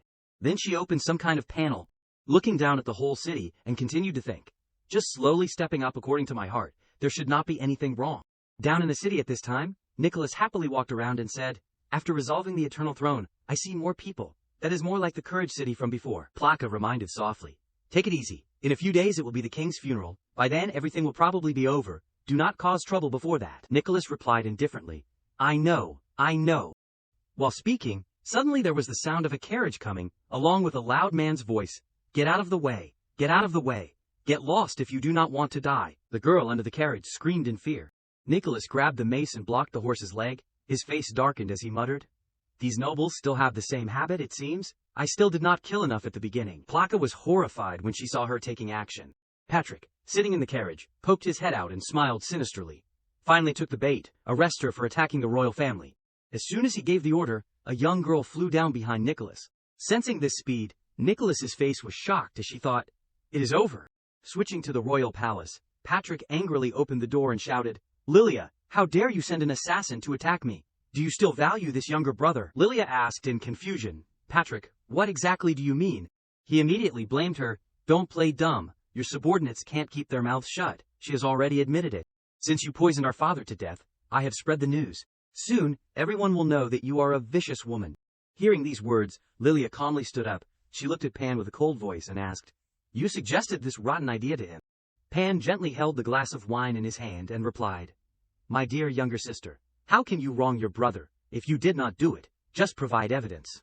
Too disappointed, she did not bother asking anything else and said, Originally, I wanted to wait until after Father's memorial service. That is good too. Let us end everything early. The historical era of the royal family of the United Kingdom, the temple for worshipping heroes, is also the only sacred palace that can pass judgment on the royal family. The Palace of Myriad Souls. In this place, many people stood around. Suddenly there was a voice, solemn. 3 men stood solemnly before that. Prime Minister Griffith Tours spoke. I announce the judgment of myriad souls officially begins. The chairman of the Adventurers General Association, Herbert, closed his eyes and placed his hand on his chest, saying, "Sincerely invite the immortal spirits to manifest their holiness." Duke Angus Stevens said, "Praise the descent of the Spirit. The heavens have souls. May you bring absolute fairness to this judgment. Under the witness of the heavenly spirits, all lies and violence cannot be erased, no matter who. Everyone must receive the fairest judgment." Phyllis sat on the side, observing everything. She thought, laws. Unlike death, shock, the effect can't lie. Interesting. Herbert, at this time, as if under some pressure, his face pale, thought, in the end, it still has to come to this step? Then he said there are 2 issues in this judgment. 5th Princess Lilia Megerland, who is accused of killing the former King Angelo, intends to subvert the throne. In addition, 2nd Prince Pan Megerland, you are accused of colluding with the Eternal Throne, causing countless innocent people to be harmed. 3rd Prince Patrick Megerland, please provide evidence. Patrick smiled triumphantly and said confidently, "Everyone already knows. The old man's, the former king's condition suddenly worsened." That is right. It was when Lilia returned to the royal capital not long ago. And before that, only Lilia went to meet the former king, so this is enough to prove that the former king's death is related to her. Lilia calmly denied, "I have never done anything to harm the former king." Phyllis, eavesdropping from outside, thought, the 3rd prince's last sentence was like a narration, but it is more like a recommendation. It seems that the limitation of telling the truth is smaller than I thought. At this time, Lilia turned to ask him, "Patrick just speaking without evidence, is that worthy of talking nonsense in front of the immortal spirits? Now release my people immediately, and I won't dwell on the past." Patrick asked back fiercely, "Is that so? But according to what I know, your subordinates are not ordinary either. In the past 6 months, she was the robber who killed countless nobles, then stole the property and fled. Her name is the Hungry Wolf." They remembered the gang where everyone was fierce, where Nicholas was the commander. Lilia calmly replied, "Nicholas's past needs further discussion, and furthermore, it is not the issue this time." Hua frowned from the outside and analyzed. "I am afraid that is his purpose. If supporting Lilia has a bad feeling with the nobles, it will be quite unfavorable for the dispute later." Scared by Lilia's calm attitude, he stammered, bringing up another topic. "Ah, that is right. Now that I remember, your subordinates also have people from the Eternal Throne. Even he is a damn beastman." Phyllis understood that he was implying Plaka and thought, after all, the United Kingdom has been at odds with the Beastman nation for so many years, they hate them even more than the Eternal Throne, that they do not know.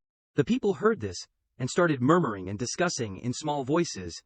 In contrast to them, Lilia stood tall and said in a calm voice, "My subordinates have no beastmen, and furthermore, do not harm the country. They are people who protect the people's safety. What I do is to make the people have a better life." Phyllis laughed awkwardly and thought, that is really not lying. Those mice are my subordinates. And the people saw her appearance and shouted loudly to cheer her on. Patrick was countered by her. Panicking, he turned to ask Pan. "Damn it, Pan, did not you say there were other ways?" Pan asked back blankly. "Did I? Why do not? I remember." Hearing this, he angrily cursed. "Damn you." But before he could finish, he was struck by lightning. Herbert spoke from above. "This is the sacred land of the immortal spirits. No rude or obscene words are allowed." Lilia sighed in her heart. It should be over. Then she asked Pan, "The Eternal Throne causing chaos in the city is because you secretly colluded with them, right?" Pan replied bluntly, "It is not." Lilia unexpectedly stammered and asked again, Is it that your accomplices organized the heretical Eternal Throne? You condoned and even directed members of the organization. In our country in recent years, you have committed at least tens of thousands of cases, leading to countless people being harmed. At the same time, she thought awkwardly, Why is not he being judged?"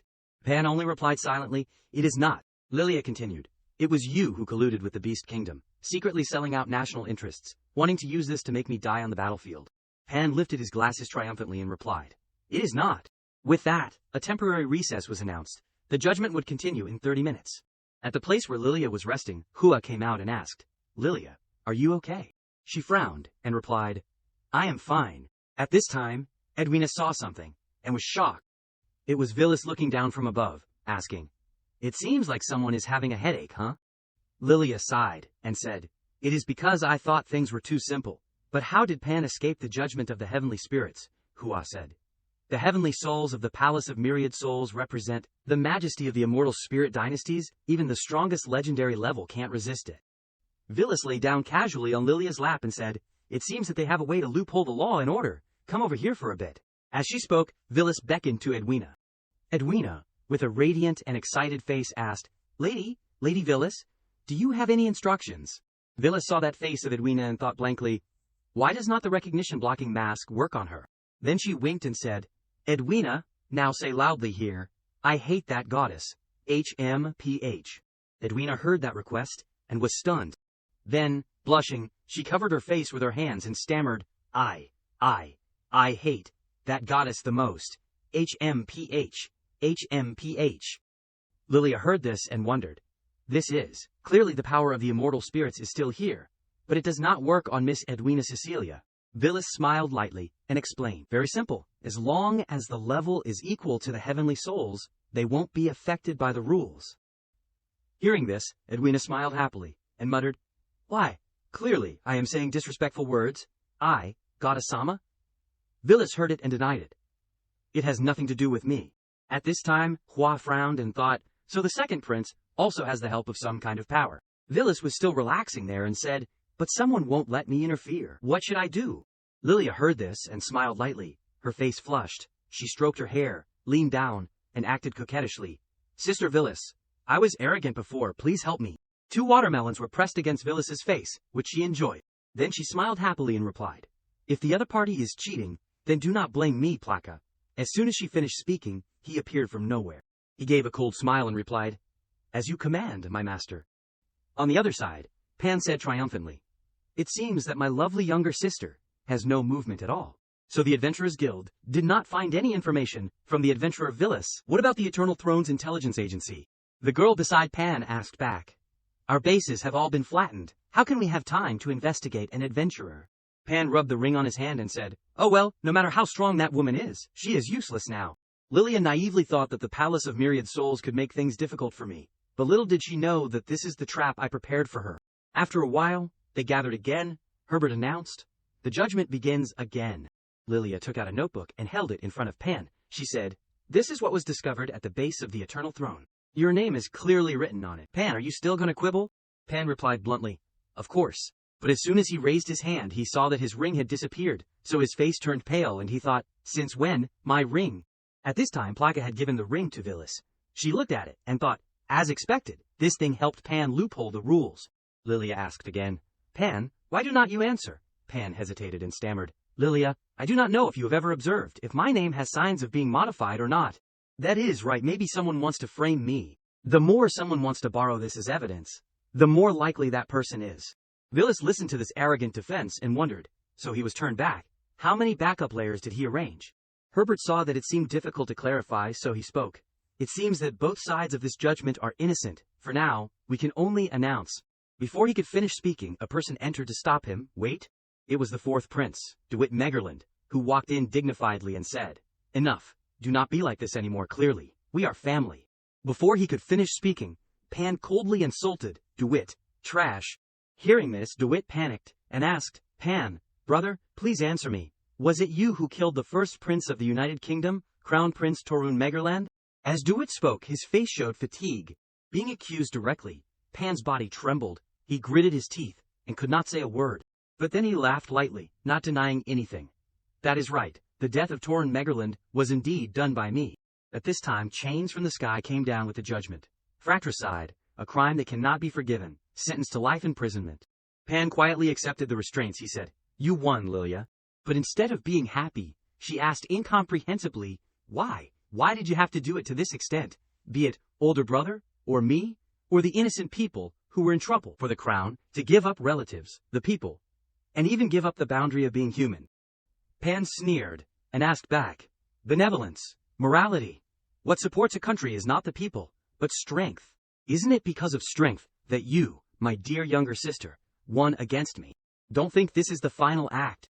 And then he stepped forward, walking with a satisfied smile. Lilia turned down and asked, DeWitt, why did you help me? DeWitt bowed and replied, Because I believe you are the most suitable person. I, 4th Prince DeWitt Megerland, voluntarily give up the right of inheritance. Prime Minister Griffith Tours spoke, delivering the judgment. Then, second Prince Pan Megerland committed the crime of killing his older brother, a crime that cannot be forgiven. Escort him to the heavenly prison. Duke Angus Stevens said sternly.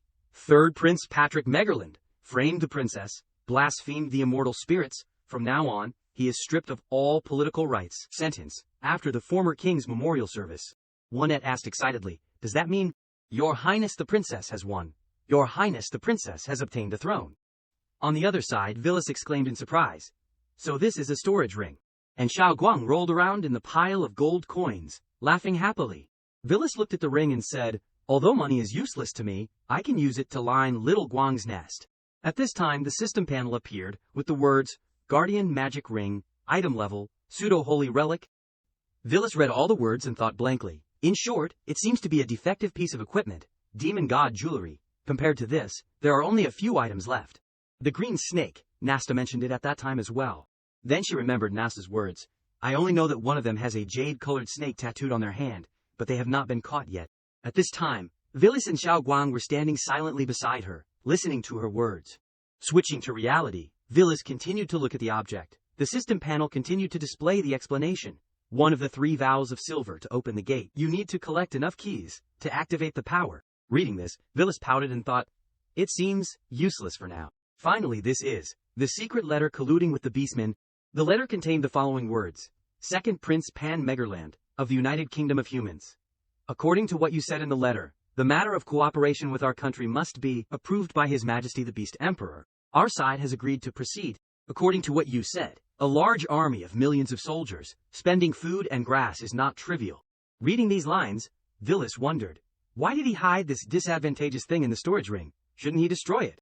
Suddenly something flew towards her. Xiao Guang quickly ran over to catch it. The girl frowned and asked, who?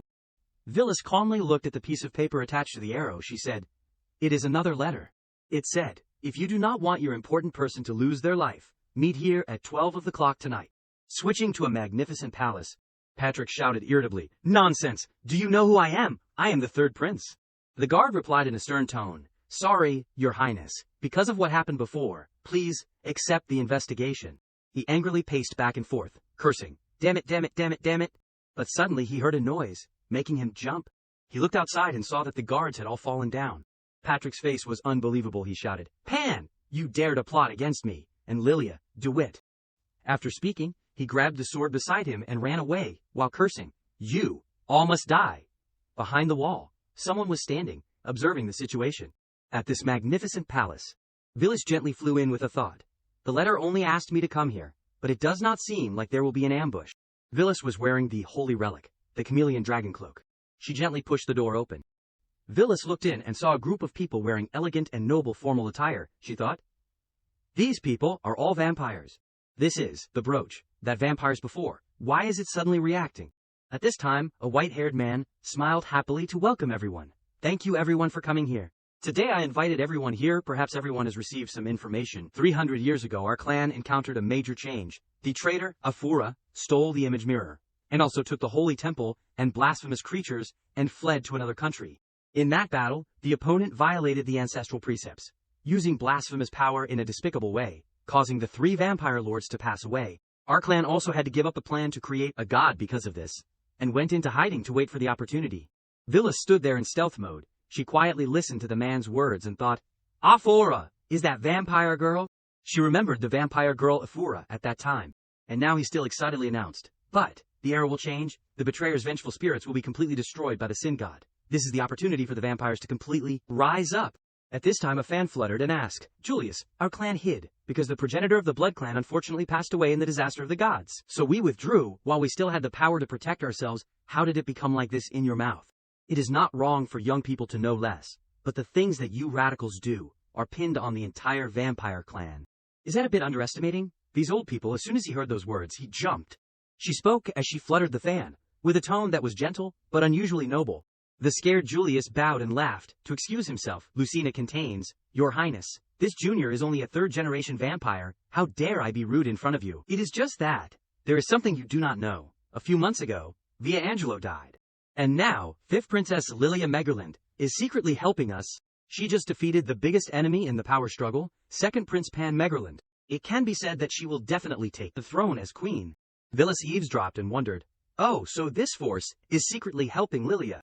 Lucina frowned and complained, "Boring, Julius. Do not be mistaken, what vampires need is not the status of power, but a person who can lead the entire clan, is the most powerful blood emperor among all the vampire lords. I have to go back, you continue to play, like 300 years ago." Seeing her turn to leave, Julius tried to stop her. "Wait." But before he could touch her, a spear was pointed straight at his face, making Julius pale.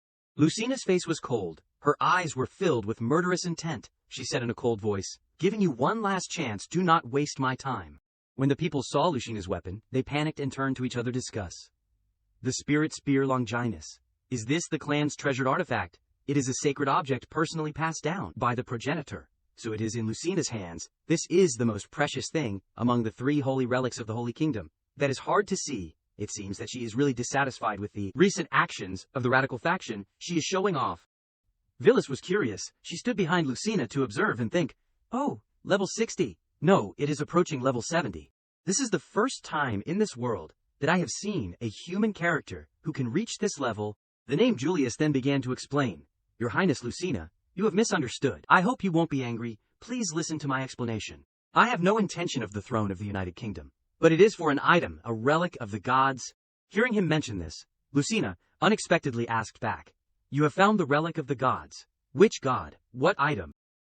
Julius smiled lightly and replied, "Has your Highness ever heard of the wish spirit jewel? It is a wish-granting spirit that can fulfill any wish."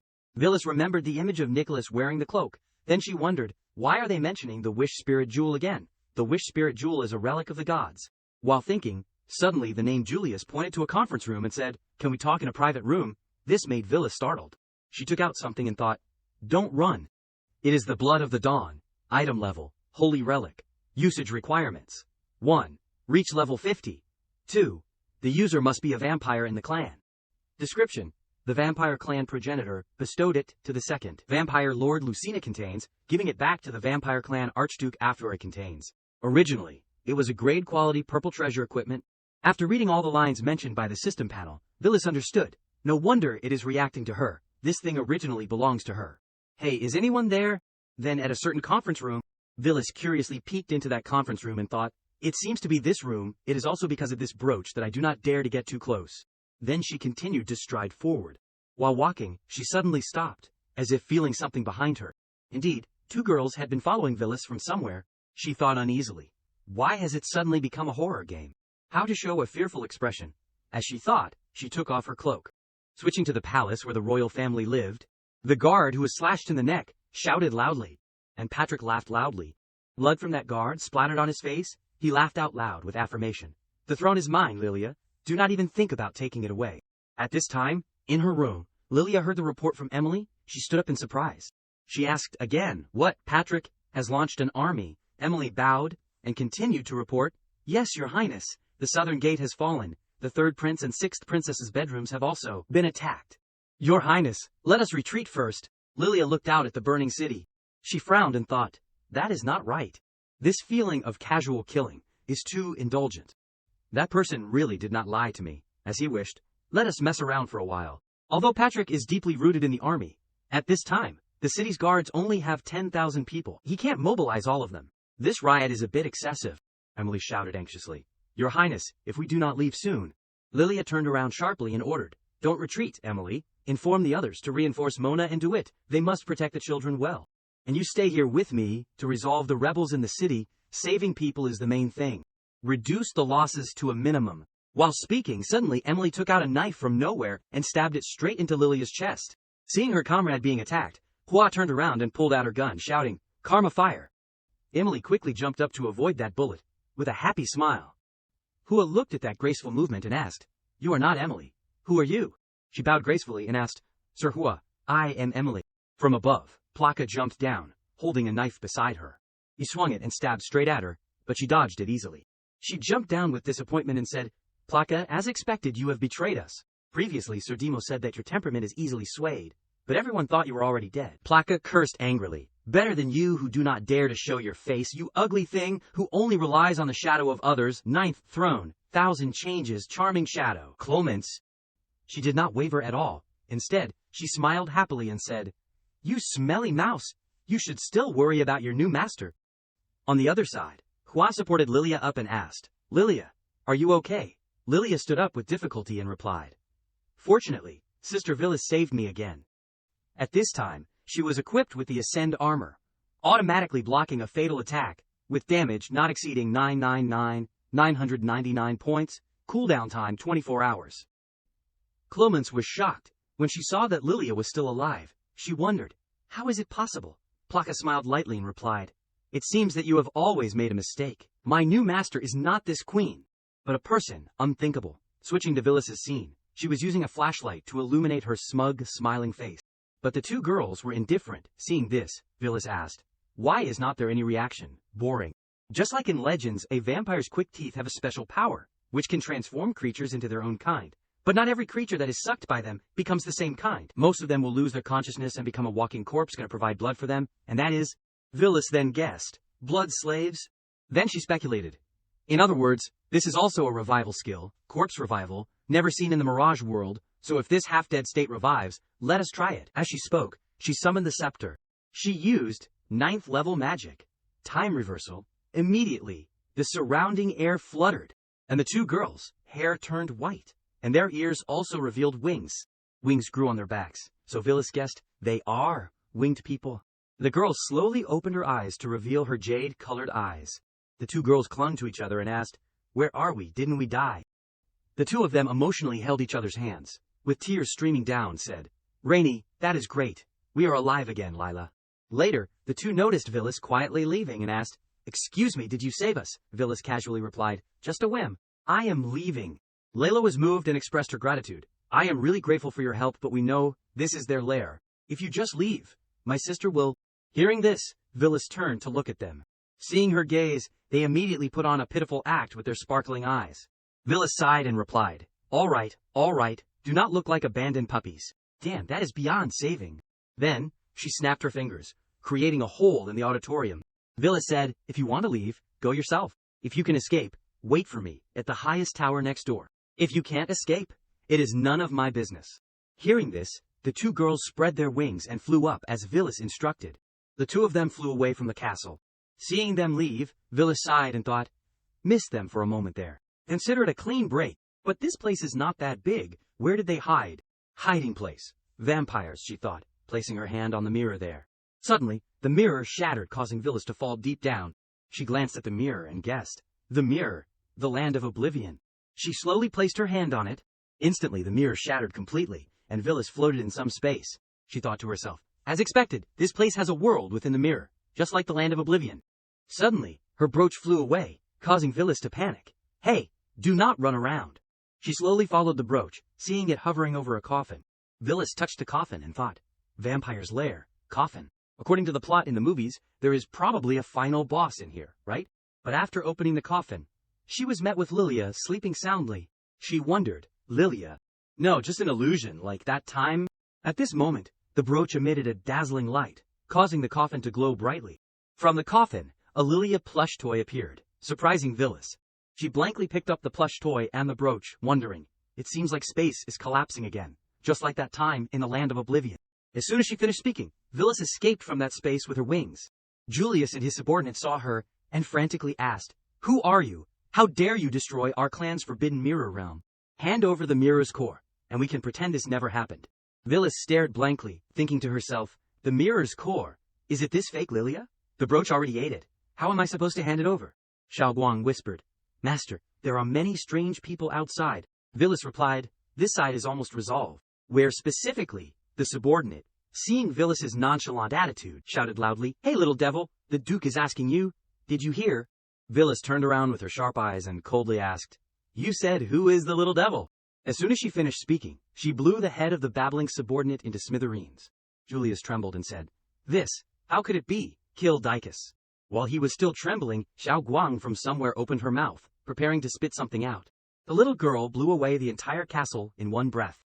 After unleashing the attack, the little girl excitedly flew to Villas and cried, Master, I feel like I have been away from you for so long. I missed you so much, Master. Villas gently replied, All right. Where did you say those strange people were? Ignoring the burning castle, they headed to the underground dungeon.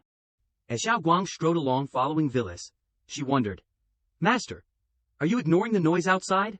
Villas quietly replied. Don't worry, someone will probably start a rebellion. Lilia should be fine. Hearing this, Xiao Guang did not ask any further and said, What I find strange is that even now, these people are still attacking the dungeon to imprison prisoners. The deeper they went, the more bodies they saw, the more we head towards the bodies. As she was speaking, she saw something and was startled. Facing them was a young girl with blue hair and a gentle expression who greeted them. Good evening, ladies. What brings you to this dilapidated place? Scattered around where she was sitting were bodies lying sprawled. As she spoke, she smiled gently as if nothing had happened. Villas casually waved her hand and said, Hello, we are friends of Lilia, who looks exactly like her. Hearing Villas mention Lilia's name, the girl lowered her head and muttered, Lilia, I remember she is the daughter of that girl Angela, right? How could such a small queen command strong people like you? Villas calmly explained what she was wondering. I wanted to come myself. I want to meet the prisoners here for a moment. But her bodyguard beside her spoke up. From this point on, there are only criminals, nothing worth seeing. Villas did not care and asked, What if I still want to go forward? At this moment she coldly ordered, Step back, left guard, right guard. Let me introduce myself. Edith Megerland, leader of the Confessors, is the guardian of this place.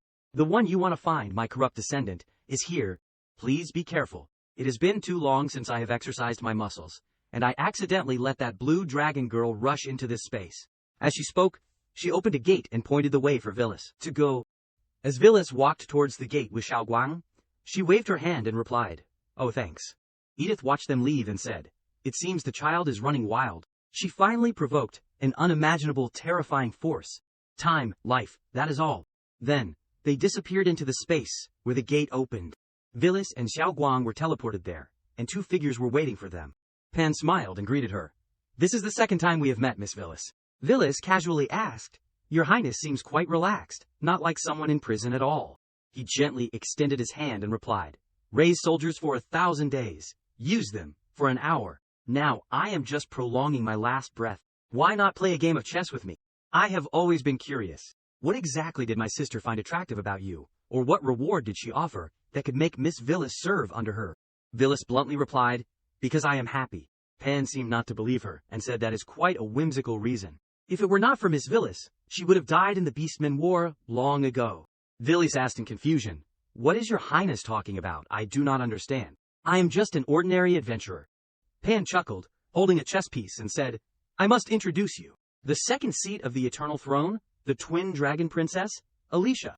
With her here, even if Miss Villas normally wanted to kill me, it would not be easy. Villas did not care about what he mentioned and asked something else. But, is the mutiny outside your plan? Pan calmly replied. Patrick thought the 6th, 7th, and 9th units of the city guard were his people, but they were actually arranged by me. The Necropolis, the Devil Sect. These people are rebels I have recruited from all over the United Kingdom. When Patrick killed Lilia, DeWitt, and Mona, that is when he was betrayed. Villas remembered when Pan was bound by chains and asked, You have been locked up in prison by your ancestral spirits, losing your qualification to inherit the throne. Besides escaping, is there any other way? Pan grinned sinisterly and replied, No, Miss Villas. How can you say I am running away? It should be called a change of strategy. The eastern part of this kingdom still has half the land, and hundreds of thousands of troops follow my command. If the ancestral spirits do not want to acknowledge me, then what benefit are those spirits? Why not create a more legitimate reason? So Miss Villas, I really want you. Villas calmly replied, I admit, your Highness is indeed good at planning. Why are you so fixated on a small adventurer like me? Pan widened his eyes and bluntly said, Of course it is because of strength. If Lilia did not have Miss Villas, she would not have been my opponent. It is because of strength. Like now, without Miss Villas by her side, she is definitely dead. Villas lifted her chariot piece in her hand, and a mocking smile appeared on her lips, saying, That is not so certain. Switching the scene to the palace, the ferocious man was slashing wildly and laughing loudly. Run away, try to run. Juanette strained to block the man's attack, saying, Quick, run. The man laughed with interest and asked, Just relying on you. But the people, instead of being afraid, took up any object as a weapon, and bravely faced him, saying, We do not understand what those old men upstairs are thinking, but we know who is truly good to us. Her Majesty the Queen drove away you bandits in the first place. For Her Majesty the Queen. Inside the palace, she walked around the palace with her sword and saw DeWitt carrying Mona, so she asked, DeWitt, is Mona all right? He saw her and was surprised, asking, Lilia, is it over? Is everything over? Lilia replied, Not yet. The the opponent's people are too strong, but do not worry for now. DeWitt's face darkened, and he continued to ask, "Where's Julius?" Lilia noticed something strange and frowned, asking, "Who is Julius?" "Put Mona down first." DeWitt squeezed Mona's neck, his face flustered and clearly uneasy, asking, "Why? This is different from the plan. Why? I have been abandoned." On Villas's side, Pan smiled triumphantly and explained, "She is too trusting of others. Her actions will indeed receive the support of the foolish people, but that is also her weakness." Villas calmly moved her piece and replied, "Perhaps she is like you said with many shortcomings, but if you value Lilia, you will probably realize that humans, unconsciously, grow." Indeed, Lilia at this time had embraced and protected Mona, while DeWitt frantically said, as expected, you have always suspected me. You never trusted me. I clearly ceded the throne to you in the Hall of Spirits.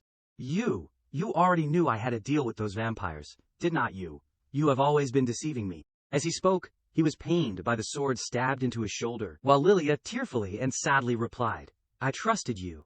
I have always trusted you." Villas at this time kicked the king piece down with her pawn, and she insulted him. "You are too arrogant, Pan." Checkmate.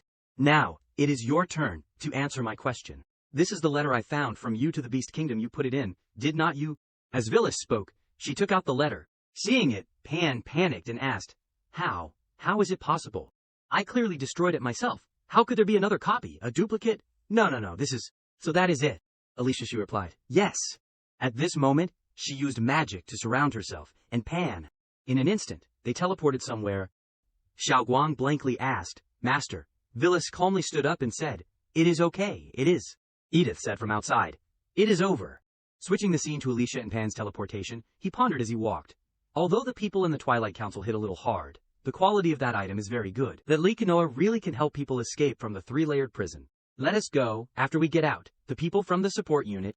But I am still concerned. I clearly destroyed that contract. I am afraid there is a spy in this military camp. At this moment, Alicia, with her icy cold gaze, pointed her claws at him. On Edith's side, she leaned back and muttered, "This riot in Daring City is a disaster, but it is also a new flame being lit." At Mona's place, the unconscious girl sat obediently in a corner.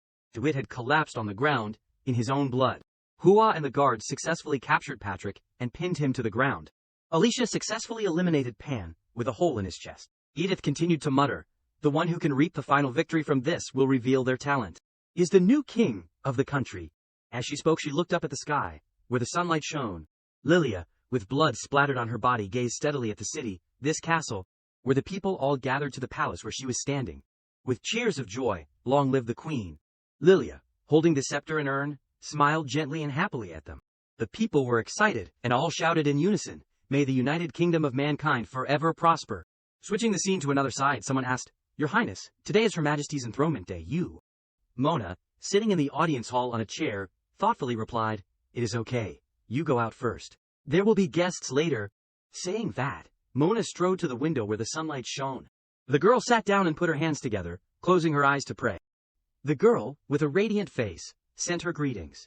"Please allow me to send my sincere greetings to you, the Descended One, the Great." In front of Mona at this moment, Villas stood proudly, magnificently, with her wings appearing. Under the bright moonlight, Mona knelt down, clasping her hands in prayer. The girl, with sparkling eyes, looked up at the sky and expressed all her feelings. "First time meeting. I am, the summoner, Mona Megerland, the 6th princess of the United Kingdom. Please send my most respectful greetings to you." In front of Mona, Villas, with her angelic wings, stood looking down at the girl from above. It seemed that Villas still did not understand what Mona had been saying. The summoner, the Descended One. Very quickly, the girl understood Villas's intentions and suggested, "Such a sudden visit might be a bit abrupt. Let me introduce myself again." Mona stood up and bowed like a lady, reintroducing herself. "Actually, I am a divine familiar." The girl began to recount when she first discovered the abilities of the divine familiar. "Ever since I could remember, unconsciously, I would see things that others could not. The future of people." In front of Mona at that time, there appeared white branches that emitted light, the possibilities of the future. The girl reached out and gently touched those leaves, and she explained more about that ability.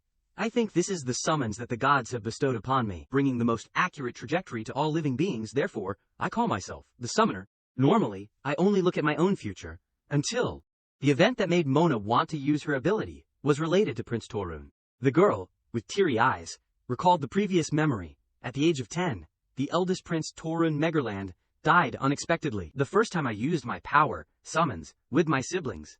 Mona's eyes were sad, and tears appeared in the corners of her eyes. What she saw was a future filled with blood and bones, scattered everywhere.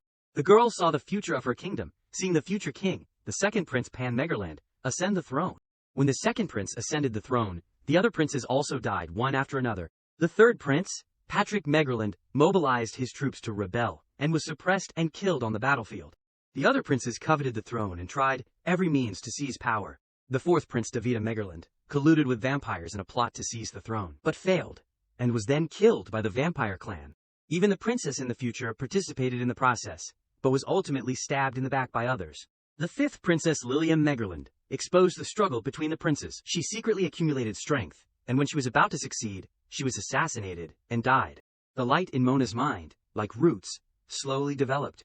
The girl bowed to Villas, expressing her feelings. "I'm afraid of losing. I can't bear for the future to just happen like that." Hearing those words from the girl, Villas finally understood her intentions. "So, from that time, you decided to use your power, summons, in order to change fate." Mona explained everything with innocent eyes. "The only way in this passive situation is you." Villas propped her hand on her face, looking at the girl with understanding eyes. The girl also knew that she was the person who could help her, the descended one. Mona did not hesitate to recount the future the girl saw, the event of Villas's descent. "In the future that I saw, that day, descended from the void, with 2 pairs of holy wings on her shoulders." It seemed that through the girl's story, Villas in the future had broken through to a very high realm, her body surrounded by dazzling gold and a halo. There was a dinosaur flying around her, and countless obscure figures were guarding beside her. Just by observing her for a few seconds through the summons, she almost fainted. From that moment, Mona had secretly resolved. "But since observing countless possible futures, I also had to let Lilia meet the descended one." Mona also knew that Lilia would be in danger. She knew that when her sister went to the southern border, Pan had interfered with the escorting guards. Knowing that there was nothing she could do, she could only remind Lilia before leaving, so I reminded her to bring the legendary adventurer Fei Yanhua with her, and also bring 1,000 guards directly under the Night Order. Thanks to Mona's reminder, Lilia avoided a disaster, which led to the discovery of the strangeness of the troop and the counter-ambush. Everything the girl did had a purpose from the beginning, and this matter would just happen to make the descended one interested. Mona did those things in order to hope that Villas would pay attention to Lilia, so that you would essentially build a connection with the Princess Lilia. The two people just happened to make eye contact at that time, in order to create a connection between the two people. Suddenly an arrow appeared, smelling of magic, flying towards Lilia. But fortunately, with her keenness, Hua caught the arrow. In the future that Mona saw, if there was no her, it turned out that Mona's arrangement for Hua to follow Lilia all had intentions in it. Even if Lilia accidentally met the descended one, the two people would only pass each other by, without any contact.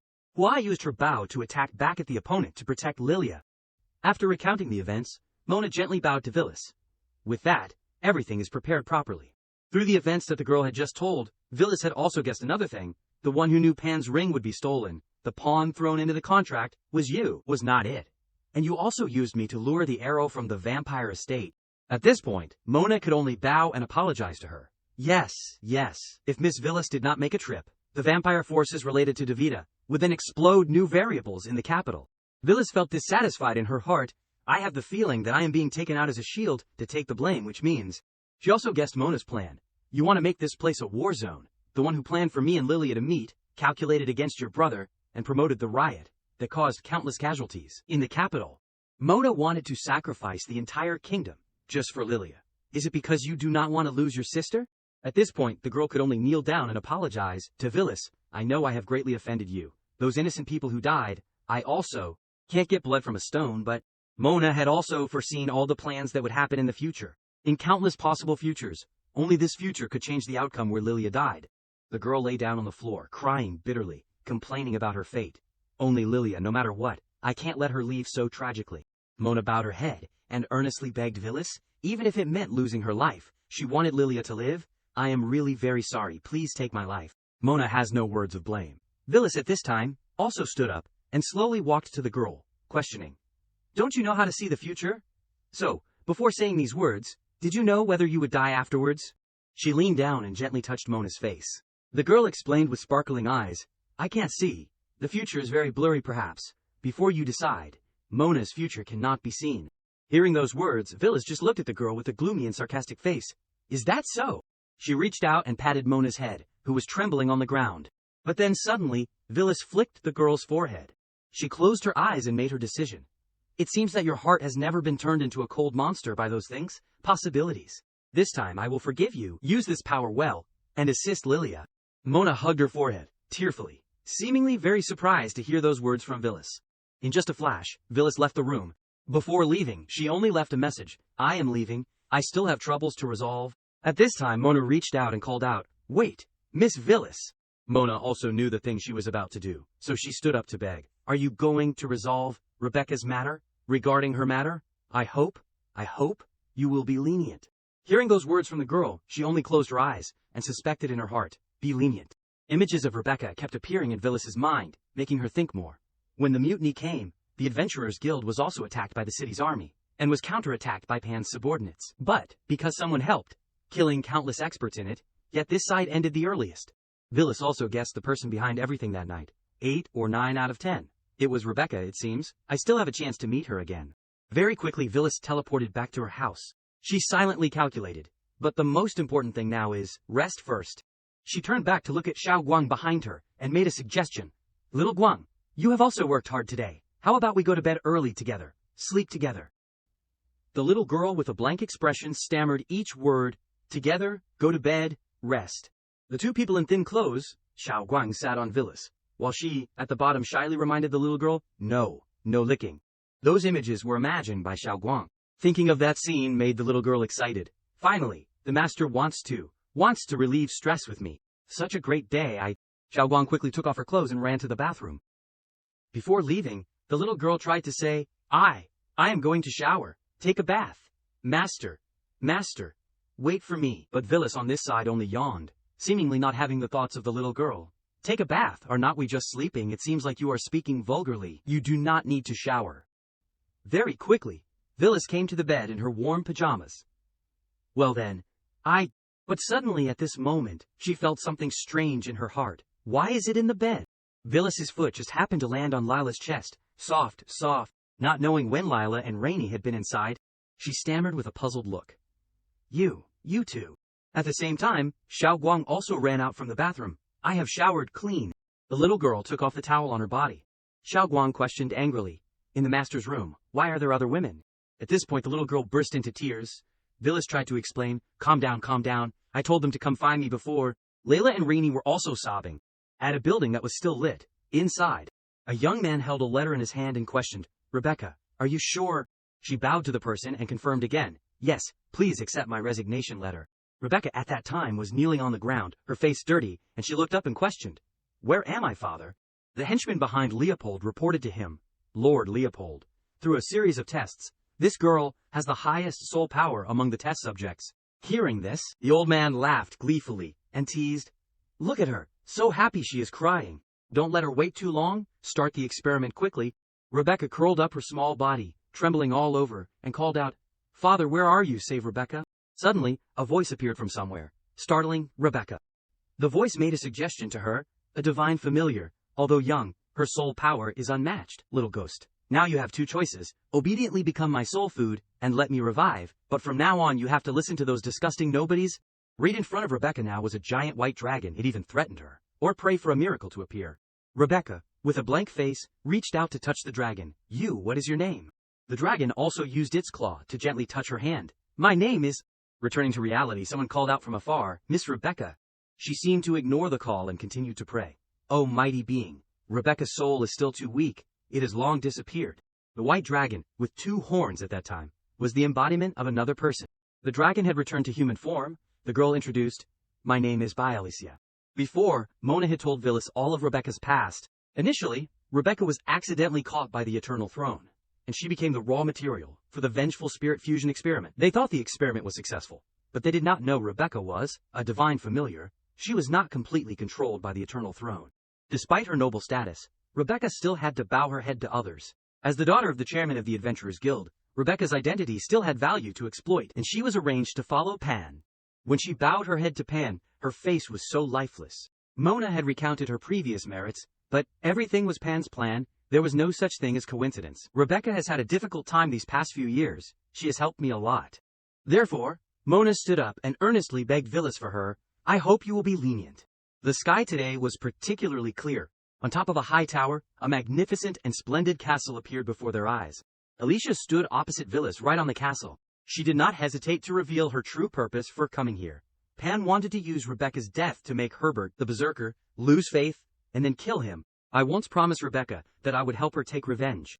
It seemed that Alicia was preparing herself to confront Villas today. She declared, no matter what I once did in the Eternal Throne will not disappear. Saying more is useless. The Dragon Clan will never bow to anyone. Today, I only hope to end it with a battle. Hearing this, Villas simply and calmly beckoned, provoking her. All right then. Come. Alicia quickly rushed towards her. A large source of energy was unleashed by her towards Villas. But suddenly, Alicia's fist stopped right in front of Villas, her hand trembling non-stop. Villas only gently flicked her hand, causing her to fly away. That blow from her sent Alicia flying through the clouds. On top of the castle now was only Villas's figure, but then very quickly she landed safely. Alicia's face could not hide the shock. She looked up at Villas in front of her. Villas looked at her and gently questioned, "Why do you want to die so much?" Alicia had been hit by her, and her dragon tail had appeared. She explained everything to her. For a long time, Qingyongqi, the United Kingdom, too many innocent people have died because of this battle. She placed her hands on the ground, and immediately pieces of ice appeared around her. And judging from every perspective, I am one of the instigators. Hearing this, Villas only tilted her head and questioned her. Then Rebecca's father, what about Herbert? Do you want him to lose his daughter a second time? Alicia had stood up and raised her hand to control the pieces of ice. She had also found a suitable reason to explain to Rebecca's father. It is okay, I will pretend to say that I am traveling outside and forge a letter with a set date to send to him. After 5 years he will definitely receive it. At this point, Villas gave a thumbs up, praising her arrangements, prepared even the funeral arrangements. Alicia stood in the air, many ice blocks appearing around her. Before the battle she had also given Villas some praise. Miss Villas, you are indeed very strong, even equal to the board members of the Twilight Council, but I implore you, please give it your all, do not be lenient anymore. Villas with a dazed face wondered, do you really want me to give it my all? Little Mona asked me to spare you. But no matter what, Alicia firmly stuck to the decision she made. I know that we are both at the transcendent level. Perhaps you, the descended one that Mona spoke of, are far beyond me, but please do not use this way to make me regret it. As soon as she finished speaking, Alicia unleashed her ultimate move, Frost Dragon's Roar. Immediately, a dragon, made of ice, appeared. Villas also only closed her eyes, accepting those requests from her. All right then, but it seems you have misunderstood one thing. She raised her staff high and declared, you and I are not on the same level. Behind Villas at this time appeared the huge figure of herself, with added wings with a halo radiating out. I said there must be light. Alicia looked at Villas, descending in front of her with tears in her eyes, dazed. But then she just closed her eyes slightly, as if accepting her fate. Villas at this time suddenly questioned her. Alicia wants to help Rebecca bear all the responsibility. The figures of the two seemed to fill the entire sky. Villas at this time reminded again, it is not that easy, you have merged together for a long time. An eye was slowly opening. Xiao Guang crossed her arms looking at the person in front of her, sighing. Not dead yet. What a pity. Alicia also slowly sat up, doubting herself. Wasn't I killed? Actually, at that time Villas had activated another skill, Inner Illusion World, which had a hidden system of good and evil factor, the balance of life and death, based on the good and evil factor of the target, to determine the effectiveness of the skill, the balance of life and death. Before that blow was delivered, Villas had a different thought. Villas did not think that Rebecca had committed heinous crimes, and did not think that she herself could forgive Alicia. Seeing those who had died, she transferred the right to decide to the good and evil factor. Xiao Guang, with a look of no kindness, stood with her arms crossed and reminded Alicia, that is enough. Do not show that weak expression. It is making our hair stand on end. Now she realized the true identity of the little girl Dragon Clan, this breath. Could it be that you are a purebred light dragon? She at this time misunderstood. You saved me. Hearing this, Xiao Guang jumped up, spitting continuously. I came here to find you to settle the score. The little girl with a gloomy and sarcastic face taunted Alicia. How dare you boast to my master like that? If my master has revived you, then I will beat you half dead. Regardless of the noises behind her, Villas just sat by the city, watching the moon. After a while of beating, Xiao Guang had beaten Alicia black and blue, completing the side mission. Mona was also happily snuggling into Lilia's arms, completing the main mission. Villas propped her chin, humming a melody, waiting. What interesting side plot will there be next? The sun had risen high, shining on the castle, and finally there was one. Villas lying on the soft bedside, late morning nap. She was about to close her eyes and continue sleeping when there was a call. Master, it is time to wake up. Xiao Guang and Nicholas came to her side and reminded, save the world. Villas with a sleepy face wondered, the world again, is it about to be destroyed again? Xiao Guang and Nicholas leaned closer to explain. Not the outside world, it is our world. That is right. That is right. Both of them, at the same time, reported Rainy, standing behind. The bird person is crazy. Keep pulling them. Is about to dig this nest out. Seeing Rainy still diligently cleaning, Villas wondered, isn't she cleaning? What is so terrible about it? Nicholas, with a scared face, explained, that is just a formality. She is not cleaning at all. She is clearly... Rainy, while cleaning, muttered in her mouth, filthy. Kill all. Everyone. Filthy. Nicholas, standing beside, reported, that little girl is scarily clean. Endlessly. She pointed to Rainy and recounted what happened this morning. This morning, I do not know where she crawled out from. Kept saying, I was covered in dust. Forced me to strictly scrub. Nicholas was being scrubbed by Rainy all over his body. Rainy, with a puzzled face, wondered, why can't I wash it clean? This is the color of my skin I was born with. Xiao Guang also put her face forward and complained to Villas. And me too, this morning, when the master was not awake yet, this servant not only stopped me in an impolite way, but used a strange look to evaluate my nails. Xiao Guang sat on the chair, showing off her nails in front of Rainy's gaze, and finally concluded, I filed it the wrong way. And she forcefully filed her feet. Rainy kicked a sharp nail file into her foot, making the little girl ticklish and uncomfortable. In addition, Shushu was also soaked in a basin of water by Rainy. Even Shushu was pulled into the water. After hearing the entire story, Villas only said, they mean well, at least now you are all fragrant, right? But her words were immediately refuted by Xiao Guang. What fragrant? Clearly that servant forces us to bathe every day, anytime. Master, control that servant. Not knowing when Rainy had appeared behind Villas, she gently placed her hand on her shoulder and whispered, Lord Villas, I have helped you prepare an early morning bath. Rainy gently picked up Villas, preparing to put her in the bathtub. Nicholas and Xiao Guang standing aside could only helplessly call, Boss, Master. Rainy placed Villas in the bathtub and made a suggestion. How about I bathe with you, huh? Layla with a dark face spoke. Excuse me, Lord Villas. I am sorry to bother you. She held a towel and stood outside, explaining Rainy's condition to Villas. Rainy, my sister, has had some mental problems since the past incident. The past incident is the incident before she was turned into a blood slave. Lila knelt down in front of her and recounted the entire event. Before, we told Lord Villas, my sisters are winged people from Shuibi country, right? Everything originated from the coming-of-age trial of the winged people clan. Villas glanced at Rainy behind her, suspiciously. Coming-of-age trial. Lila at this time bowed her head to explain, in short, it is the creature that rules on the floating island.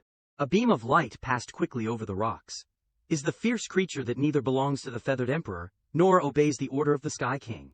Rainy put all her effort into the trial to prove her strength. Lila no longer concealed anything, and recounted the entire event.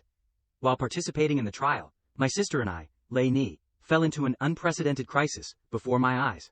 Layla and Rainy, the two sisters, also stood before a huge beam of light. An extremely great, dark red beam of light rose from the abyss. The island was divided into 4 or 5 pieces, and the creatures there were killed. Villas Wong had just heard the beginning, and felt her interest rising. She wondered, rose from the abyss and attacked, tearing the island apart. Is there such power on this continent? That is interesting too. That attack had caused the two sisters Layla and Rainy to suffer a lot of damage. And my sister and I were so badly injured that we lost consciousness and were stranded among the survivors. We fixed it again. Her two sisters were locked up with the survivors in a dark room. Then they were in a corner of the prison with a group of strangers, and there were many other girls of different races imprisoned. In this prison, at this time Leopold's henchman appeared in front of them with a sinister smile. And those who dare to hold us are probably those humans. He put his hand into Layla's mouth to inspect her. It seems they want to train us in order to sell us at auction. She very quickly pulled Rainy out of that prison. However, as winged people who worship the sky and the god of freedom, how could we easily let others arrange it? But in the process of repeatedly breaking out of prison, we underestimated the cruel methods of those people. Unfortunately, Rainy was stabbed through her body while escaping. Rainy was accidentally killed by the soldiers chasing after her there. Both of her sisters died in a pool of blood. I wanted revenge, but in the end, the soldier chasing us, ashamed into anger, killed me. Lila's two sisters after death were turned into slaves. After that, those who killed us were also turned into blood slaves, starting a series of tragic days when they had to supply a large amount of blood to a vampire girl. Lila came to the side and gently placed her hand on Rainy's head, comforting her. Since that day, my sister has been a little troubled. Seeing dirty things makes her think of the days of being kept in captivity. The way to resist is just to get rid of those dirty things. After hearing the entire story, Villas came forward and gently stroked the two sisters' heads, reassuring them. It is okay. Everything is over. Now, you are free. Are not you? At this time, Xiao Guang beside her angrily shouted, "You two are not allowed to be intimate with the master." Seeing this, Villis reminded her of her attitude. "Xiao Guang, do not scare them." "No, it has nothing to do with me." Lila looked down at something and then said, Is this metal?" Remembering that metal made Layla remember Leopold's henchman again. "This metal is exactly the same as the tattoo of the people who trained us." She recalled the memories of being trampled on before. In their conversations, they seemed to mention subordinates of the Twilight Council. The metal that Lila mentioned looked like a viper. This metal is called the Totem of the Devouring Serpent. It seems to be related to some demon god. The information that Lila gave Villis made her remember her meeting with Nasta. "I only know that there was one person among them with a jade-colored snake tattoo on his hand." "Miss Villis, you are indeed very strong, even equal to the counselors of the Twilight Council." Villis remembered the battle between herself and Alicia again. All the information is being gradually pieced together by her. The Qing snake totem, demon god. Not knowing when, she had appeared in a corner, standing and observing outside. The sun shone into Villis's house. Inside, it seems someone was thinking to themselves, "It seems I have to find someone to ask." Edith held everything in her hand, but in her heart she was a little thoughtful. In this city, who would know these things? Villis seemed to see something that surprised her.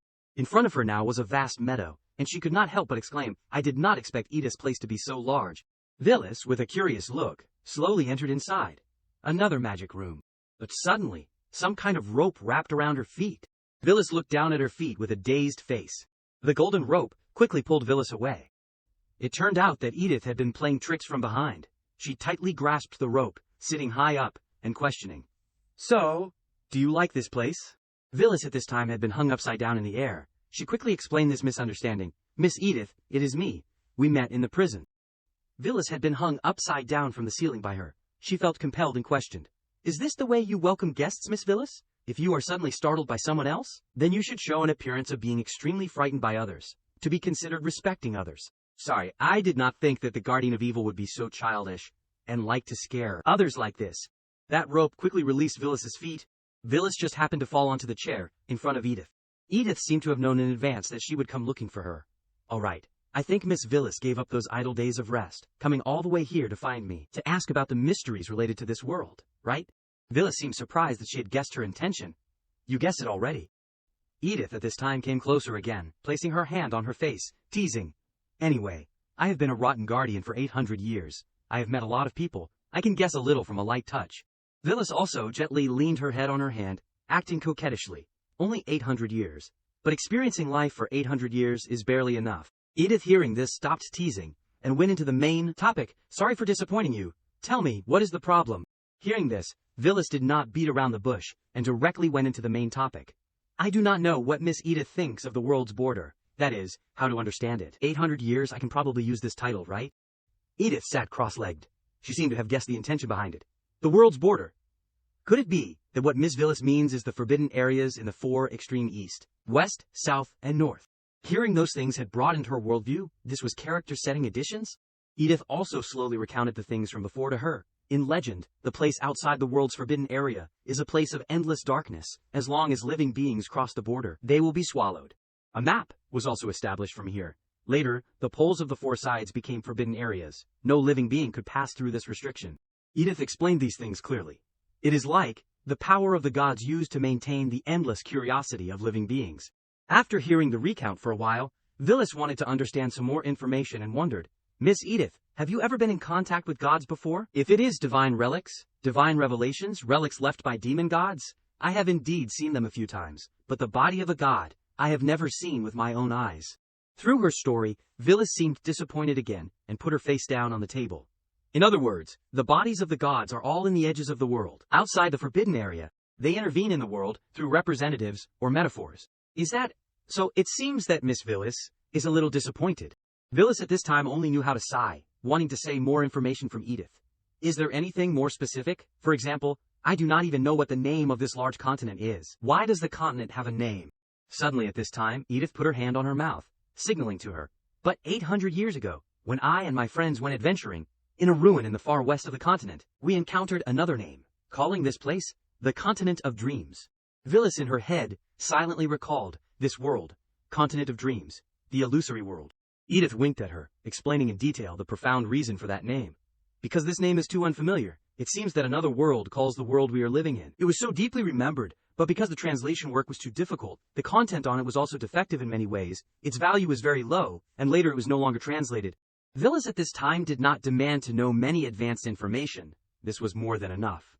Hearing the name, the Continent of Dreams, is a major turning point. That is right, Miss Edith. Do you know what this is? She placed the total order badge on the table, wanting to know the answer from Edith, but looking at that thing made her surprised, questioning, this thing, where did you get it from? Edith sat pondering for a long time, just staring at that total order badge, trying to translate it. Finally, she gave Villas a similar explanation about that metal. The snake above is the serpent of the world. Jormungandr, in mythology, it once swallowed the stars, the moon, and the sun, causing the world to fall into darkness and the destruction of the beast god. As for this order badge, just as Miss Villas thinks, it is the mark of the envoy counselor of the Twilight Council. Edith was about to reach out and touch the snake on top of the order badge. This organization has existed for a very long time. At least, it existed longer than the United Kingdom. Villas also gave another suggestion at the same time. So the Eternal Throne and it are not on the same level at all. Edith also explained clearly about the formation of the Twilight Council. The Twilight Council has two different components. Counselors and envoy counselors make up. It turned out that the people wearing black cloaks were the envoy counselors of that council. In a sense, envoy counselors are representatives in the human world. While the counselors themselves are not in this world, all the counselors do not exist in the world of the two people. They are all outside the world. After many years of speculation, Edith had probably guessed the profound reason.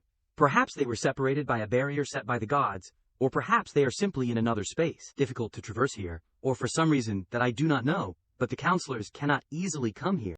Villas, hearing this, imagined strange creatures, the things that outside the world cannot descend. Edith from here also suggested a destination for her that could find answers. Just a side note, if Miss Villas is interested in demon gods, you can go to Shwaybi country to see. Mentioning this country made Villas remember a person. Shwaybi country is the hometown of Rainy and Lila. Suddenly at this time Edith teased her again. But I see that, now, that child on the throne seems to rely very much on Miss Villas. Or, there is another kind of feeling, is there? After a conversation, Villas finally left. On the way out of here, she wondered in her heart. It has not been a few days since I visited. Why is it decorated here so romantically? She closed her eyes, smelling the scent here, quietly enjoying it. Lilia has ascended the throne. Logically speaking, the foundation is not stable yet. I should help her, but I still want to go out. Villas gently placed her hand on the door, secretly deciding in her heart. Or, how about I try telling Lilia in person first? The door slowly opened. Villas with wide eyes looked inside. In that room, Lilia was wearing a sexy outfit. When she saw her, she turned her head to greet Miss Villas. Seeing that scene, Villas stammered, Lilia, you, in broad daylight, what are you doing? Seeing her come here, Lilia seemed happy. That is great. I was just about to send someone to find you here. Did you wear this dress to come here? Hearing such a question, Lilia only lowered her head and coughed softly, explaining, because there is a very important matter related to the future development of the country. Villas at the same time placed her hand on her hand. This matter. Lilia grabbed her hand and instructed, if you are not present, it won't do. Villas pointed to her face, secretly speculating in her heart. Could it be that she is proposing? She even imagined the scene of herself wearing a crown and sitting on the throne. So I will become the emperor in this world, right? Villas's imagination was truly superb. She had just now thought of the future scene. At that time, I can wave my hand and call the clouds, brush my hand and call the rain. In addition, she imagined herself lying in the arms of a beauty, in the early morning, cultivating her career like in a refreshing novel, and in the evening, doing some intimate things. Not knowing when, Villas had fallen at Lilia's feet. But, I keep feeling something is wrong. She tearfully looked up at the beautiful face above her and felt skeptical in her heart. It seems that she is the queen.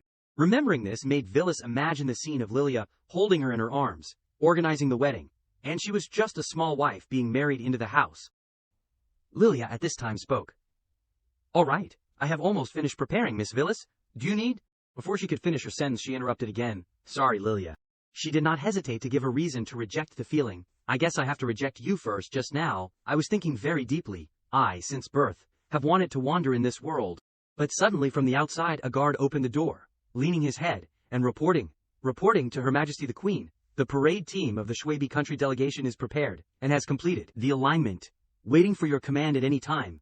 Hearing those words, Lilia finally revealed the reason why she invited Vijafir. Thank you for your hard work. Now I will go to the gate of the Imperial City to prepare to welcome the delegation. Welcoming parade team, delegation. Villas at this time shyly turned around, sighing and stammering. So much fanfare. Not for something strange. What strange thing? It was not until now that Lilia explained the outfit she was wearing today. Flowers and formal clothes are not they for welcoming the delegation. She came behind Villas and secretly laughed, teasing her. Could it be that Miss Villas misunderstood that I am about to cane? I did not think that way. Suddenly at this time Lilia grabbed Villas's hand and said, "That is all right too." She winked at Villas, teasing. "However, that ceremony has to be more grand. Stop joking, please talk about the main thing." Now Villas really wanted to know why the appearance of that country was here, the Shwaybi country delegation. What is going on? I heard that Shwaybi country, where the winged people live, is a large island flying in the sky. They have a dozen types of feathers. The three largest and most basic types that make up it are red wings, blue wings, and black wings, and the others are relatively few. Lilia seemed to understand the formation of this country very well. It is said that the ancestors of the winged people were hybrids between angels and humans, and the white wings inherited the purest blood, closest to the angel branch in mythology, and are the rarest and most powerful. It seemed that the queen of this clan was a very mysterious person. Among them, the strongest royal family is also the winged emperor of Shwaybi country. After hearing the story for a while, Villas had also deduced. So that means, it seems that the two sisters Rainy and Layla are also white wings. But Lilia has only ascended the throne for a short time. Is she so eager to meet the Shwaybi country delegation because the two sat next to each other? Lilia also explained the reason behind this meeting is the abyss, the bottomless abyss, tens of millions of times below the island, which is also the southernmost limit of the world. It seemed that she had investigated this place very carefully. According to intelligence, in recent months, the abyss, the bottomless, has had strange magic domains climbing out of it. Currently, they have had fierce battles with the winged people under the rule of the feathered emperor. A bloody battle had taken place between the strange magic domains and the winged people. The dark dragons were slowly climbing up the rocks. From the past, the situation under the abyss has been one of the biggest questions in the world. In the past 1,000 years, the times when strange creatures crawled up have caused great attention to all countries and races. Perhaps that was the reason that made Lilia feel worried and uneasy. After all, our place is a large continent in the southwest. The southern border is separated from Shwaybi country by a lawless land. If something really happens there, we will also be easily affected. We must prepare as soon as possible. We must plan ahead. After the story just now, what reappeared in Villas's mind was the abyss. It seemed that the abyss mentioned here probably had a connection with the red beam of light that had attacked the two sisters, Rainy and Lila. No matter how I think about it, it is related to the beam of light emitted from underground that Lila recounted. Outside the window frame, the sky was still a deep blue. Inside, Lilia sat on the chair, while Villas sat beside the arm of the chair. The two of them had their own thoughts. The two thought until the moon had risen high. At this time Villas lay down on Lilia's legs. Another day had begun. Lilia came to the window to admire the sunrise, while Villas was still lying lazily on the chair. They waited for a long time, but did not receive any news, causing Villas to feel worried. But according to the scheduled time, waiting for a whole day and night. But the Shwaybi country delegation did not come. Until a soldier ran into the hall to report. "Report, Your Majesty. The latest news to report." The soldier held a bag of items in his hand, explaining everything clearly. We saw at the border. The soldier's eyes showed anxiety, sweat dripping down his face. What the Shwaybi country delegation left behind was many bodies of the winged people clan were lying in a crack, and those bodies had been discovered by the guards. The soldier opened the bag and brought it in front of Lilia. Only this stone statue was found at the scene, yet this happened. After receiving that news, Lilia immediately ordered, "The matter cannot be delayed. Something happened to the delegation at our border. If there is no response, I am afraid a battle will break out." Her face at this time could not hide the worry, and she instructed further. Plus, prioritize the schedule to scout in the abyss. But, holding the stone statue in her hand, Lilia at this time had another worry. Who can I send now? The Imperial City has just gone through a civil war, what? So everyone should rest for a while. Suddenly at this time Villas rushed to Lilia's face, proposing to her, "Of course, let me go then." It seemed that she was very interested in going there. Winged people, the abyss, Shwaybi country, it sounds like a very interesting place. But another thing had attracted Villas's attention, unexpectedly. She reached out and touched the stone statue in Lilia's hand, feeling, this stone statue unexpectedly has the wave of soul power. Very quickly, a blue soul appeared from the stone statue right above the two people's heads. The voice from the stone statue resounded, attracting Villas's attention below. I did not expect that after thousands of years, I would absorb such powerful soul power. A girl with blue hair slowly walked out. "Daughter of descendants, did you call me?" 7 days later, after you decided to let me scout Shwebi country. The team following behind prepared everything the journey needed. At the same time, for safety first, I also established a hidden teleportation door in the space at the Imperial Palace, in order to contact Lilia at key moments. Felina, hearing this, raised her hand and interrupted. Wait, I do not think this is right. Placing an express passage next to your majesty is too dangerous. What if there is a wrong intention to take the opportunity to assassinate? Thus, this proposal was rejected by the deputy captain of the Royal Knight Order, and also the deputy captain of this delegation, Felina. Lilia gave her an angry look. Although under the pressure of Lilia, Felina was forced to agree to approve the teleportation gate, but at this time Lilia coldly spoke. Feline, shut up. She leaned down and lifted Felina's chin, seriously affirming. This king once again emphasizes to you, Vilis is my closest friend, has great favor for this king. She will not, and absolutely cannot harm this king. Although Felina was a little unwilling, she still had to submit. I obey. Looking at her face with rarely appearing expressions, Vilis secretly felt, I have a feeling that the deputy captain Felina of the delegation is too serious. In general, just like that, under Lilia's patchwork direction, Edwina sat on her horse, excitedly shouting, Finally, we are setting off. Just like that, the delegation began to set off. At this time Xiaoguang put her face in and asked, Master, going on a journey, why are you so absent-minded? Vilis, lying long on the floor, looked at the little girl who was poking her face in and replied, No, it is just that just now in the palace, when there was no one around, Rebecca found me. She recounted when Rebecca found her, for Xiaoguang to hear. The little girl was so surprised that she stuttered. Rebecca, did not I strictly teach her a lesson last time? How dare she come to bother the master? Vilis smiled kindly, explaining. Oh, she did not bother me. She even thanked me for sparing her once. She came to find me only with two things. One is the pink dragon heart that Nasta lost. Rebecca at that time had opened the box containing the heart, saying, Mona said you need this. Xiaoguang, hearing this, was even more surprised, quickly asking, that thing, is it on her body? Vilis hummed in confirmation, and also explained in more detail.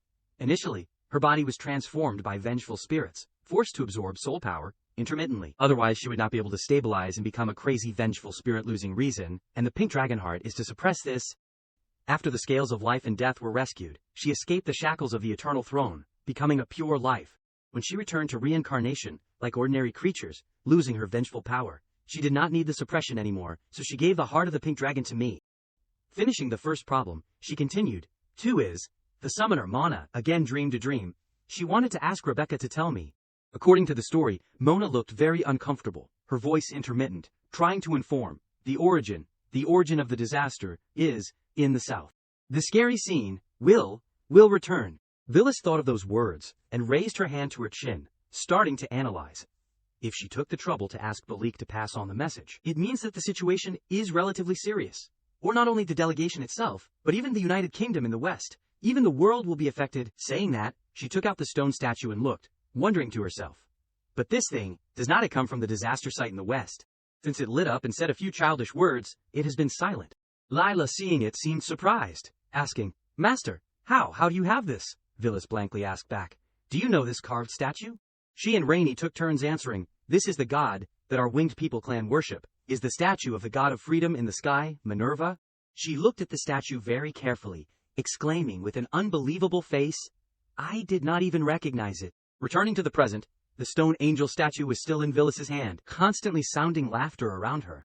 It turned out to be Sif. She laughed so hard that tears came out, repeatedly laughing loudly. Minerva, bah, Minerva, ha ha ha. So now she calls herself the god of freedom of the sky. Ha ha, really ha ha ha. Vilis looked at her seriously and interrogated, You know the god of the sky, who is she in the end?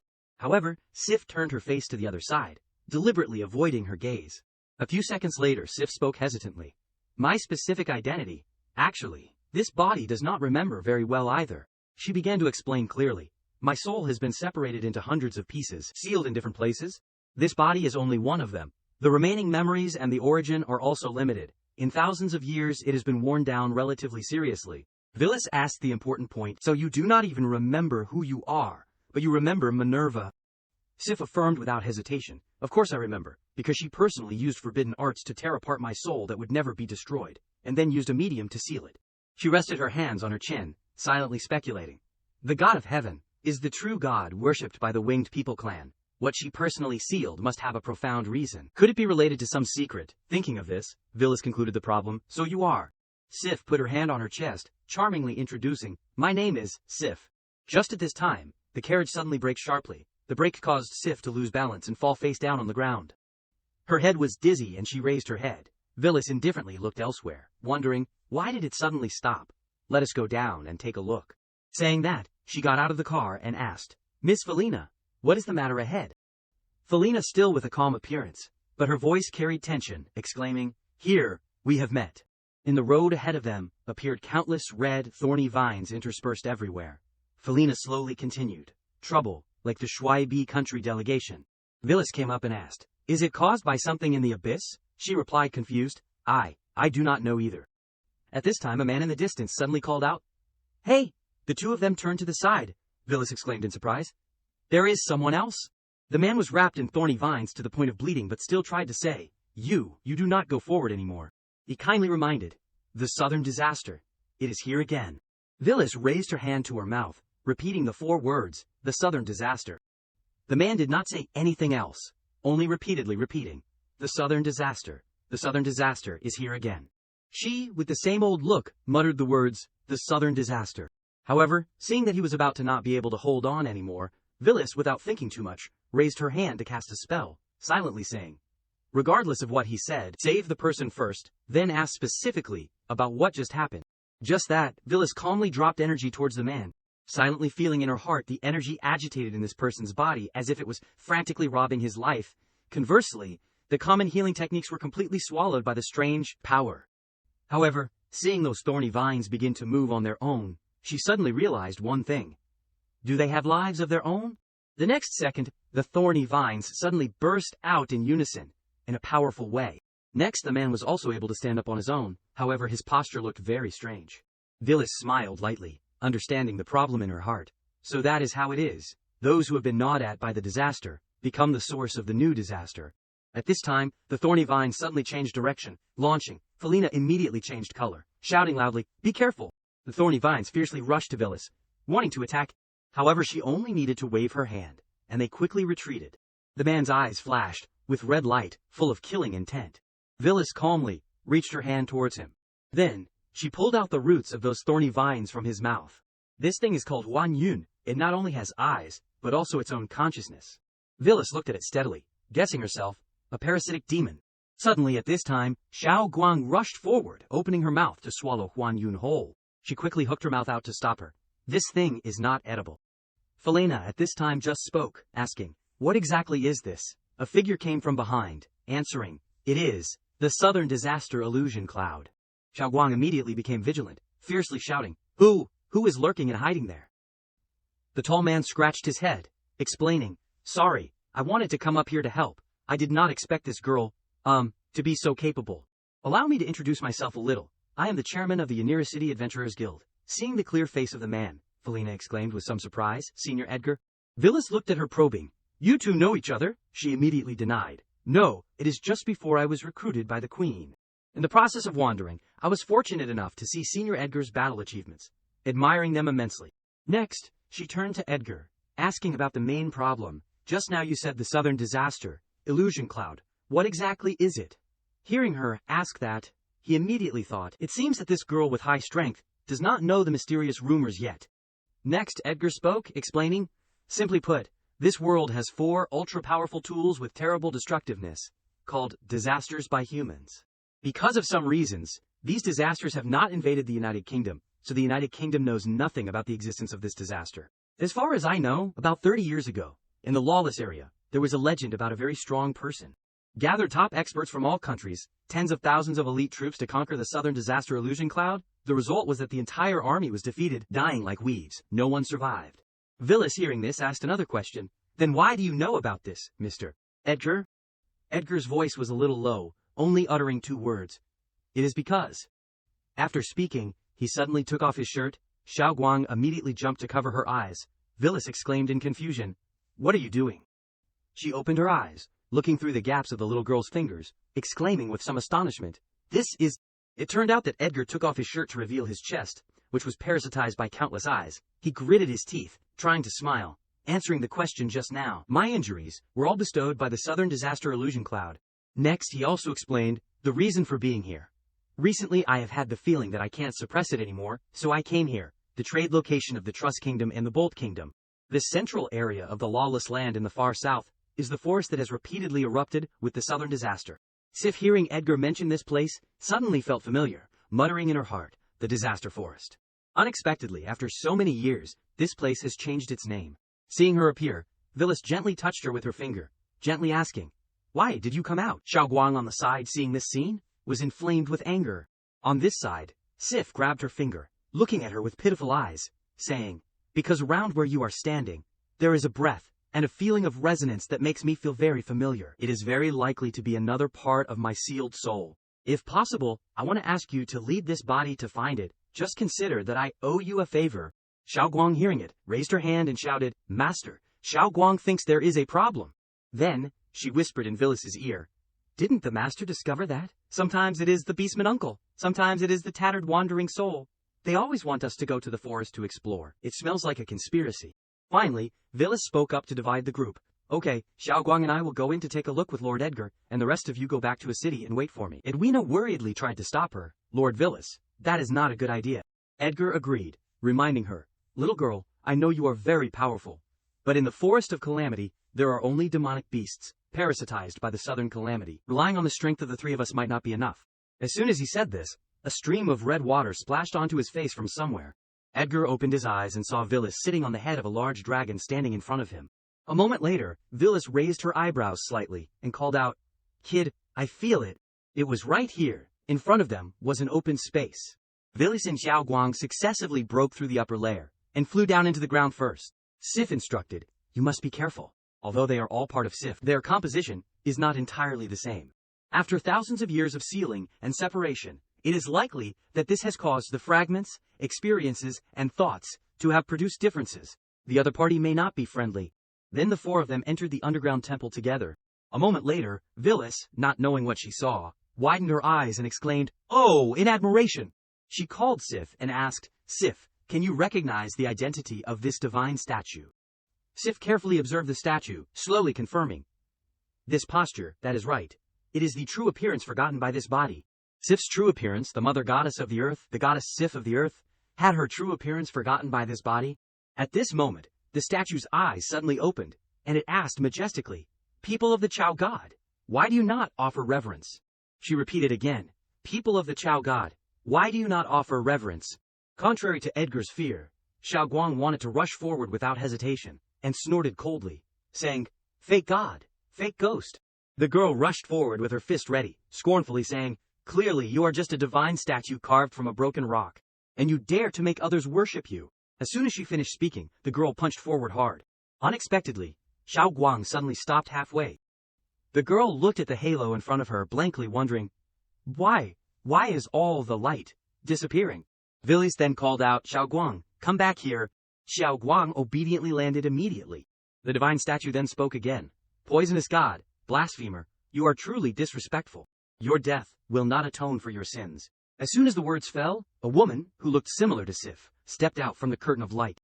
As soon as Villas saw her appearance, she was sure, indeed, another fragment of Sif. She said expressionlessly, "Just a fake god." Evil Sif officially appeared, her majestic eyes looking at them.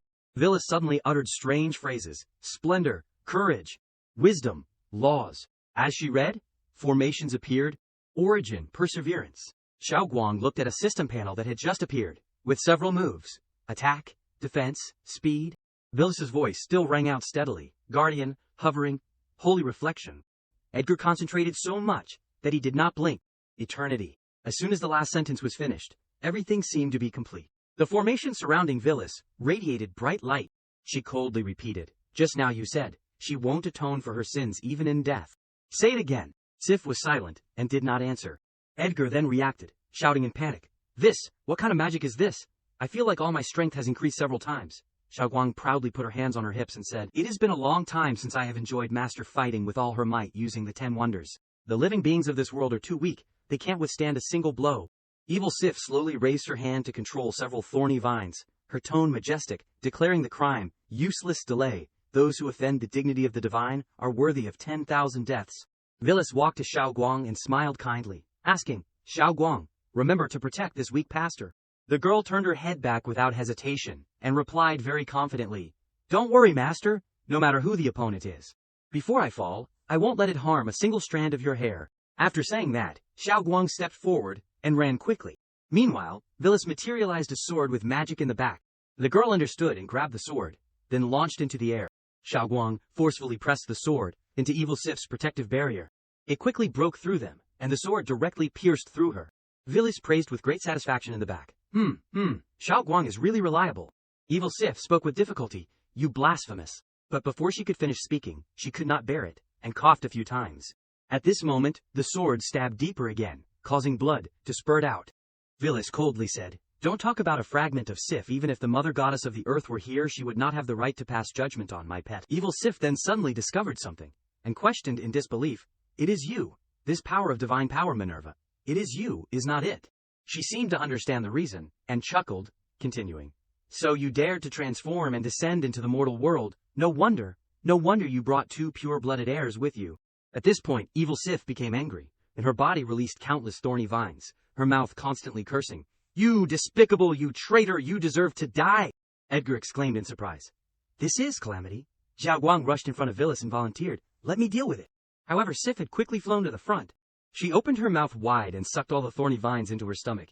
Afterwards, she smiled contentedly and said, "Finally full."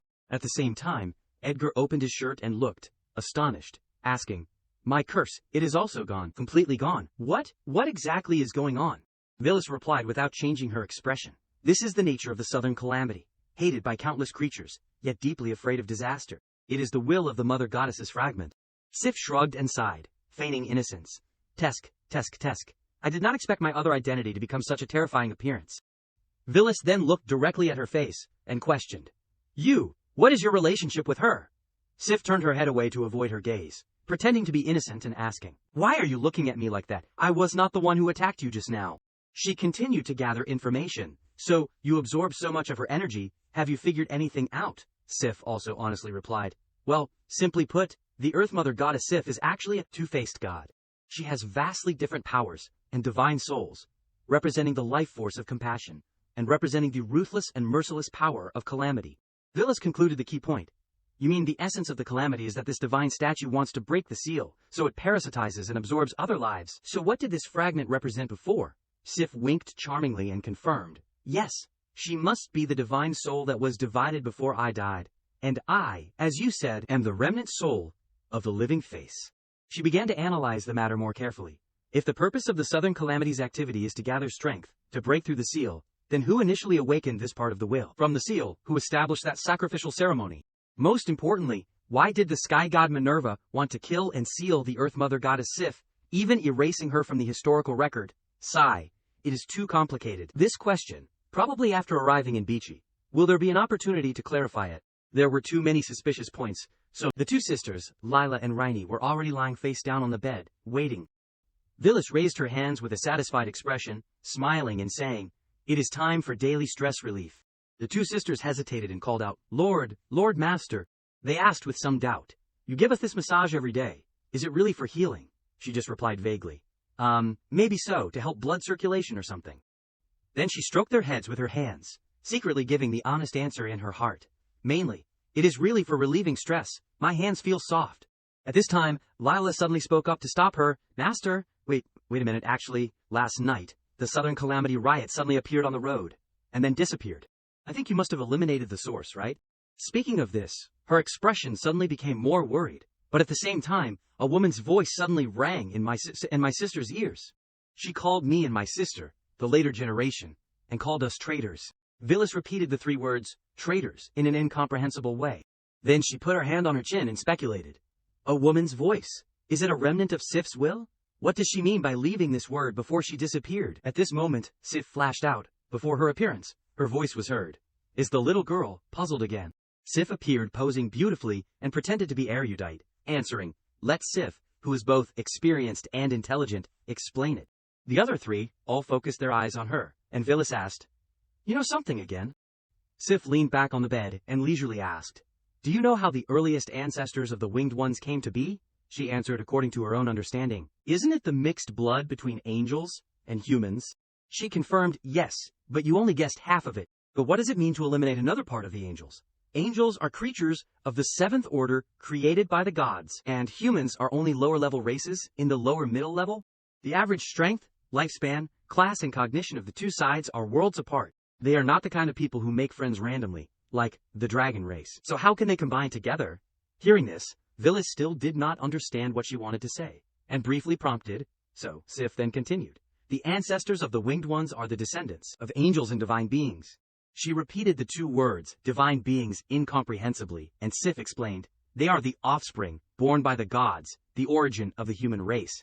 And humans are a variant race after many degradations of divine beings. Most of the races in this world take the natural reproduction of countless gods as their origin, and gradually develop through various types. The true child, worthy of being called the child of God, is only the divine being, which is the special method through which the gods retain the blood of direct creation. I guess you previously used some kind of time reversal magic on them, helping their bloodline return to the original divine state.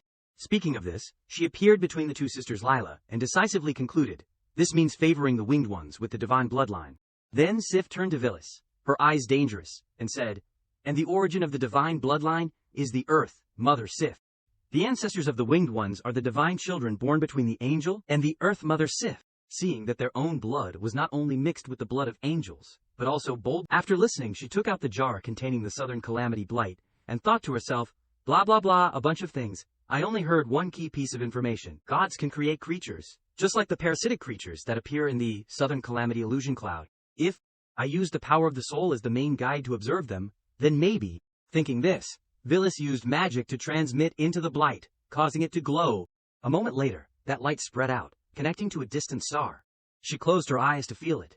Sure enough, creatures with the same frequency have been summoned. The two sisters, Lila and Rainey, held hands and waited nervously, calling out in unison, Master. After confirming the location, Villis opened her eyes, pointed in a direction, and confidently called out, let us go. I will go to the southwest to take a look. At the same time in the southwest, the sound of playing in the water echoed in the night sky. A pair of white, bare feet were swinging innocently in the cool water. She exclaimed a few times, very comfortably. Then she looked up at the sky and took a deep breath. The girl felt relaxed and sighed. On such a hot day, soaking my feet in this small canal is so comfortable, but it is time to take the footbath back to my mother. At this moment, she suddenly felt a pain. Her face immediately turned pale and she wondered, what is going on? This heart-stabbing feeling? My mother once said that our bloodline is a bit special, and since I was little, I have had a little bit of intuition when danger is near. So the girl hurried back, thinking anxiously in her heart, but I have never experienced this intense feeling. Could it be in the village?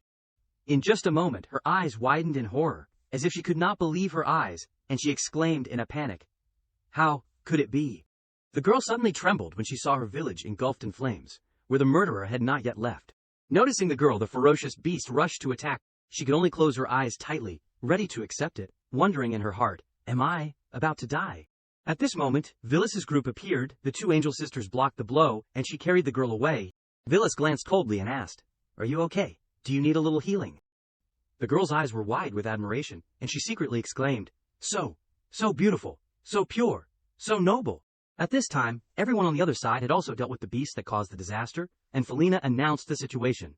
Lord Villis, it is indeed a depths beast. The frontline intelligence said that a depths beast crawled out of the depths, crossed the blockade line of Beachy, and jumped into the unlawful zone. The winged ones chasing after it are searching for it everywhere. I have reported the situation back. Maybe the winged ones will come here to deal with it soon. It is quite close to Beachy, so let us go back quickly. Lila also reported, Master, we are searching around. There is indeed only this monster. After listening, Villis instructed, okay, you play a piece. We will study it on the way. Unexpectedly, Sif appeared to stop her. Wait a minute. She observed the girl and said, it seems that there is 1/10 of a precious bloodline in this girl's body, which must be deeply related to my essence. Hearing this, Villis asked, what is your name? The girl was a little stunned, stammering, my name is Talisa.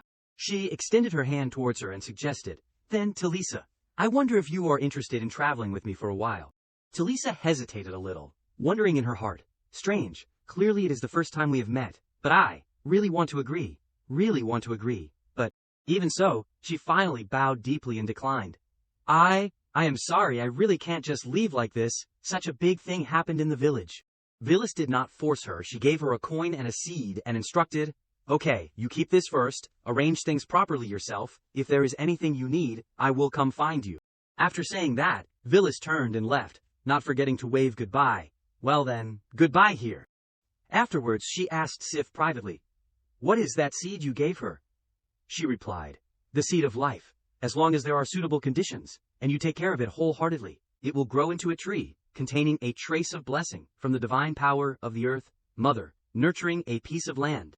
It was difficult for me to condense one seed. I hope it can help her rebuild that yard." On Tillis's side, she wore the seed tightly around her neck, and when she heard movement outside, she exclaimed, "They are here." As soon as Talisa opened the door, the question was transmitted, "Are you from Village 27 of the White Saints?" Outside were 3 black-winged angels. Seeing her, they quickly introduced themselves. "We are members of the Free Wings of Beachy, currently in the country to execute a special mission. We have information about the Depths Beast last night." Wait a minute. In the middle of speaking, she suddenly stopped when she saw the seed on Talisa's neck, startled, and exclaimed, "This is the seed that brings disaster in the divine prophecy. Catch this person for me." Talisa's mind was in a mess, not understanding what was happening, and kept shouting 3 times, "Huh, huh, huh." Back on Villas's side, she rested her chin and said in a deep voice, "Finally, arrived in Beachy." And speaking of this, she slowly retracted her body, her eyes showing a trace of melancholy. A moment later she spoke up and asked, "This is the deep well." Villas stepped to the side of the deep abyss, and expressed her feelings. "I feel like, under this abyss, there seems to be a path to another world." In her heart, she had already secretly planned, "If there is an opportunity, I must try to study it, but now there is something more important." Thinking this, she spoke up, and asked about the situation. "Felina, a little later, the delegation from Beachy will come to pick us up, right?" Felina hummed in confirmation and replied, "The etiquette team is ready, probably soon." Before she could finish speaking, she interrupted, "Very good then, you take care of the handover." She was a little speechless, and asked in confusion, "Huh?" Villas flapped her wings and flew into the air, entrusting, "I get a headache just thinking about rituals and banquets, so I won't participate anymore. I want to go for a walk around first." After finishing, she began her investigation journey, reasoning to herself, what is the relationship between Mother Goddess Sif and the Sky God Minerva after all? Sif said Minerva is the godmother who killed and sealed the earth, but I just feel that things are not that simple. According to her way of speaking, the people of the Bird clan have the bloodline of God, and God is the bloodline of Mother Sif. Now after saying a lot, she finally arrived at the Sky Island, the prize island.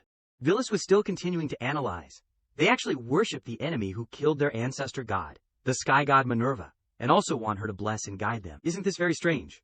And at this moment, once again stepping into a place that was once protected by her enemy, she only thought.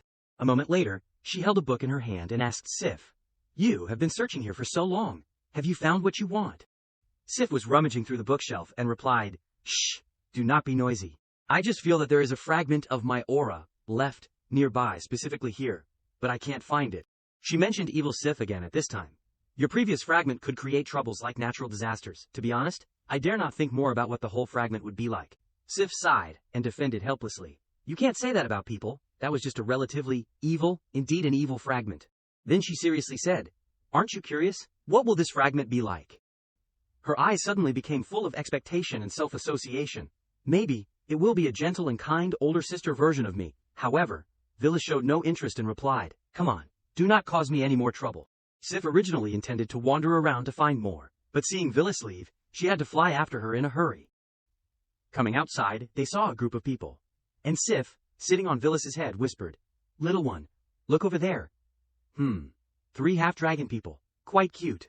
Villas whispered back, "But they are people from the Beast Kingdom, right? What are they doing in the Sky Country?" Sif pointed to the book they were holding, and refuted the irrelevant doubts. "No, you pay attention to the book they are hiding. The aura of the fragment comes from there." After saying that, she hugged her leg and urged, "Go, steal it back." However, Villas did not move at all, feeling that something was wrong in her heart.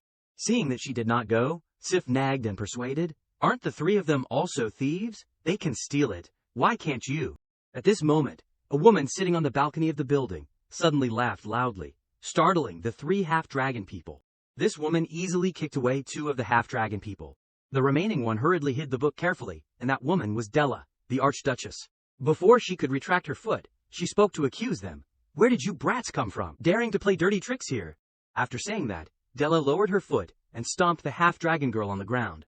Then she gently took back the book. Della lifted her foot and asked in a light tone, "What is the matter?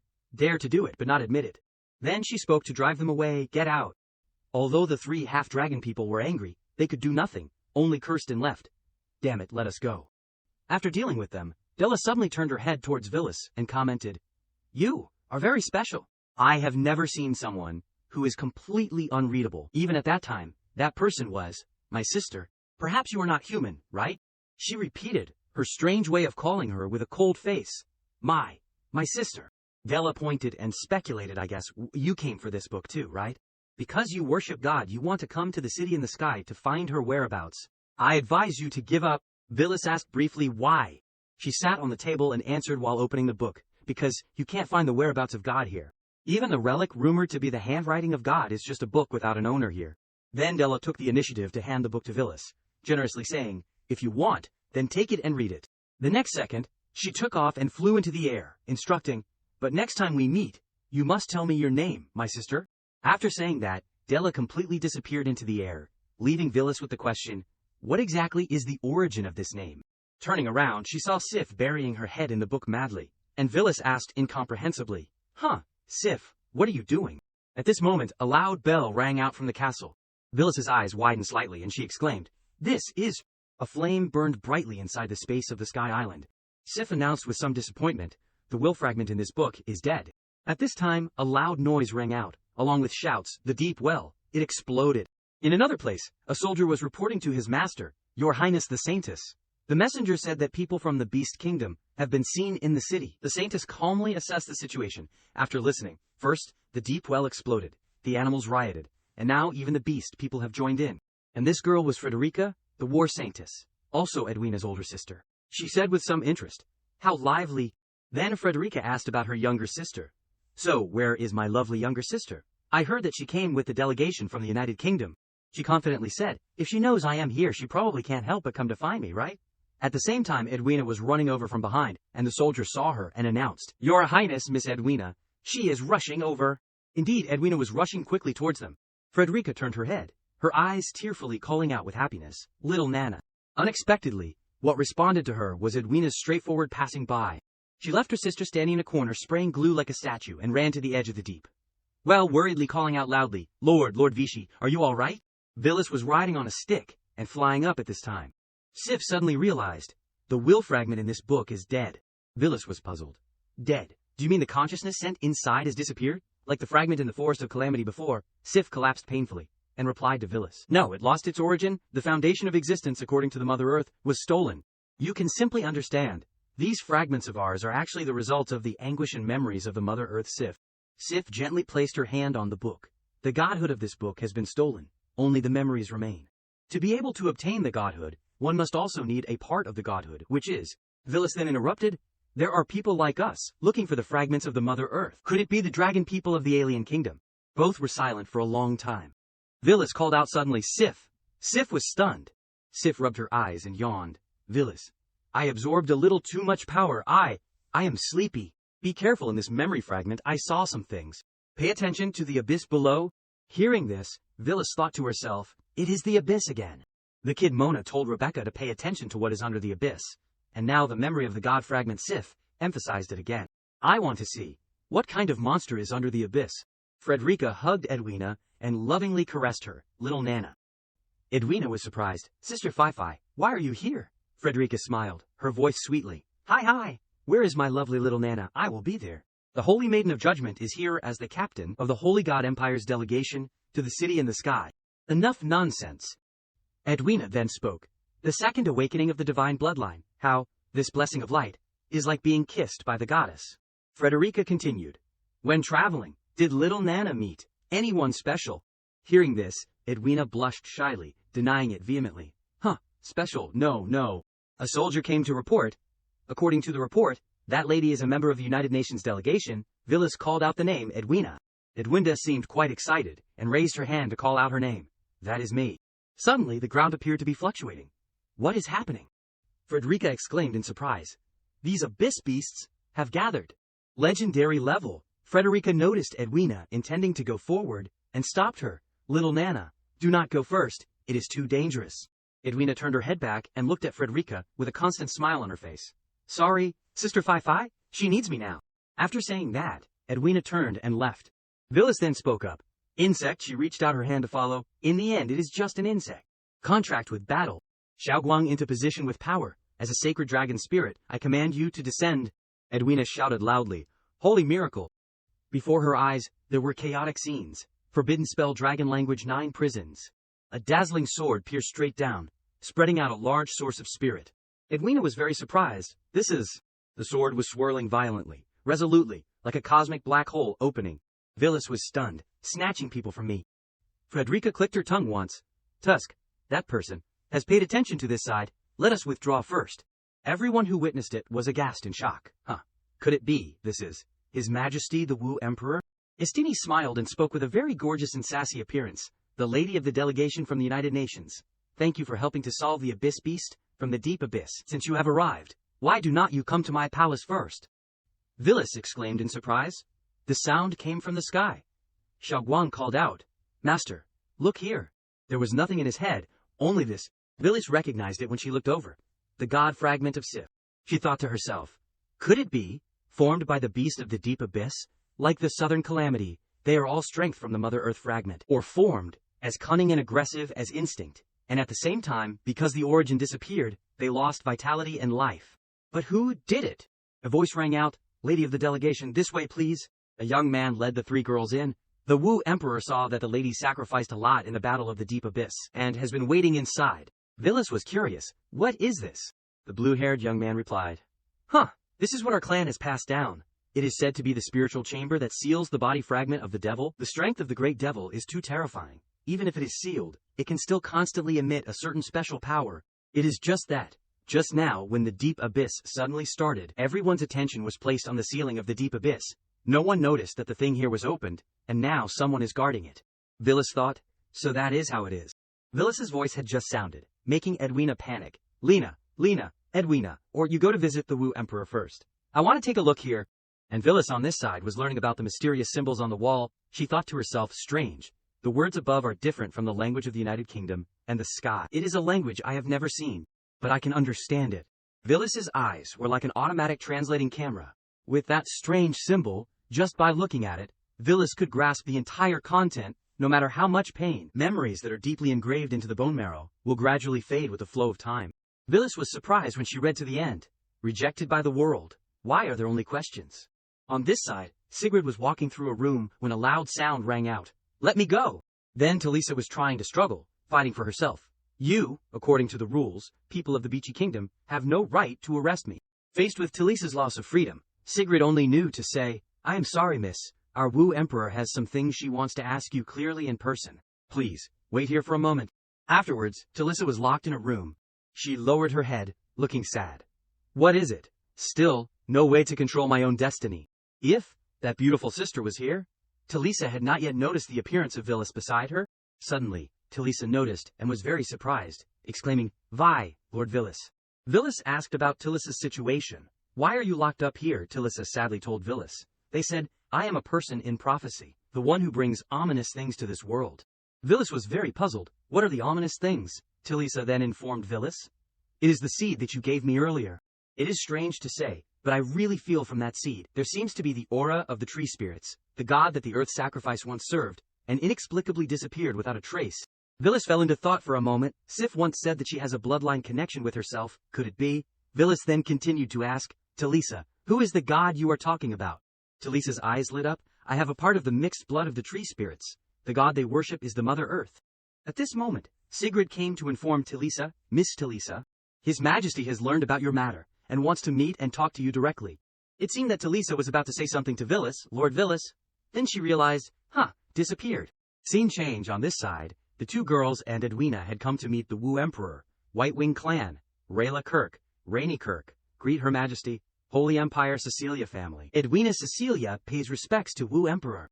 The Wu Emperor was sitting sternly in the chair, and said, Edwinka Cecilia, right? The precious jewel of the Cecilia family, the only younger sister of the current Judgment Saintess. Unexpectedly, the Wu Emperor was Estini Kirk, and continued, even you, the youngest, have witnessed the legend. This time, the Cecilia family has 3 people who have surpassed the legendary level. Truly congratulations. Edwina then replied, Your Majesty is too kind. I am just lucky, blessed by the gods. Estini smiled. Divine grace. That is indeed too lucky. Great gods always do things that mortals like us can't predict. Haha. Hearing this, Edwina thought to herself, this Wu Emperor seems to be not very satisfied with the gods, right? Suddenly, Estini burst out laughing to dispel the atmosphere. Just kidding, do not be so nervous. Come to think of it, Edwina, you came to the Sky City as a member of the Divine Blood family, belonging to the Holy Empire. Why did not you go with the delegation from the Holy Empire but instead went with the delegation of the United Kingdom? Then can I understand that there is an intention to ally between the United Kingdom of humans? And hearing this, Edwina fell backwards, unable to clarify. Your Majesty, I. Estini laughed loudly again. Ha ha ha, what a lovely girl. The girl named Frederica, the leader of the delegation from the Holy Empire, has told me your story. Traveling, I used to do things like that when I was young. On the surface she was friendly, but inside, Estini was thinking, unexpectedly, now Beachy has so many forces coming, everyone wants to snatch a piece of my cake. The Wu Emperor looked towards the two girls, and the other two, Ryla, Rainey.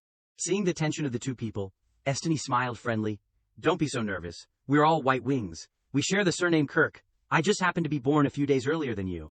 Therefore, I want to ask you, if you are willing to join the Free Wings, to contribute for me, for the clan, and for the country. On this side, Villis was also eavesdropping on the situation silently, while using the chameleon cloak. A dignified Wu Emperor actually intends to snatch people from my hands. Suddenly, Della appeared from somewhere, draped her coat on Villis, and said, What? Is it not allowed for the Wu Emperor to snatch people from your hands? Della smiled with a mysterious gaze and a sweet voice, softly. Little sister. Villis then realized, it is you. Della smiled and reminded Villis, Shh, do not move recklessly, already secretly eavesdropping and still daring to make a fuss, are not you ashamed? So the two stood in the corner and observed the developments above. The Wu Emperor was making a proposal to the two girls. It is okay if you do not want to participate. The Free Wings is originally a place of freedom, but I still want to ask you to help with one thing. Estini ordered, bring the person up. Villis also remained silent, to listen to every development. The Wu Emperor continued. Because you are also descendants of the Kirke family of the White Wings, you must have heard that prophecy, right? Now the person in the prophecy has appeared, bringing with them the seed of disaster. I want to ask you if you have any opinions. Layla hesitated a little. How would we know? She was a little worried, uneasy. Could it be that Her Majesty, the Wu Emperor, already knows that we saved Tilissa? On this side, Villis felt very curious, and ordered Della, tell the truth. What exactly is that prophecy that you keep mentioning? Della then asked Villis in return. You came here to find the relics of the gods, and do not know that that is a prophecy left by the sky god, in which it is said, that, then my children, if one day the seal collapses in blood, the beasts of the earth will rise from the abyss. At that time the mistake will continue. The disaster will come. Go find the seed of disaster, must find it before the enemy, because it is the source of everything. Only when it is found can salvation begin. Della's eyes became serious. And now, the person carrying that seed of disaster has appeared. On this side, the Wu Emperor sighed. Heis, it seems you two do not dare to say much either. Then you come out and talk to me for a bit. That girl in the delegation. Hearing herself mentioned, Villis was stunned, blank. No way, how does everyone know I am here? Della smiled when she witnessed Villis's naivete. Inside the cathedral, all foreign magic is neutralized. Villis then took off the cloak. All right, then I will say it straight. Just based on a god who has disappeared, leaving a vague prophecy, and you easily conclude that a disaster is about to happen. Estini interrupted her. Miss Villis, you witnessed the explosion of the deep abyss last time, right? Villis also admitted, yes, but were not the abyss beasts at that time defeated? That does not seem like a great disaster. The Wu Emperor snapped. You think it is just that, and it is over? We have fought with it for so many years, and it has continued to grow stronger. According to our intelligence, the explosion just now was just a feint by the deep abyss, aimed at attracting the attention of Beachy, and in essence, the abyss beasts have penetrated the mainland. The situation is unclear. Before long, it is feared that Beachy will be completely surrounded by the deep abyss. Villis then continued her words. If so, should not your majesty deploy troops straight into the deep abyss and fight a life-and-death battle to eliminate future troubles?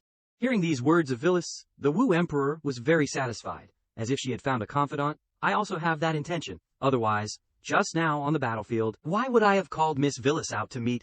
After admiring the expression of the Wu Emperor, Villis froze for 5 seconds. And Della immediately objected. Sister, your majesty, it is absolutely impossible to send people into the deep abyss. Surely, your majesty has forgotten that. In that deep abyss is the matter between them. Villis heard halfway and was very curious. What is the matter between them? The Wu Emperor immediately corrected Della. High Priest, pay attention to your words. Is the god important? Or are the people of Beachy more important at this point? Villis was even more curious. Which god is it? What exactly is under the abyss? The Wu Emperor continued the incomprehensible conversation with Dela. Now people from the Holy Empire, the Animal Eye Kingdom, and other underground organizations are all gathering here. Are not they also waiting to dig out that matter and divide the spoils? Every word the Wu Emperor uttered made Villas wide-eyed in shock. Dig out what matter?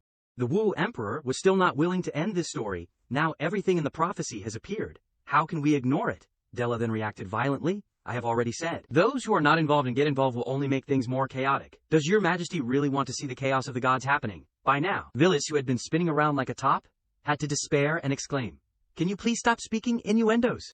Suddenly, Villas realized something and volunteered, the deep well, right? Or, how about I go take a look? The Wu Emperor's eyes sparkled bling bling. Are you serious? After confirming the authenticity, the Wu Emperor was unusually excited and ordered her subordinates, Sigrid, prepare the Free-Wing warriors to go to the front line with the delegation. Sigrid also quickly obeyed. Yes. Noticing the excited expression of the Wu Emperor, Villas thought to herself, deliberately setting me up, huh? Immediately, the Wu Emperor and Dela attacked from both sides, hugging Villas and whispering, then, thank you very much, girl in the delegation. Villas suddenly realized that, but I also wanted that, huh? Scene change afterwards, Sigrid walked and recounted the story she knew to Villas. Since the last time the Deep Well broke out, the United Kingdom of Humans, the Holy Empire, the Oster Empire, and the local country of Beachy, in the 5 largest countries in the world, except for the snow country of the north, all immediately took action overnight. But after only 3 days, 9 southern countries, such as the Fuyojir Kingdom, the Luan Kingdom, the Kays Duchy, and many lawless areas were destroyed. More than 10 million civilians who did not have time to escape became food in the bellies of the abyss beasts. The front line was broken and only barely maintained at the newly built fortress. All because the abyss this time no longer attacked from the main front as before, but instead dispersed many abyss beasts, distracted the east, and unexpectedly attacked. Shifted the target to this non-existent floating island, the sealed city. Villas looked at the scene before her and exclaimed, this is the sealed city in your prophecy. Sigrid then confirmed, yes, this island was chosen in the disaster last time, and then destroyed. Villas thought that was also the disaster that killed Rainy Rayla. Sigrid continued. The island once completely fell into the abyss. No one knew its whereabouts, until now it reappeared, clearly having been transformed into an air base for the abyss beasts to attack. The haunted Abyss Island. Xiaoguang appeared from somewhere next to Villas, and whispered in her ear, Master, do you feel that grayish fog? Seems like we have seen it somewhere before. It seemed that Villas also had the same feeling as Xiaoguang. Yes, it is the thing that appeared in the southern calamity. The fog of death created by the power of withering. Suddenly, Villas ran ahead and explored around. It seems, what needs to be found is here. And Sigrid only knew to call out, Lord Villas. Sigrid was shocked, looking at Villas and lamenting, didn't I tell Her Majesty before that we were only here to survey? Why is Lord Villas? Xiaoguang then decided to take action. Don't care anymore. Let us jump down quickly. Everyone also jumped down, one after another. On this side, Villas had arrived at the location that needed observation. She felt with her keen senses and thought to herself, how strange. This place, why does it smell like disinfectant on Earth? Logically, this thing should only be in modern hospitals or laboratories, but Rainy was in a very awkward position when she landed here, Lord Villas. Layla also had to complain, you jumped down lightly, but what about us? And Xiaoguang's scream could be heard clearly, Ow! You. Villas did not pay much attention to the cries of her teammates. Okay, you guys take a look here. Xiaoguang tried to widen her eyes to observe, this is the monsters outside. Villas went closer to examine them carefully. Yes, I once doubted how this kind of creature, that only knows how to kill and endlessly swallow, could be a product of natural evolution. Now it seems that the abyss beasts are created in large quantities by humans, based on similar biotechnology.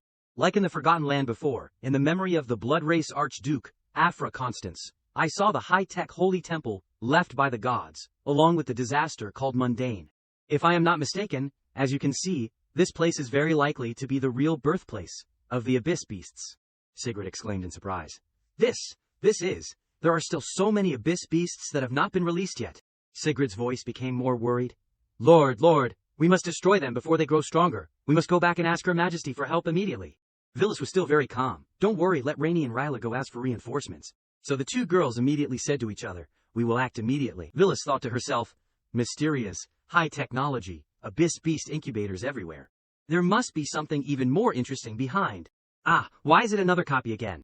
This scene once again aroused Xiaoguang's curiosity. Master, why is this place exactly like the last time under the Forest of Calamity? Villas also had to agree that it is exactly the same, only the stone statue is a bit newer. Suddenly, something caught Sigrid's eye, causing her to exclaim, "That is, Senior Hilda." Sigrid's eyes suddenly sparkled strangely. Senior is one of the four wings, the strongest warrior under Her Majesty. Only after the Abyss riot a few days ago she disappeared. Why is she here? Why did she become like this? Hilda also slowly spoke, "Believers of God, why do you not offer reverence?" It seemed that Vilis had sensed something from Hilda. Afterwards, she reached out and touched Hilda's axe blade, and felt it. Noticing that Xiao Guang was about to rush up, Vilis then ordered, "Xiao Guang, do not come near, her body is full of the aura of withering like wax." Hilda's expression was really incomprehensible. Vilis calmly said, "It exploded." Hilda was immersed in a sea of fire. Xiao Guang worriedly shouted, "My lord," and Hilda exclaimed, "Why? Must save me." Xiao Guang angrily stepped forward, saying, "What did you do to my master? Don't force me to tear you to pieces, then there will be no chance." On this side, Sigrid showed pity. "Be gentle, that is Senior Hilda." Suddenly Hilda said something very strange. Island, must stop it. To end him can only be, completely destroy." Xiao Guang was startled and distraught. "Destroy this island." Suddenly, a black hole appeared on the ground. Evil Sif appeared, smiling eerily. "Oh my, I did not expect anyone to see this little gift." Next, Evil Sif came to meet Vilis, directly facing her. Evil Sif looked at Vilis's face and appearance, and pondered for a while. I seem to have a bit of an impression of you." Vilis thought to herself, "Why can't my body move?" Afterwards, Evil Sif came to stroke Vilis's cheek, and smiled eerily. "Don't be nervous. This is my illusion domain. Everything is of course controlled by me." As she spoke, Evil Sif touched Vilis's stomach. "I am just curious. How strong can the body strength of a righteous envoy be, to be able to infiltrate my production base?" She also licked her tongue, giving a terrifying flirtatious glance. "Or rather, can you be like little Hilda, become something for me to command?" Vilis then replied. "You have some strange play preferences, huh?" Afterwards, Vilis yelled at Evil Sif, "Enough!" Sif also strongly resisted Evil Sif, expressing Vilis's unspoken words. "Unexpectedly, after 1,000 years, you still take life so lightly, still so crazy." Seeing Sif, Evil Sif immediately fought back. "Yo, it is you. After more than 1,000 years, you are still so old-fashioned, still have not understood that so-called life is just a boring cycle. Even if today or sometime later, how many life flowers wither, as long as the seeds still exist, the cycle of life and death will never end. Life and death, most lives turn to ashes before 100 years have passed. If that is the case, then what is wrong with me harvesting a part beforehand, for my own use?" Sif affirmed that, "No matter what, I will not let you harm her." Hearing this, Evil Sif showed a savage smile. "Hee, but I have already taken a fancy to this life." Suddenly, there was a sound of breaking on this side. Immediately Evil Sif realized, and clicked her tongue once. "Tisk, sure enough, the children are making trouble, there is not just one." On this side, Xiao Guang was also participating in this matter. After thinking for a while, Evil Sif smiled, showing satisfaction. "That is good. By spending some scattered soldiers, I can lure a strong person like you here. For me, it is a big profit, after all." After uttering a few sentences, Evil Sif suddenly realized, "Oh my, how dangerous, I almost revealed the plan." "Goodbye," she said, and disappeared without a trace, leaving Vilis with a very uncomfortable feeling in her heart. What an unforgettable impression. Just met and already touched me, and dared to say bluntly that she had taken a fancy to my life. Really, too arrogant. After being reunited with Vilis, Xiao Guang cried and sobbed. Hoo. Master, you finally woke up. I thought you would never wake up again. Hoo. But what surprised Vilis was, how? Have we returned to the royal city of Bichi? Xiao Guang then explained eloquently. Of course, Xiao Guang here followed the previous instructions correctly. After blowing up the entire haunted Abyss Island, the Abyss beasts seem to have had some kind of connection severed, and all fainted, resolving the crisis. "Master, look at me, rub my head." Suddenly Vilis called out, "Xiao Guang?" Xiao Guang's eyes then brightened up and sparkled. But Vilis said in a very serious tone, "You stay here, I have something important to ask clearly." Xiao Guang then had a bad premonition. Is there anything more important than me? The pet space appeared. Vilis grabbed Sif and interrogated. "All right, next. Do not be vague anymore. Tell me everything you know." Being upside down, Sif felt dizzy, and extremely dizzy. "Don't shake anymore, do not shake anymore. I know, it is really because I saw the memories left by that fragment through that wordless book. So I remembered, which is also what you are seeing." One side, symbolizing the power of life, became too self-loving under the influence of power, not wanting to harm any living thing. And the other side, symbolizing the power of withering, looked down on life under the influence of power, seeing life as a tool that will all wither. They are all Sif, but they are only two sides of the same Sif. On the earth, there is new life. And there is also death. They represent one side in turn, like two conflicting states changing in the body in turn. And the Abyss Beast is the origin of the separation of those two contradictions. At that time, Mother Earth Sif came into contact with the technology of a certain world, which could create new life. She integrated that technology with her power of godhood, creating a breakthrough. So, under the influence of two different wills, along with some untouchable power, a kind of divine beast was created, with extremely strong recovery, almost immortal, not knowing pain, not needing sleep, not needing to eat, absolutely obedient, and living on life energy. But at the same time, this divine beast was also tyrannical and bloodthirsty, needing to constantly swallow life to maintain its existence. Vilis wondered, isn't that exactly the Abyss Beast? Sif continued her story, the goddess of life, when she saw the divine beast turn into a terrifying monster that needed to swallow life, regretted it endlessly, only wanting to destroy it. But the goddess of withering was extremely interested, not only continuing to strengthen its power, but also using countless innocent lives to do cruel experiments. And destruction is always easier than protection. Sif's depravity escalated. Even if Sif in the state of life power tried to save it, the disaster and tragedy caused by the Abyss Beast still angered heaven and earth, and was unforgivable by the gods. Vilis had a question. Although the one who caused the disaster was Sif of withering, but in the eyes of outsiders, it was all Mother Sif doing bad things. Sif also confirmed this doubt. Yes, in the end, they decided to stop and destroy Mother Earth, Sif, who had fallen into madness. Because Sif was one of the main gods with the highest divine power, she was very difficult to deal with, and even impossible to kill completely. So the gods sought out the archangel protector of Sif, Minerva, analyzed the pros and cons, hoping she would help from within. So the sky god and freedom Minerva was just an angel. Minerva was not only the strongest angel of the Earth Goddess faction, but also absolutely loyal to Sif, so she pretended to agree, but immediately after escaping, she immediately reported this to Sif, in the state of life power. Outsiders may not know about Sif's separation, but Minerva knew clearly the current state and the torment Sif had suffered. Even if she had to oppose the gods for her master, she would willingly do so. Speaking of this, Sif's tone was very sad, but Sif did not choose to start a war with the gods. For so long, because of being tormented about the sins caused by herself and her other half. She decided to take this opportunity to end the increasingly distorted path of mistakes. A hand appeared and placed on Minerva's cheek. Sif asked Minerva to help the gods kill herself, so one day when the power rotated to the withering state, two other main gods of the Order faction broke out in an earth-shattering battle with Sif. The two sides fought for several days without a winner. At this time, Minerva, who should have led the angels to resist the invaders, took advantage of Sif being completely unprepared, and used a specially made holy weapon to wound her. The gods immediately rushed up, killed Mother Earth and divided, sealed her indestructible origin. But after that, there are no more images in my memory. But godhood is indestructible, and that is why there are fragments of Mother Earth, scattered all over the world as you see now, to prevent Sif of withering from being able to quickly collect all the fragments and be reborn. At this time, Vilis also understood the story thoroughly. So, that is how it is. That is why you are sure that this Sif who is causing trouble is not a consciousness separated from the god fragment, but the real Mother Earth, Sif of withering. I am right, goddess of life, Sif. Sif then smiled, winking at Vilis. You are really perceptive. Clearly, I only just remembered. Scene change on this side. At a holy tower, a sound rang out. Tisk, tisk, tisk, tisk. Her opponent also had to give up helplessly. Neil sighed wearily. How boring. Really boring. Why is it all just fighting wherever I go? The Wu Emperor was also using her moves to deal with the enemy. A voice rang out. It was difficult to find a good job, but I still have to look at those girls even when I come to Beachy. Even the Wu Emperor is personally going into battle fighting. It turned out that it was Neil's voice, eating a lollipop nonchalantly. If there is anything, can't we sit down and talk properly? As soon as the words fell, another familiar voice rang out. Then why do not you go down there and fight? Vilis had appeared here since when Unhen spoke. Aren't the half-dragon people from your beast kingdom fighting desperately? Only you are lying around here. Neil comfortably and casually asked Vilis in return. Those people are no longer part of the beast kingdom, right? Moreover, I am originally just a logistician. Suddenly something shocked Neil, startled.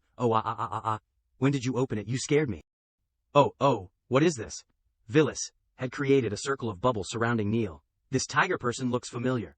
Next, a tuft of fresh blood shot out from Neil's chest. Now the sky was gradually getting dark, and Neil was standing tall on the roof. Then, she fell to the ground with a thud, and vomited blood violently. Next, Vilis put her foot on Neil when she had fainted. Vilis thought to herself, it seems that she does not know at all that I revived her. Being able to meet again here can be considered fate. Vilis remained in that position and smiled, looking at her without taking her eyes off her. Suddenly, Neil woke up and spoke. Wait a minute, you seem to be someone from the delegation of the United Kingdom. Do not hit me. We are not enemies. Those half-dragon people who are fighting with the Wu Emperor have betrayed the human kingdom. It was because I discovered that there was something wrong with them, that I was sent to warn Beachy in advance. Unexpectedly, they still attacked this place. The ringleader is called Lothar Arnold. Look, now she has turned into such a terrifying appearance. Sif also flew over from somewhere and contributed her opinion. That is the aura of withering. But it is different from the winged person, that she previously turned into an angel of withering. They seem to have accepted it voluntarily. The believers of withering not only retain full reason, but also possess enhanced strength. Finally, Velas understood. No wonder, without using any weapons, only with claws and a sharp tail, they can fight evenly with the Wu Emperor. Sif had realized this, and reminded Velas, that extremely powerful God fragment is here. Velas then realized one thing. It seems that they also came to steal this God fragment. The center of the God fragment is a blazing fire. Neil was astonished to witness it, the very treasure left behind by the heavenly Wu God, the source of sacrificial power and divine protection. Velas exclaimed, Sif, are not you going to absorb that divine fragment? Sif pondered for a moment and then said, this is not a divine fragment. Velas felt puzzled. Then where is the divine fragment you sensed? Sif hesitated. Not sure, it is strange. Why does the fragment's aura keep appearing and disappearing? Suddenly, Velas heard a strange voice. This encounter is a divine existence. Two masked figures were talking to each other. Heavenly Wu God, we welcome your arrival. Please come in and chat. Velas was curious. Go inside. Neil was struggling inside the air bubble. Then she looked around and suddenly realized, why did it disappear? Instead, a group of masked people appeared before Neil. She was surprised to recognize the common feature of these people. Tiger, human hair. On the other side, Velas was falling into a giant hand. The one who caught Velas was Minerva. She looked at Velas and said, Long time no see, Wu Lord. Sif was surprised by Minerva's sudden appearance. Minerva continued to communicate with Velas with affectionate eyes. Please forgive me for letting everything drift towards decline. The once bright star has now been swept away by darkness. Velas comforted her. Don't say that, you have done a great job. The Liu Hua priest here, and the main body. Where have the other gods gone? Minerva's face showed clear sorrow. Wu Lord, we all underestimated the ferocity of this world. Your fall is just the beginning. It contains countless troubles, a complex vortex. There is no time to turn back. Most of the gods have fallen. Only a few survived, but are also bound by countless constraints. Our era has ended. Velas wondered. The malice of the world, she thought. Why is it like the riddles engraved on that stone tablet? Sif interrupted Velas's thoughts. Excuse me, I have never explained it clearly to you before. In fact, my appearance and the appearance of decay are caused by the malice of the world. It is the expelling force that the world has for the gods, trying to eliminate everyone who has stepped into the ranks of gods from this world. The reason is unknown. Even Sif's main body cannot find it. Sif worriedly asked, Minerva, what about you? What exactly happened? Minerva remained silent. Sif asked again. So, even you have? Then who did it? Minerva said with a tone full of remorse and self-blame. Please forgive me, but after the main body left me here, it entered the twilight battlefield with the gods. Because of the separation of the two worlds, I do not know what exactly happened there. She teared up, but at the moment the main body fell, this body did feel the last thought transmitted from the other side. Reluctance, unwillingness, and a hint of undisguised fear.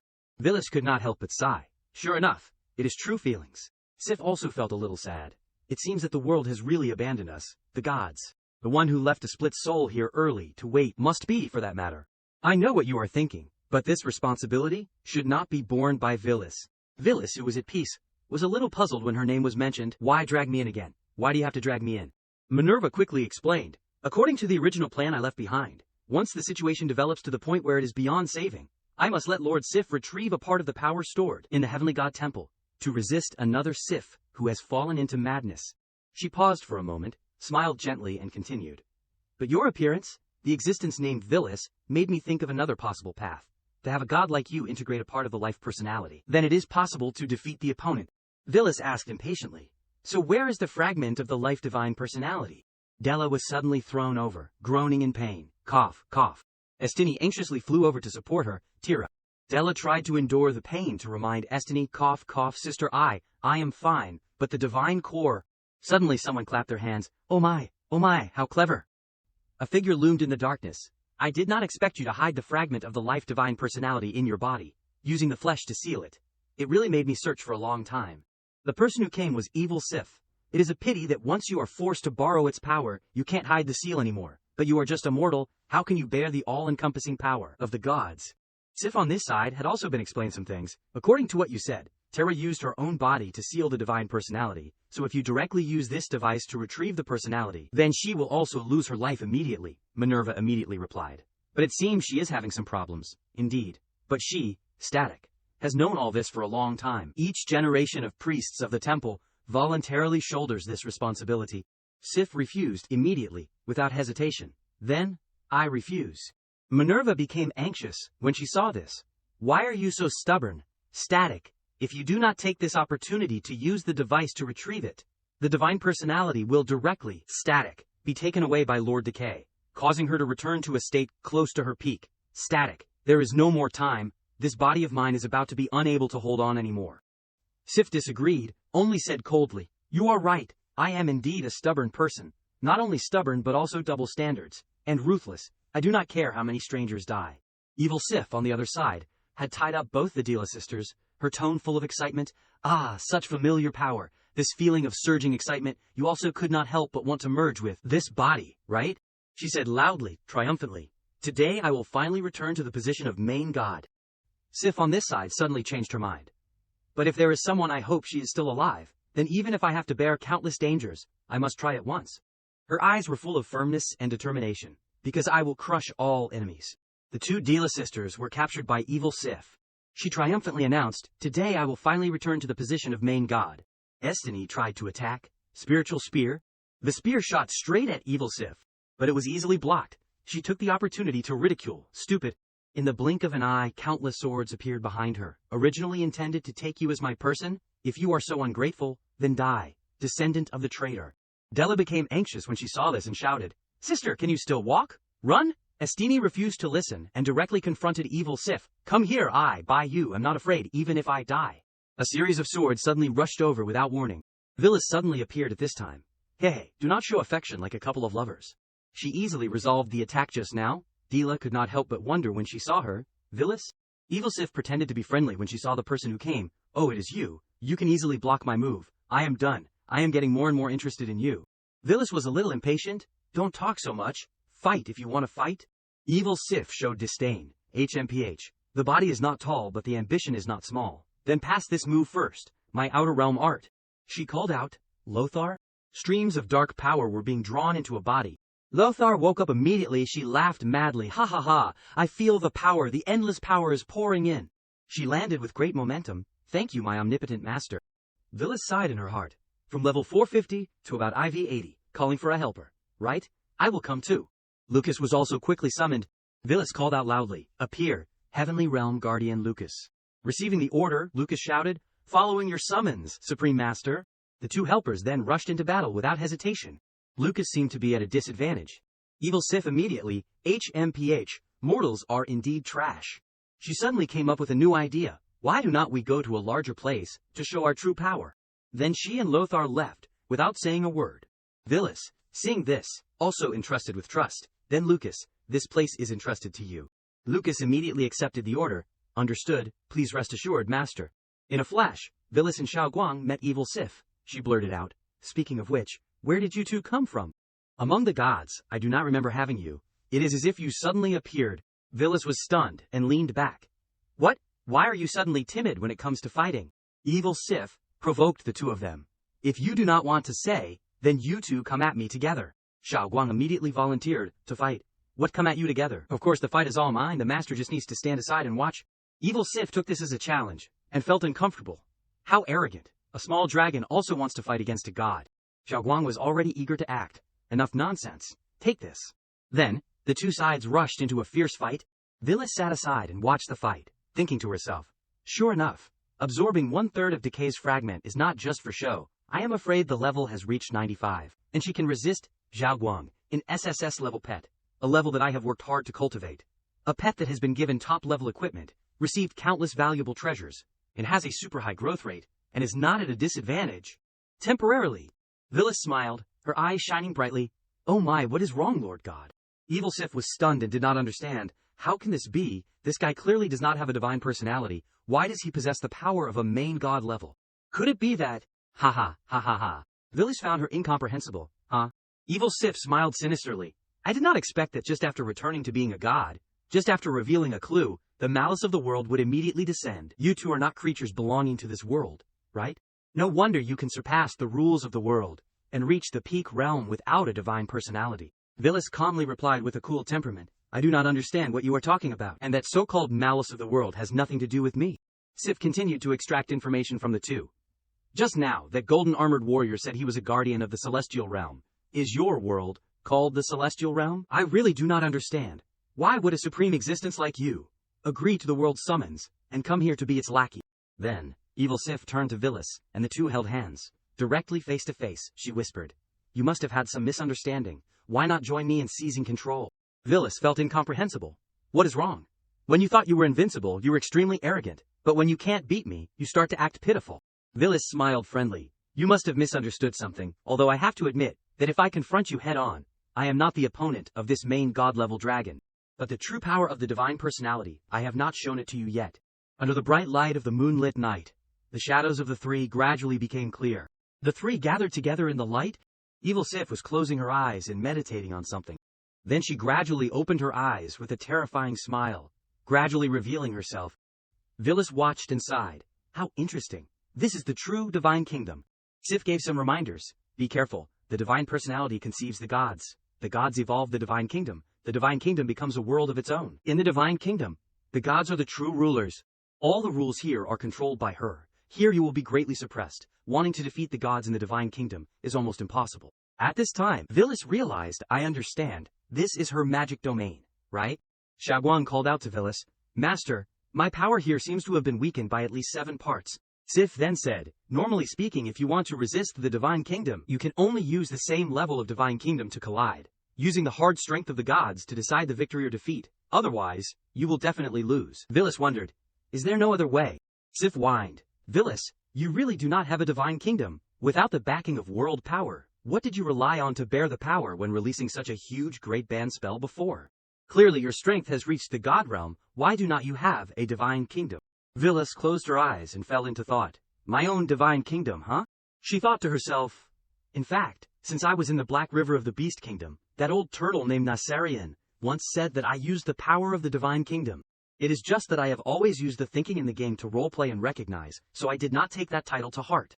If we assume that the thing in the game is deeply connected with myself, the divine personality, radiance, indeed it is similar to the thing with the same name in this place, then with the cultivation of theology, if there is a divine personality, then the divine kingdom should naturally appear. If we completely discard the common sense in the game, and analyze the individual named Vilis from all angles using the concept of this world, then what is most likely to be called a divine kingdom?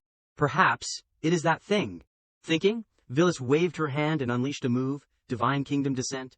Minerva could only sigh dejectedly. Static, you really are. Too foolish. Static.